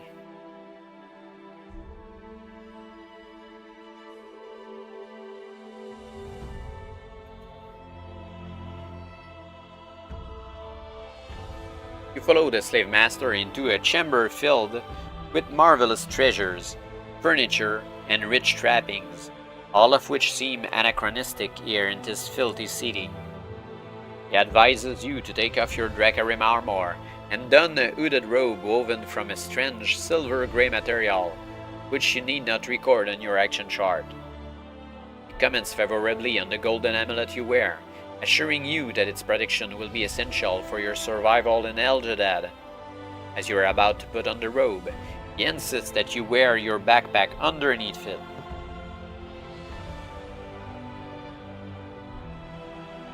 The creature who donated this garment, albeit reluctantly, it shall be said, was tall, and yet it possessed a severely crooked spine. In order to gain entry to Eljadad, you must pretend to be that creature. The pack will help to complete your disguise. You ask the identity of the creature and what has become of it. It was one of the Leganim, those who assist the Nazirenim sorcerers with their black arts, replies the slave master. This particular Leganim came here to Arnak to fetch a quantity of special-grade ore for its master's experiments, but the unfortunate creature met with a fatal accident.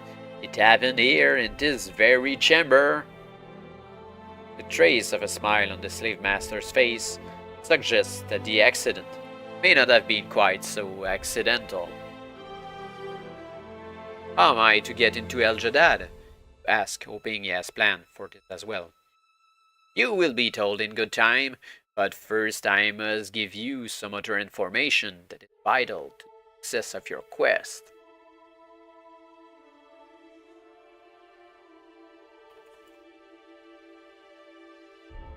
The transfuser is located in the uppermost chamber of the Tower of the Damned.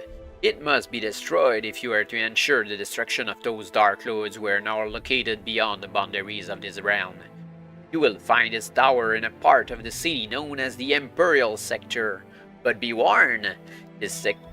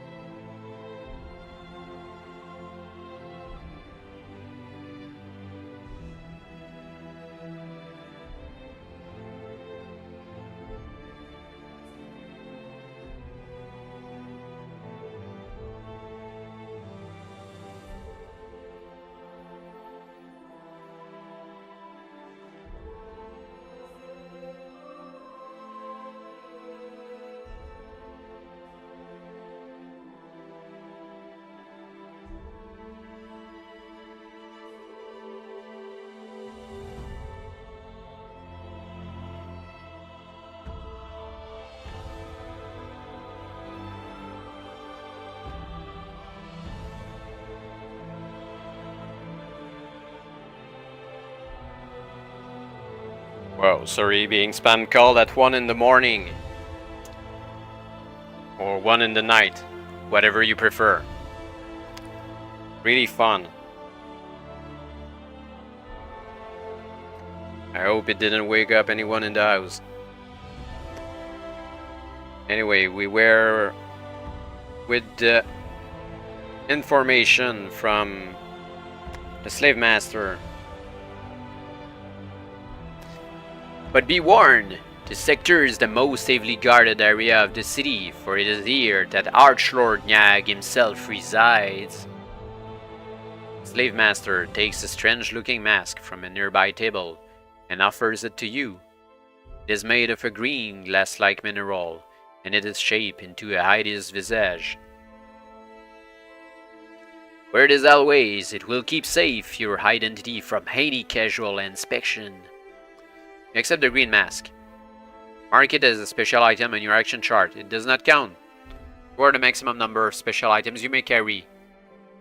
Then attentively you listen while the slave master concludes your briefing.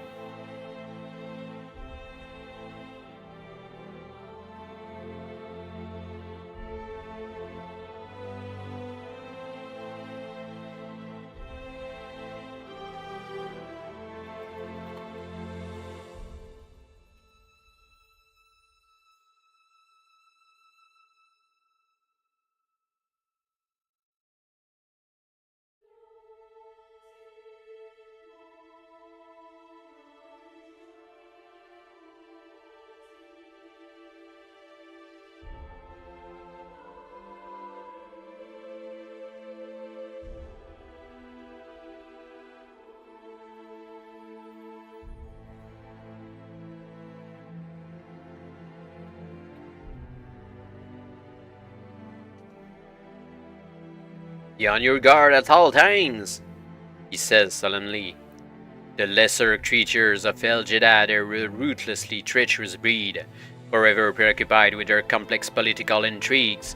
You will need to be doubly cunning if you are to fall foul of their willful machinations. The robe you wear marks you as one of Dark Lord Ganesh's minions. He is far away at present, leading his horde in distant Lancia, but his absence will be of little help to you. Avoid all who wear robes of green or scarlet, for they are followers of Zog and Tactile, Ganesh's closest rivals. But above all, avoid those who wear silver grey, the same color as yourself, for they know their own kind and they are sure to see through your disguise. He walks across the chamber and beckons you to follow. Come with me. It is time for you to learn how to breach the defenses of El Jeddah. Okay, let's remember. No silver grey, no green, no scarlet.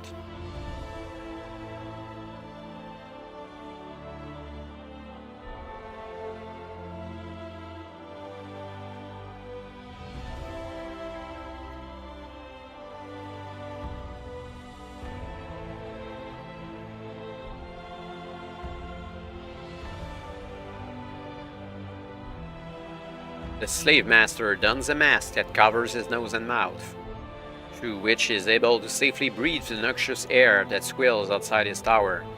He takes you to the outskirts of Arnak in his personal chariot to a vast open cast quarry. The means of your transportation to El Jeddah is waiting at the edge of the quarry's vast crater. Your jaw opens in amazement when you first set eyes on the vehicle, for it is gigantic, by far the largest vehicle you have ever seen on dry land. It is the Lajakika, a stone taker, says the slave master, clearly amused by your odd reaction to this huge-wheeled leviathan. It is filled with ore, mined here at this crater. Its cargo is destined for the furnaces of El Jeddah. You are to be a passenger on the return journey to the Black City. However, you will not be traveling alone. There are several Leganim and some others besides who will be your fellow travelers. Be very wary of them and remember all that I have said. He bids you farewell and watches as you climb the wide ramp that leads into the belly of the metal beast. Inside it is not unlike a ship. It has cabins for the travelers and crew, and interconnecting passages which serve as the vast cargo holds that are filled with ore, its GIAC crew allocate cabins at random. Once you are safely inside yours, you pull the draw bolt and try to make yourself comfortable on an unpadded steel bunk. Then the screech of metal on metal and the dull throbbing of the Magnakai engine fill your ears. The bunk shudders and your pulse quickens. Your journey to El Jeddah is underway. You may wish to note on your action chart that you have visited the city of Arnak, or future reference.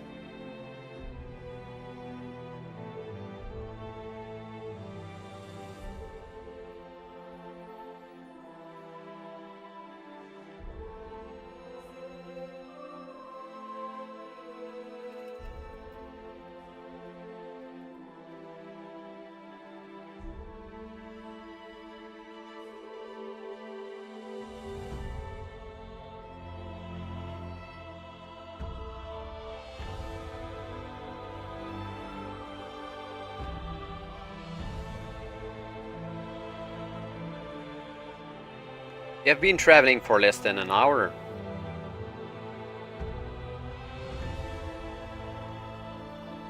When you hear a knock on your cabin door, you possess the Magnakai discipline of divination and have reached the Magnakai rank of Mentora or higher. We do.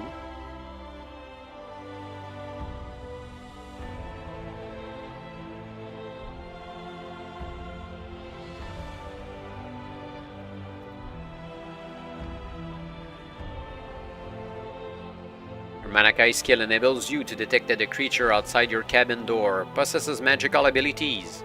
You also sense that he, she, or it is not emitting any aura of hostility toward you. You can open the cabin door or ignore the knock.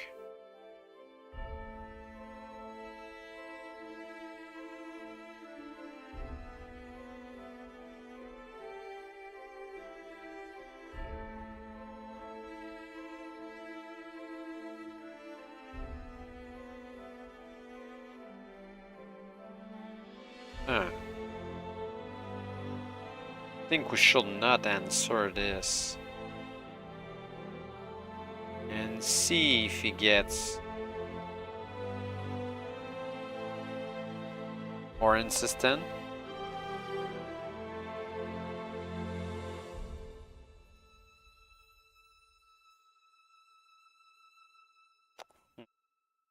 Yeah, we need to avoid people more often than not. There is another knock, this time more insistent, but when you do not open the door, your uninvited visitor does not knock again.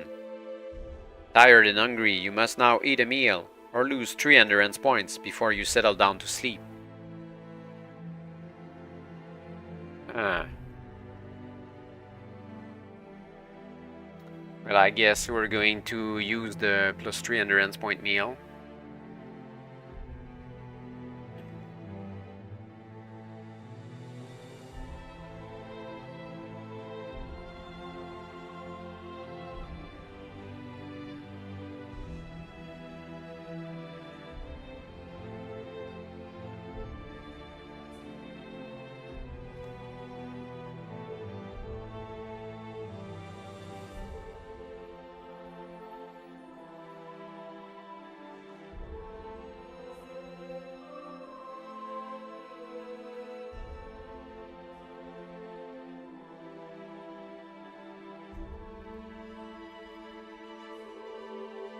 And we were back with curing up to 18. Not very much. En route to the final fight.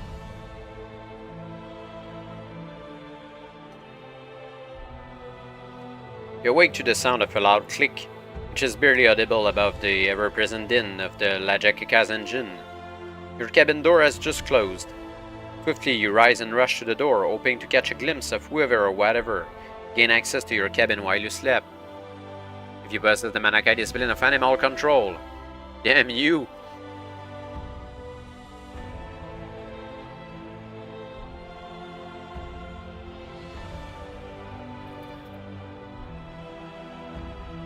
An icy cold spike of fear stabs your heart as you feel something wet and slippery land on the top of your head. Pick a number from the random number table.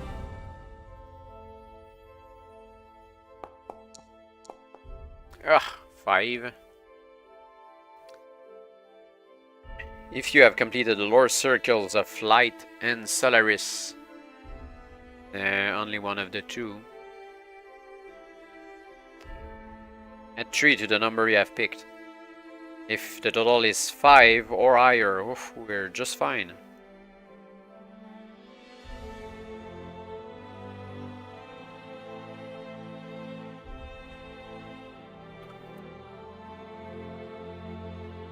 Using your powerful Kai skills to the full, you manage to prise the hideous jelly-like creatures from your head and hurl it to the floor. But no sooner is it at the steel deck than it springs back at your face, forcing you to defend yourself. Ugh. We're fighting against a plaque. Someone is trying to murder us. Combat skill 30. So we only have a +4 combat ratio. And we're starting the fight with 18 endurance points. Against a creature with 10 endurance points.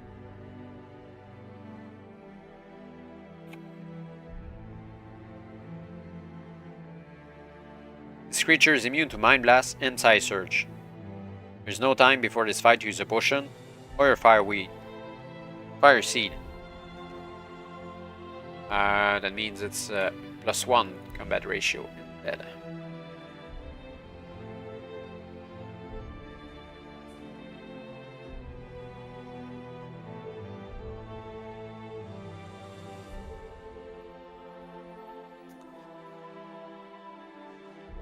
We need to roll 3, 4 and higher for it to be an easy fight. I think we'll have to roll only 2 dice for this short fight. Oh, so bad rolls. We don't need that right now. 1 and 3. 4, 5 and 6, 3. That's 10 against 8. Well, at least the enemy is dead, but we lost 8 endurance points. It's way too much for such a short fight.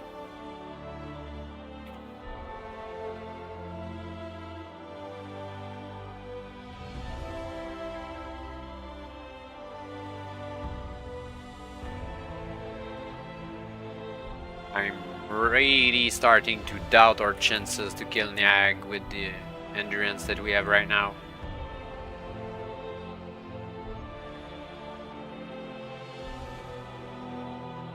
Still trembling from the shock of this encounter, you examine the ghastly creature. Cautiously using the tip of your weapon, you lift back its many folds of rubbery grey flesh. It is equipped with 2 sets of snake-like fangs, both of which ooze a sticky yellow fluid. Your senses tell you that this fluid is the deadly venom, capable of killing a victim in a matter of seconds. Whoever placed this plaque in your cabin was attempting to assassinate you. You flick the remains of the creature under your bunk. As you rise to your feet, you hear a loud, intermittent whistle sounding on the deck above. El Jadad has been sighted by the lookout. With your heart pounding at the thought of seeing the Dark Lord's most infamous stronghold for the first time, you leave your cabin and ascend to the level above.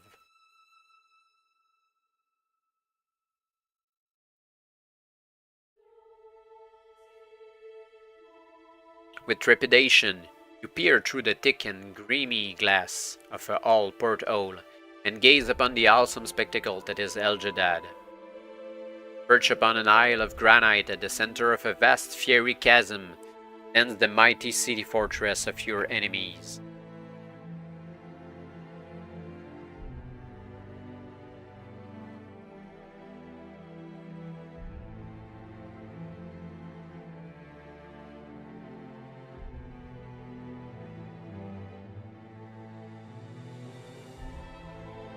It is the very core of a cancer that threatens to infect and destroy all that is good in Magnamon. Great walls of black steel encircle it, giving rise to 1,000 spiky towers and turrets, which arbor the masters and the minions of evil. Above the city hovers a seething pall of black smoke that keeps it forever in shadow, fed by the fumes from the volcanic craters of the Naogizaga. This cloud is made all the more noisome by the foul discharges of the Nazeranim laboratories, the weapon furnaces, and the hellish breeding pits at the base of the chasm. Irregularly, the darkness is lit by fireballs that seem to form spontaneously among the black vapors. They spin and soar above the city like demonic meteors, before exploding or simply melting away in a rain of sparks. A bridge of twisted black steel joins El Jeddah to the wastelands beyond. As the Lajakaka slowly grinds its way across the span, you look down into the fiery depths of the Nengud Korades, the lake of blood, and your courage quails at the terrible sight that meets your incredulous gaze.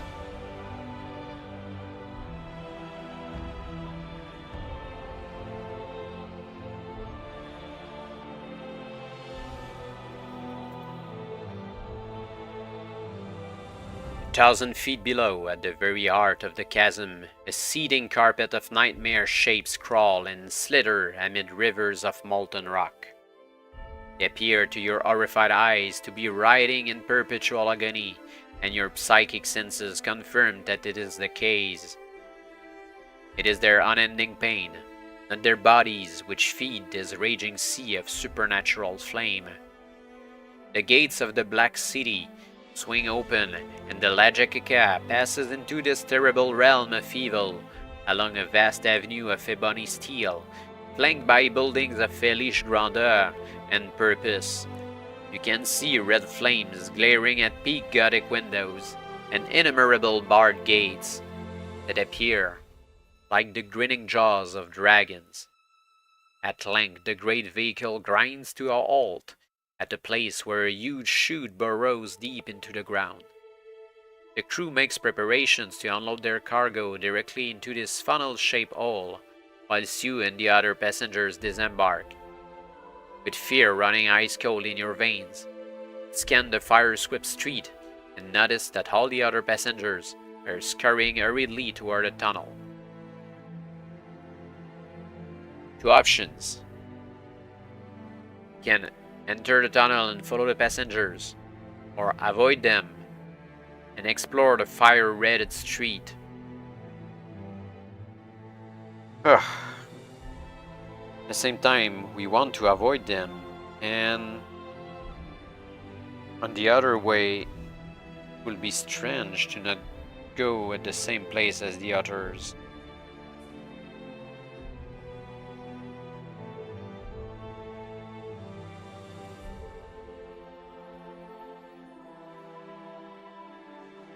I think it will be safer to be stealthy here, avoid the others. Fighting back your fears, set off along the soot-encrusted street, keeping your head down and your shoulders forward. Maintain your balance against the blasts of fiery wind that lash you mercilessly. Close by one corner, you happen upon a line of shallow pits. They are all filled with blazing oil. In the middle of each one is a pyramid of stone, festooned with chains, to which there are manacled a dozen wretched creatures. They stand waist deep in the flames, as they scream in agony. A group of Gaiacs amuse themselves by poking and pushing them under with the hafts of their spears.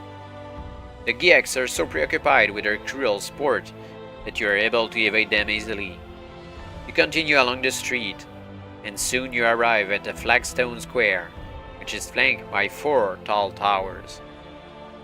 If you possess the Magnakai discipline of divination and have reached the rank of Archmaster, you do.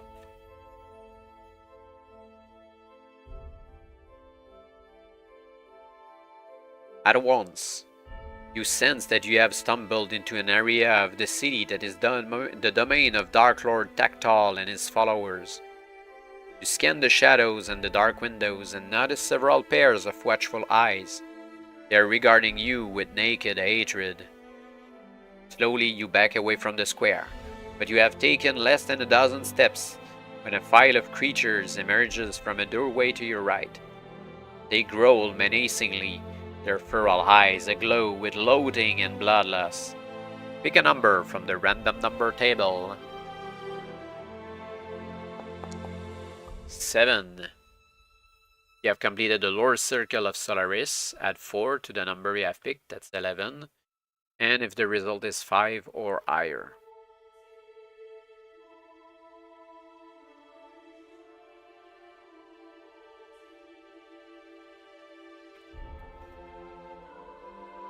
You escape from the enemy and hide in a narrow alley, where you wait in tense silence.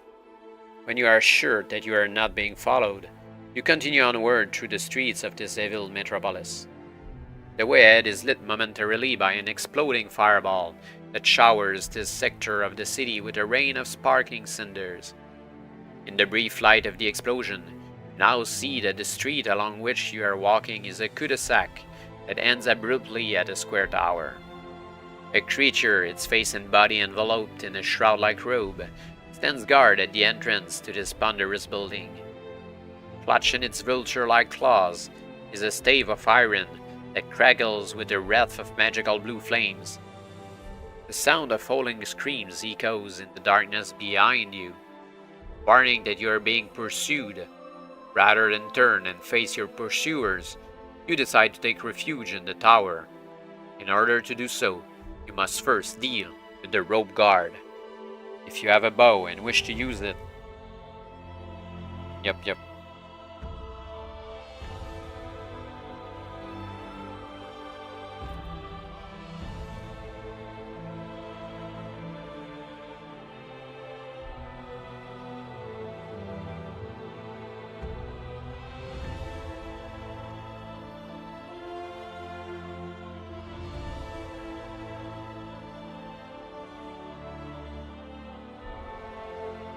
Quickly you draw an arrow from your quiver and set its notch to your bowstring. The light of the fireball explosion has long since faded, and in the ensuing gloom, find it difficult to pinpoint your target with great accuracy.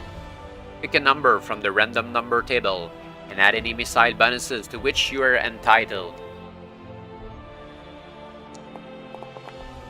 That's 5 plus 5, 10.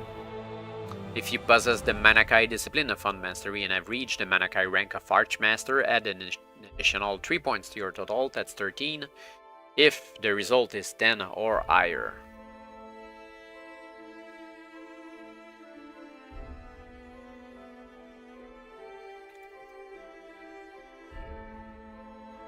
Your arrow flies straight and true, hitting the creature squarely in the head and killing him instantly. With the cries of your pursuers growing louder, you shoulder your bow beneath your robe and run toward the entrance to the tower.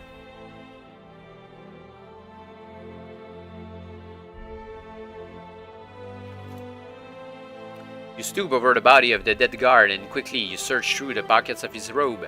They contain 2 items, a black key and a black cube. If you possess the Magnakai discipline of divination, you do.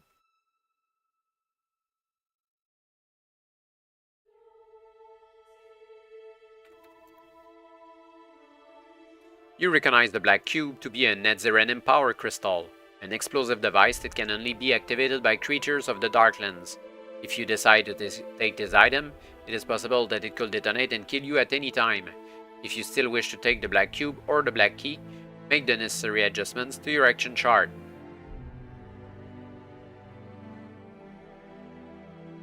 Oh, that sounds like crazy to take the black cube. But let's take the black key though.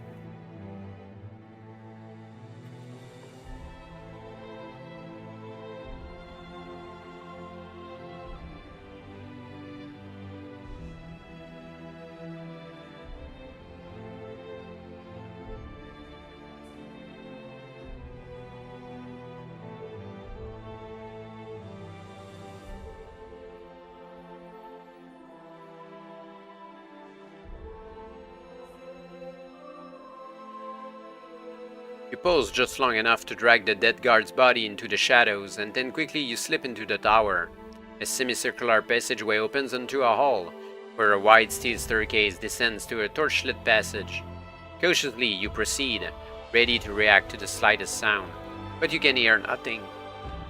The stair and the passage beyond it appear to be totally deserted.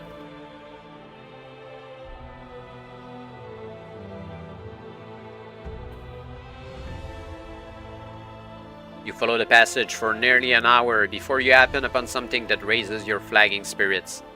At a junction with two other tunnels, your eye is drawn to a large emblem that has been chiseled skillfully into the granite wall. It is a depiction of a snake skull with two fly-like eyes, surrounded by a circle of fire. At once you recognize this carving. It is the personal emblem of Dark Lord Nyahag. You study the sign and realize that it marks the beginning of a tunnel which leads to the Imperial sector of the city.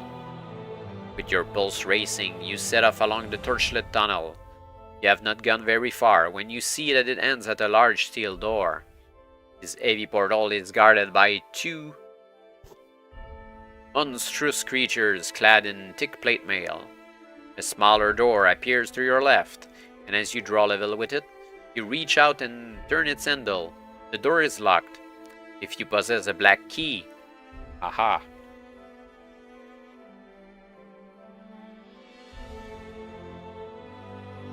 Became useful quickly. You insert the key and twist it. The lock clicks and silently the door swings open to reveal a stunning sight. A large, low-ceiling room lies beyond, filled with colossal tanks of glass that bubble and seethe with all manner of sorcerous fluids. Glass tubes loop and contort in curious shapes, connecting the tanks and enabling their contents to flow from one to another. The air is heavy with the stench of acids and harsh chemicals, and the walls are lined from ceiling to floor with stoppered jars, each one filled with a brightly colored powder, liquid or gas. On one workbench, you notice a curious arrow-shaped rod.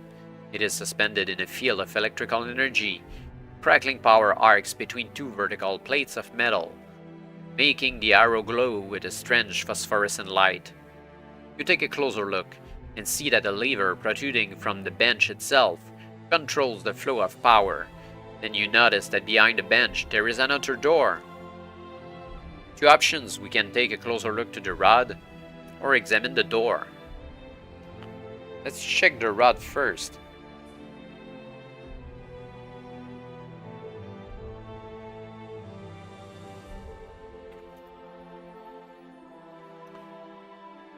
The rod is a Zejar Dulaga. It is a poisonous arrow imbued with magical accuracy. If you wish to turn off the power and take this Zejar Dulaga, mark it on your action chart as a special item which you carry in your quiver. The Zejar Dulaga occupies the same space in your quiver as a normal arrow, but does not count toward your limit of special items. If you have a full quiver, you must discard one of your arrows in favor of the Zejar Dulaga. If you do not possess a quiver, you must leave the Zejar Dulaga behind. Okay, well, let's take it.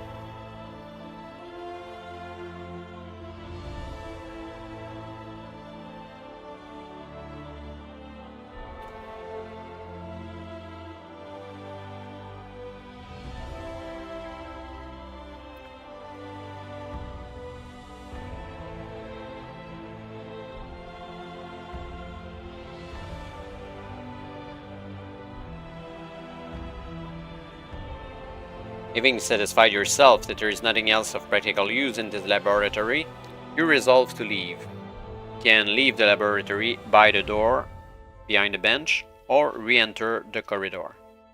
Let's go by the other door.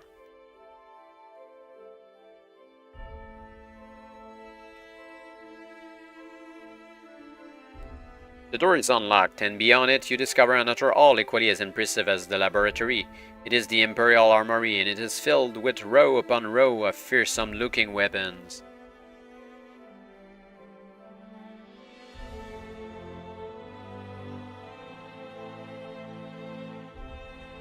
If you possess a black cube, no, we left it behind.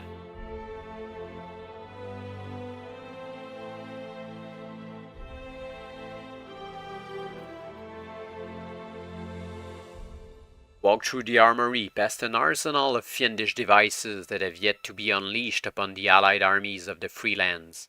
Soon they will be shipped to the battlefront to speed Nyahag's conquest of Magnamond. The passage at the far end of the hall takes you past a barracks-like room, where Nadzerenim sorcerers are busily engaged in the testing of new psychic weapons upon a group of grey-skinned slaves. Mindless growth from the swamps of the Talatizaga. Their pitiful screams of agony make your blood run cold, yet you dare not intervene to prevent their torture, for fear of jeopardizing your vital mission. Hurriedly you climb the staircase, which emerges at the foot of a monstrous tower, as black as death itself. 2 fireballs split open the rolling black clouds, and in the brilliance of their explosions, you see a huge metallic flag flying from the tower's crystal spire.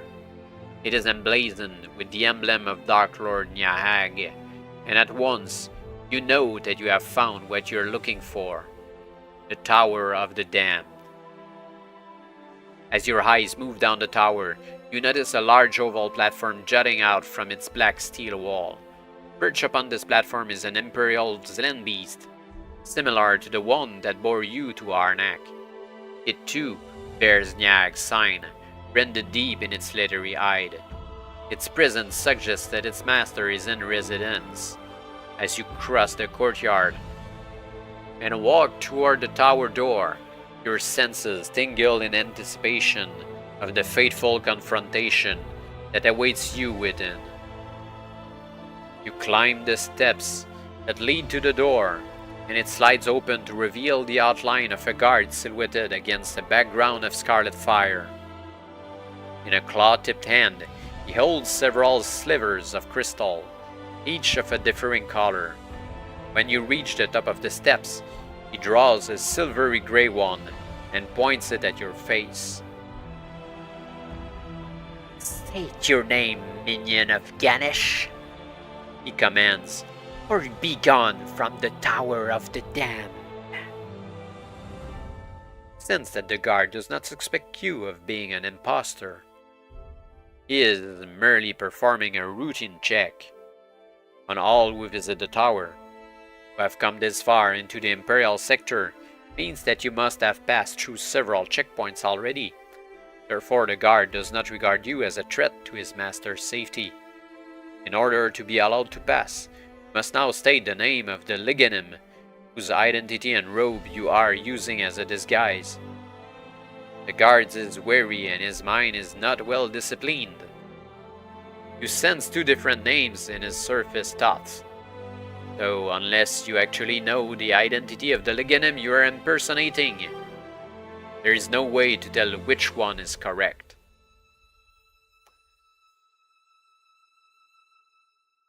Could have this information in the Shkataka, the thingy train-like car, I guess.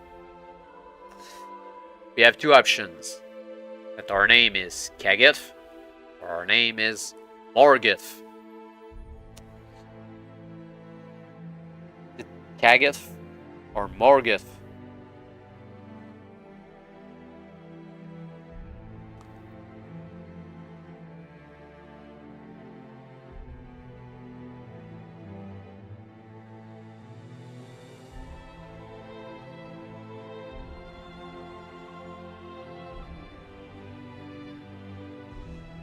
Don't think it was ever mentioned before.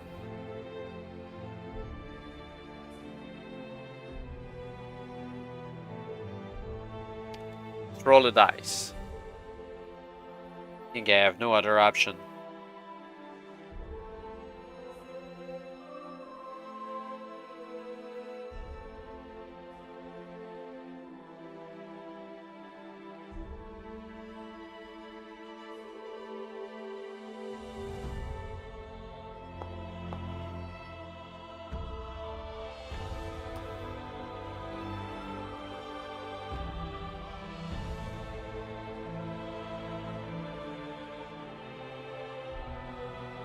Should have said aloud what my choices were.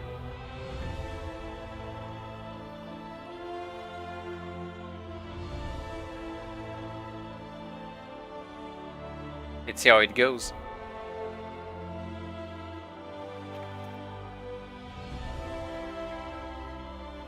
The crystal shard emits a tinkling, bell-like sound, and the guard moves aside to allow you to enter the tower of the dam. The correct name was Kagat. He points to a column of bright blue light which descends from the darkness above. Brusquely, he tells you to step into its shimmering rays. When you hesitate, he laughs mockingly at your indecision. Go on, step in. It's quicker than climbing the stairs. Your Kai senses tell you that the column is a beam of partial gravity, a transportation device that will draw you slowly toward the top of the tower. You step into the light and feel yourself rising. Minutes later, the sensation stops, and you step from the beam into a huge domed chamber.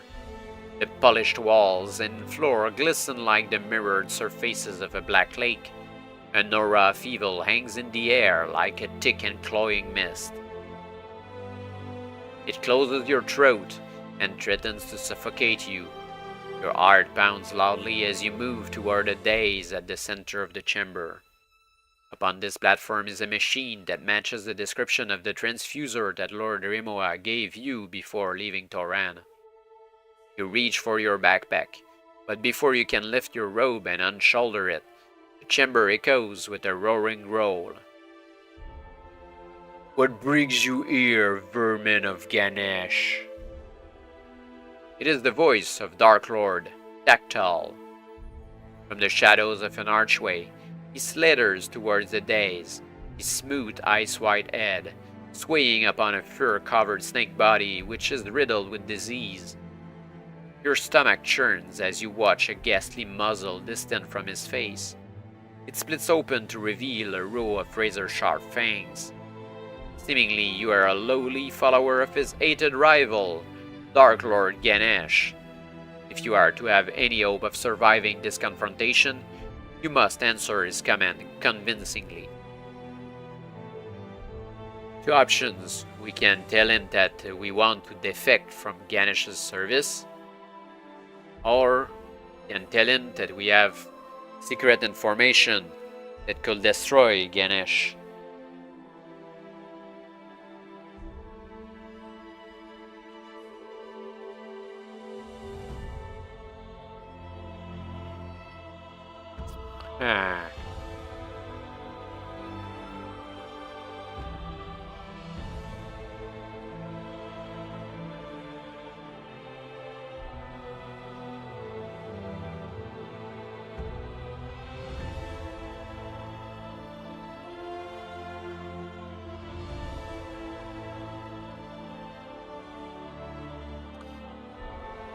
Secret information or switch allegiances.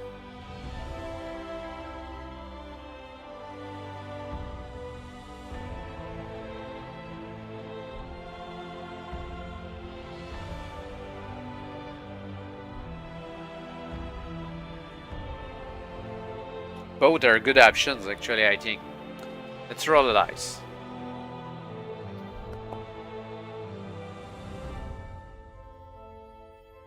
Alright, so we're going to defect to his side.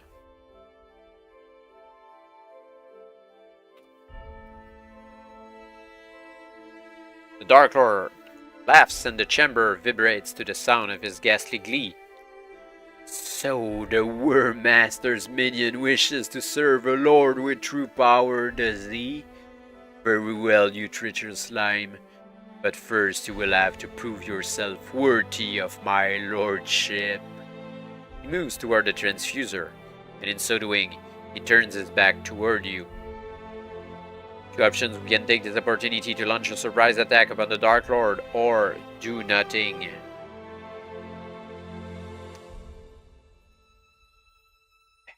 Another tough choice.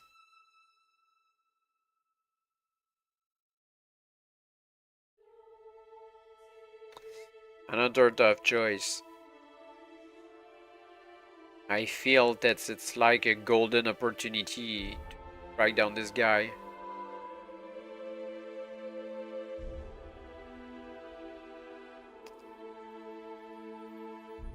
let's jump on it.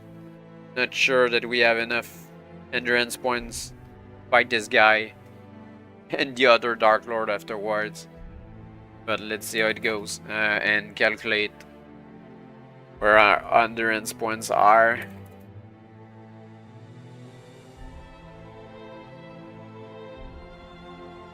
We're down to 10 at the end of the last fight.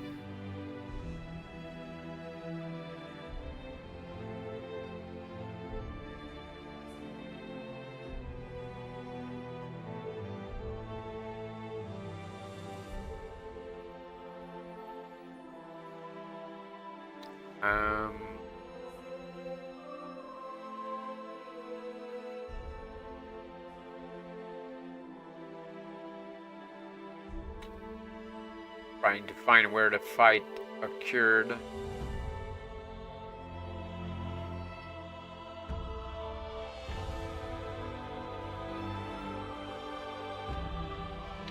I think it was this section.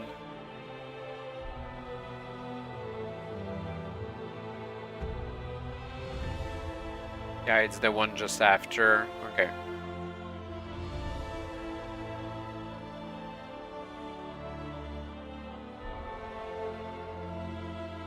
Yeah, here. So, yeah, there's the 2d10 for the fight. Okay, fine.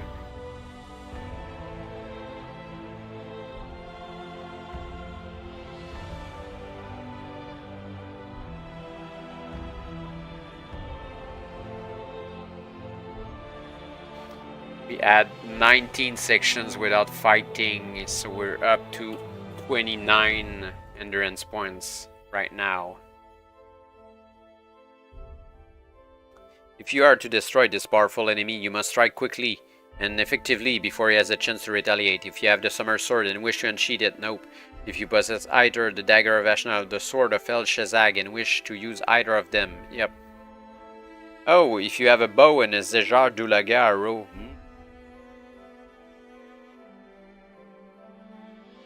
can it kill a Dark Lord?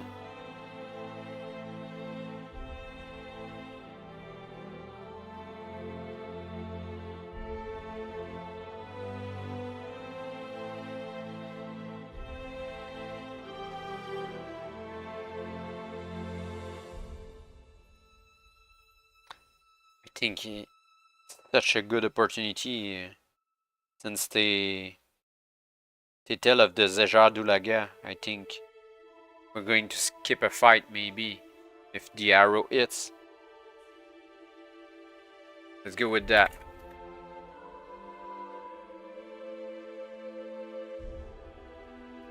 Swiftly, you unshoulder your bow and draw the magical arrow to your lips. Its glowing shaft betrays the power locked within it, a power which can kill those who created and harnessed it to murder others. Tactile senses that his doom is near, and he tries to give vent to a cry of alarm. The cry dies in his throat when you send the Zejar Dulaga burrowing deep into his evil heart. Delete the Zejar Dulaga from your action chart. Well, it served its purpose. Helped us to kill another Dark Lord and without suffering any injuries. That's quite a good deal.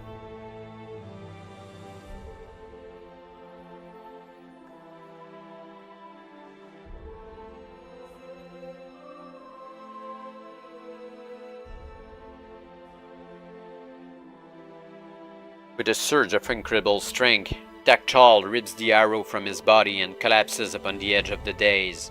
A foul black gas hisses from the gaping arrow wound, and his body fades and dissolves, until all that is left is a dull grey stain on the shiny black steel floor. Ganesh will be proud of you, comes a menacingly quiet voice from the shadows, full of malevolence. It is a sound which strikes terror deep in your heart, for immediately you recognize the rasping tone of your most hated foe, Archlord Nyahag.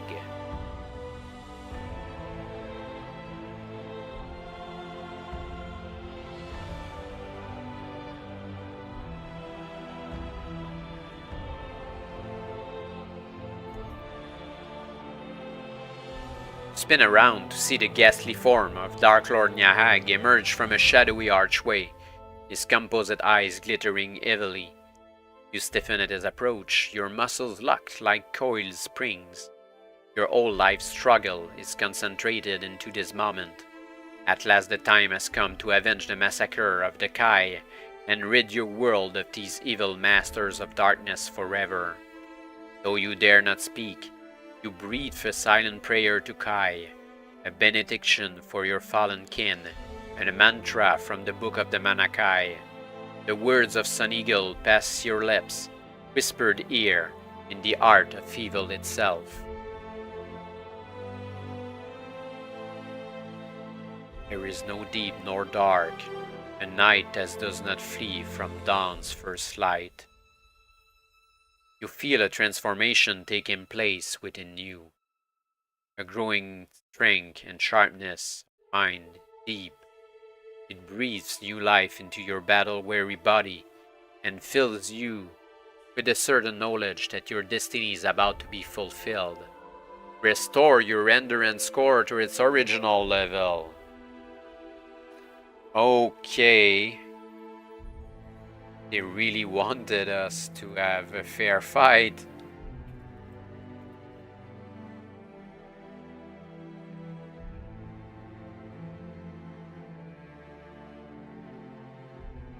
Maybe we didn't need the arrow then. Well. The chamber suddenly echoes with a loud, rasping snarl full of anger and fear. Nyahag has become aware of your true identity.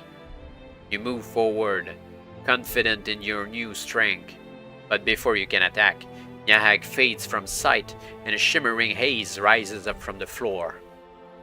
This sinister mist draws into focus, and an eerie cadence, like a distant scream, fills your ears. The phantom mist crystallizes into the shape of a winged beast with glowing ghost eyes. It opens its fang-filled mouth, and your mind screams with terrifying alarm. The appearance of this thing and the evil it radiates is an affront to all things of light and life. If you possess the Summer Sword, you feel it practically screaming in holy rage to be unleashed from its binding sheath. It is everything you can do to resist its need to cut down this dark horror and the Archlord that summoned it to this world. From now until this extraplanar entity is destroyed, you suffer a -5 reduction to your combat skill, due to your weapon's psychic owl of righteous indignation.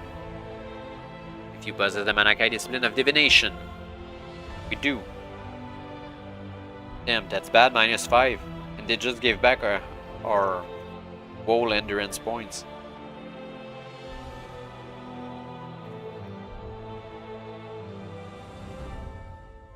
Your senses warn that this creature has been summoned in Archlord Nyahag's defense. Its ghostly body is growing stronger every second, and quickly you realize that it is feeding on your dread. Drawing upon your psychic reserves, you try to erect a mental barrier to prevent this psychic parasite from engorging itself on your fears. Pick a number from the random number table. 1. If you have completed the lore circle of the spirit, add 5 to the number you have picked. Yes, that's 6 then. Unfortunately, if you possess the Summer Sword, you must deduct 5 from the number you have picked, as your ability to concentrate has been severely compromised. If your total is now 6 or lower, should I reroll that? I think I should reroll that one.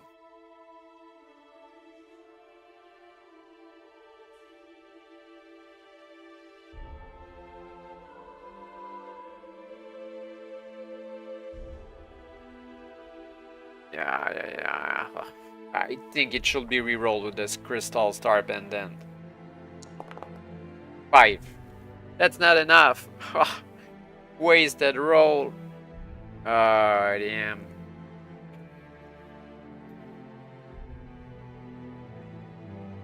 You are in combat with a powerful spirit creature, summoned by Dark Lord Nyahag from the plane of darkness. You fight to suppress your fears, or by feeding upon them, the creature is growing stronger and stronger. Mind Reaper, combat skill 30. Still a +4 combat ratio. We are full HP at 39. And the enemy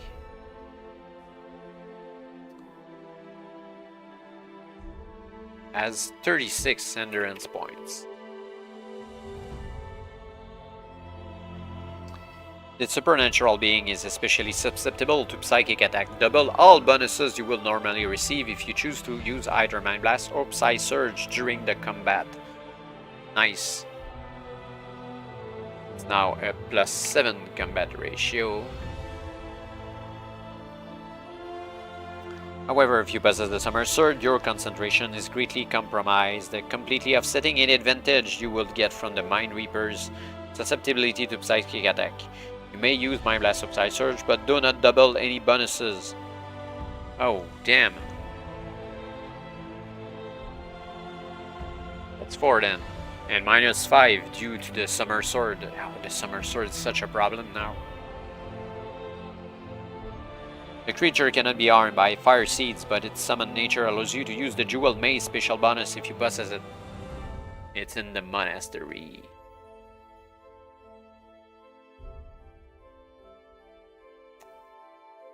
It's in the monastery.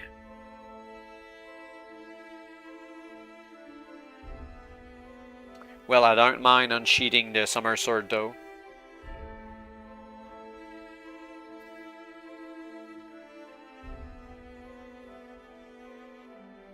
Which means that we go back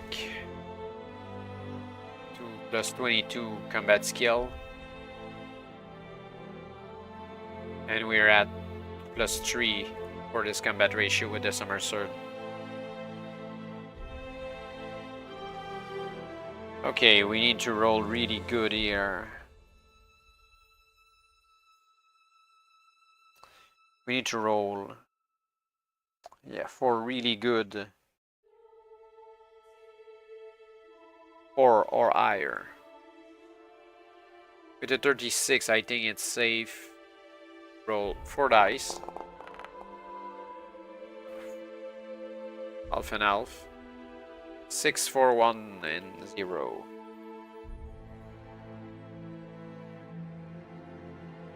Ten against 2. 8 against 2, that's 18-4. 5-4, that's 23-8. And 0, that's 39-8. The enemy is dead. We lost 8 endurance points.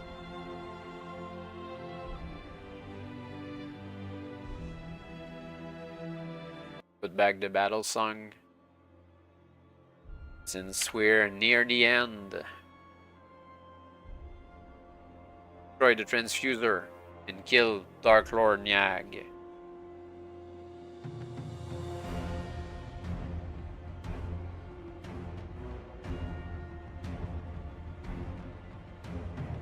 As you strike the blow which seals the creature's doom, it disappears, leaving no trace whatsoever.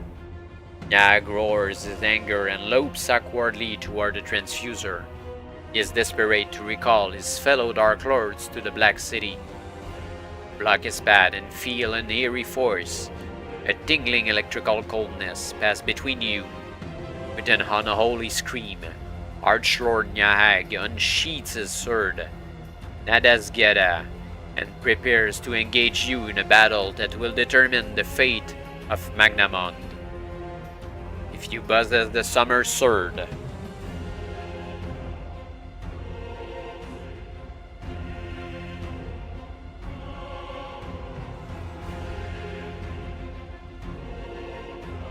you unsheath the Summer Sword, and the shadowy chamber is flooded with blinding golden light.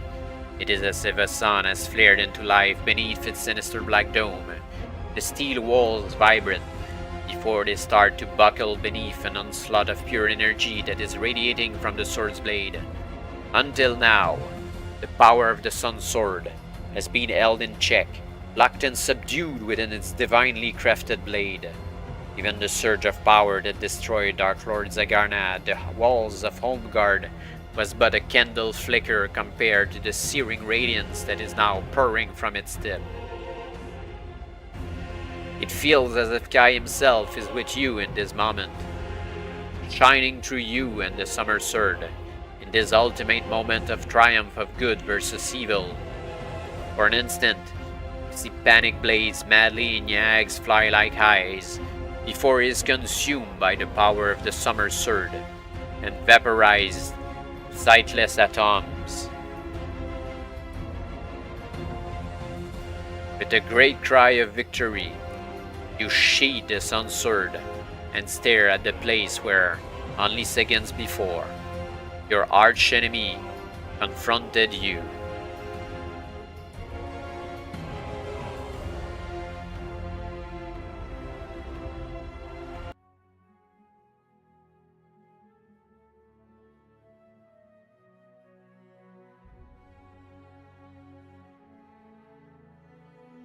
Only a circle of fire-scorched steel marks the spot where Archlord Nyag finally met his doom. You look upon this patch of twisted metal, and your spirits soar with the realization that you have defeated your arch-enemy in mortal combat. Well, the sword kind of killed it. But your mission has yet to be completed. Quickly, you remove the crystal explosive from your backpack and approach the transfuser. You place the device in position next to a shaft which is connected to the lake of blood from which the transfuser draws its power. Once the crystal is primed, you hurry out of the chamber through the archway by which Nyag entered. Guided by your instincts, you find your way around the tower to the oval landing platform and to the means of your escape from the Black City which awaits you there. Nyag's Imperial Land Beast. You are high above the city, steering the reluctant Land Beast eastward to Harnack, when the crystal explosive detonates.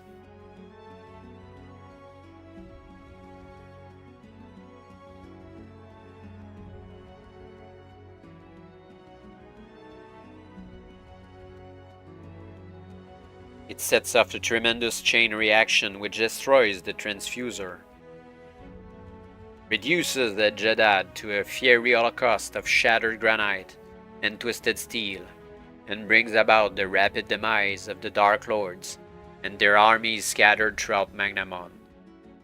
Your victory is total.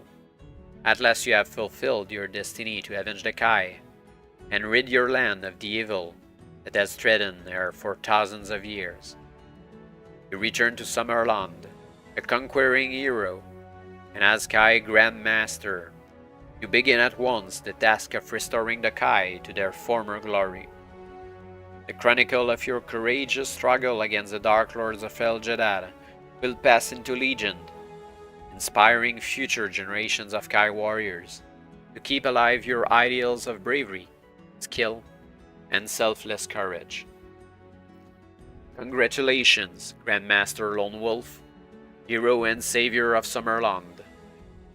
Great deeds and undertakings lie ahead of you, Grandmaster, but for now there is time to rest and recover. The light of the lore stones is still within you, a radiance that will see you through your long days of study and effort in the future.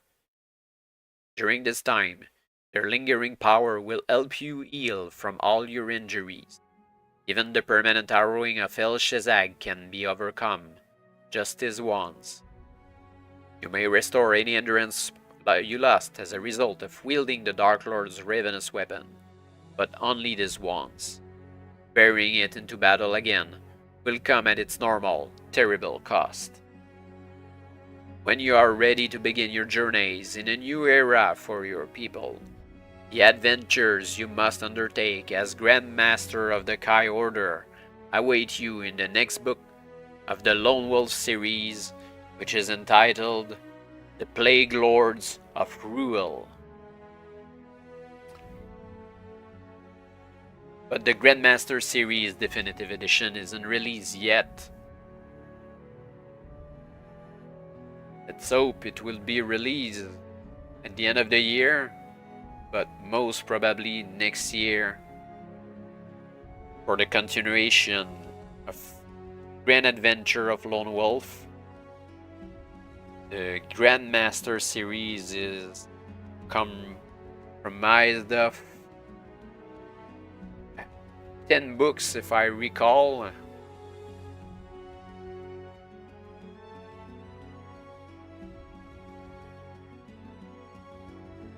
think it's 10.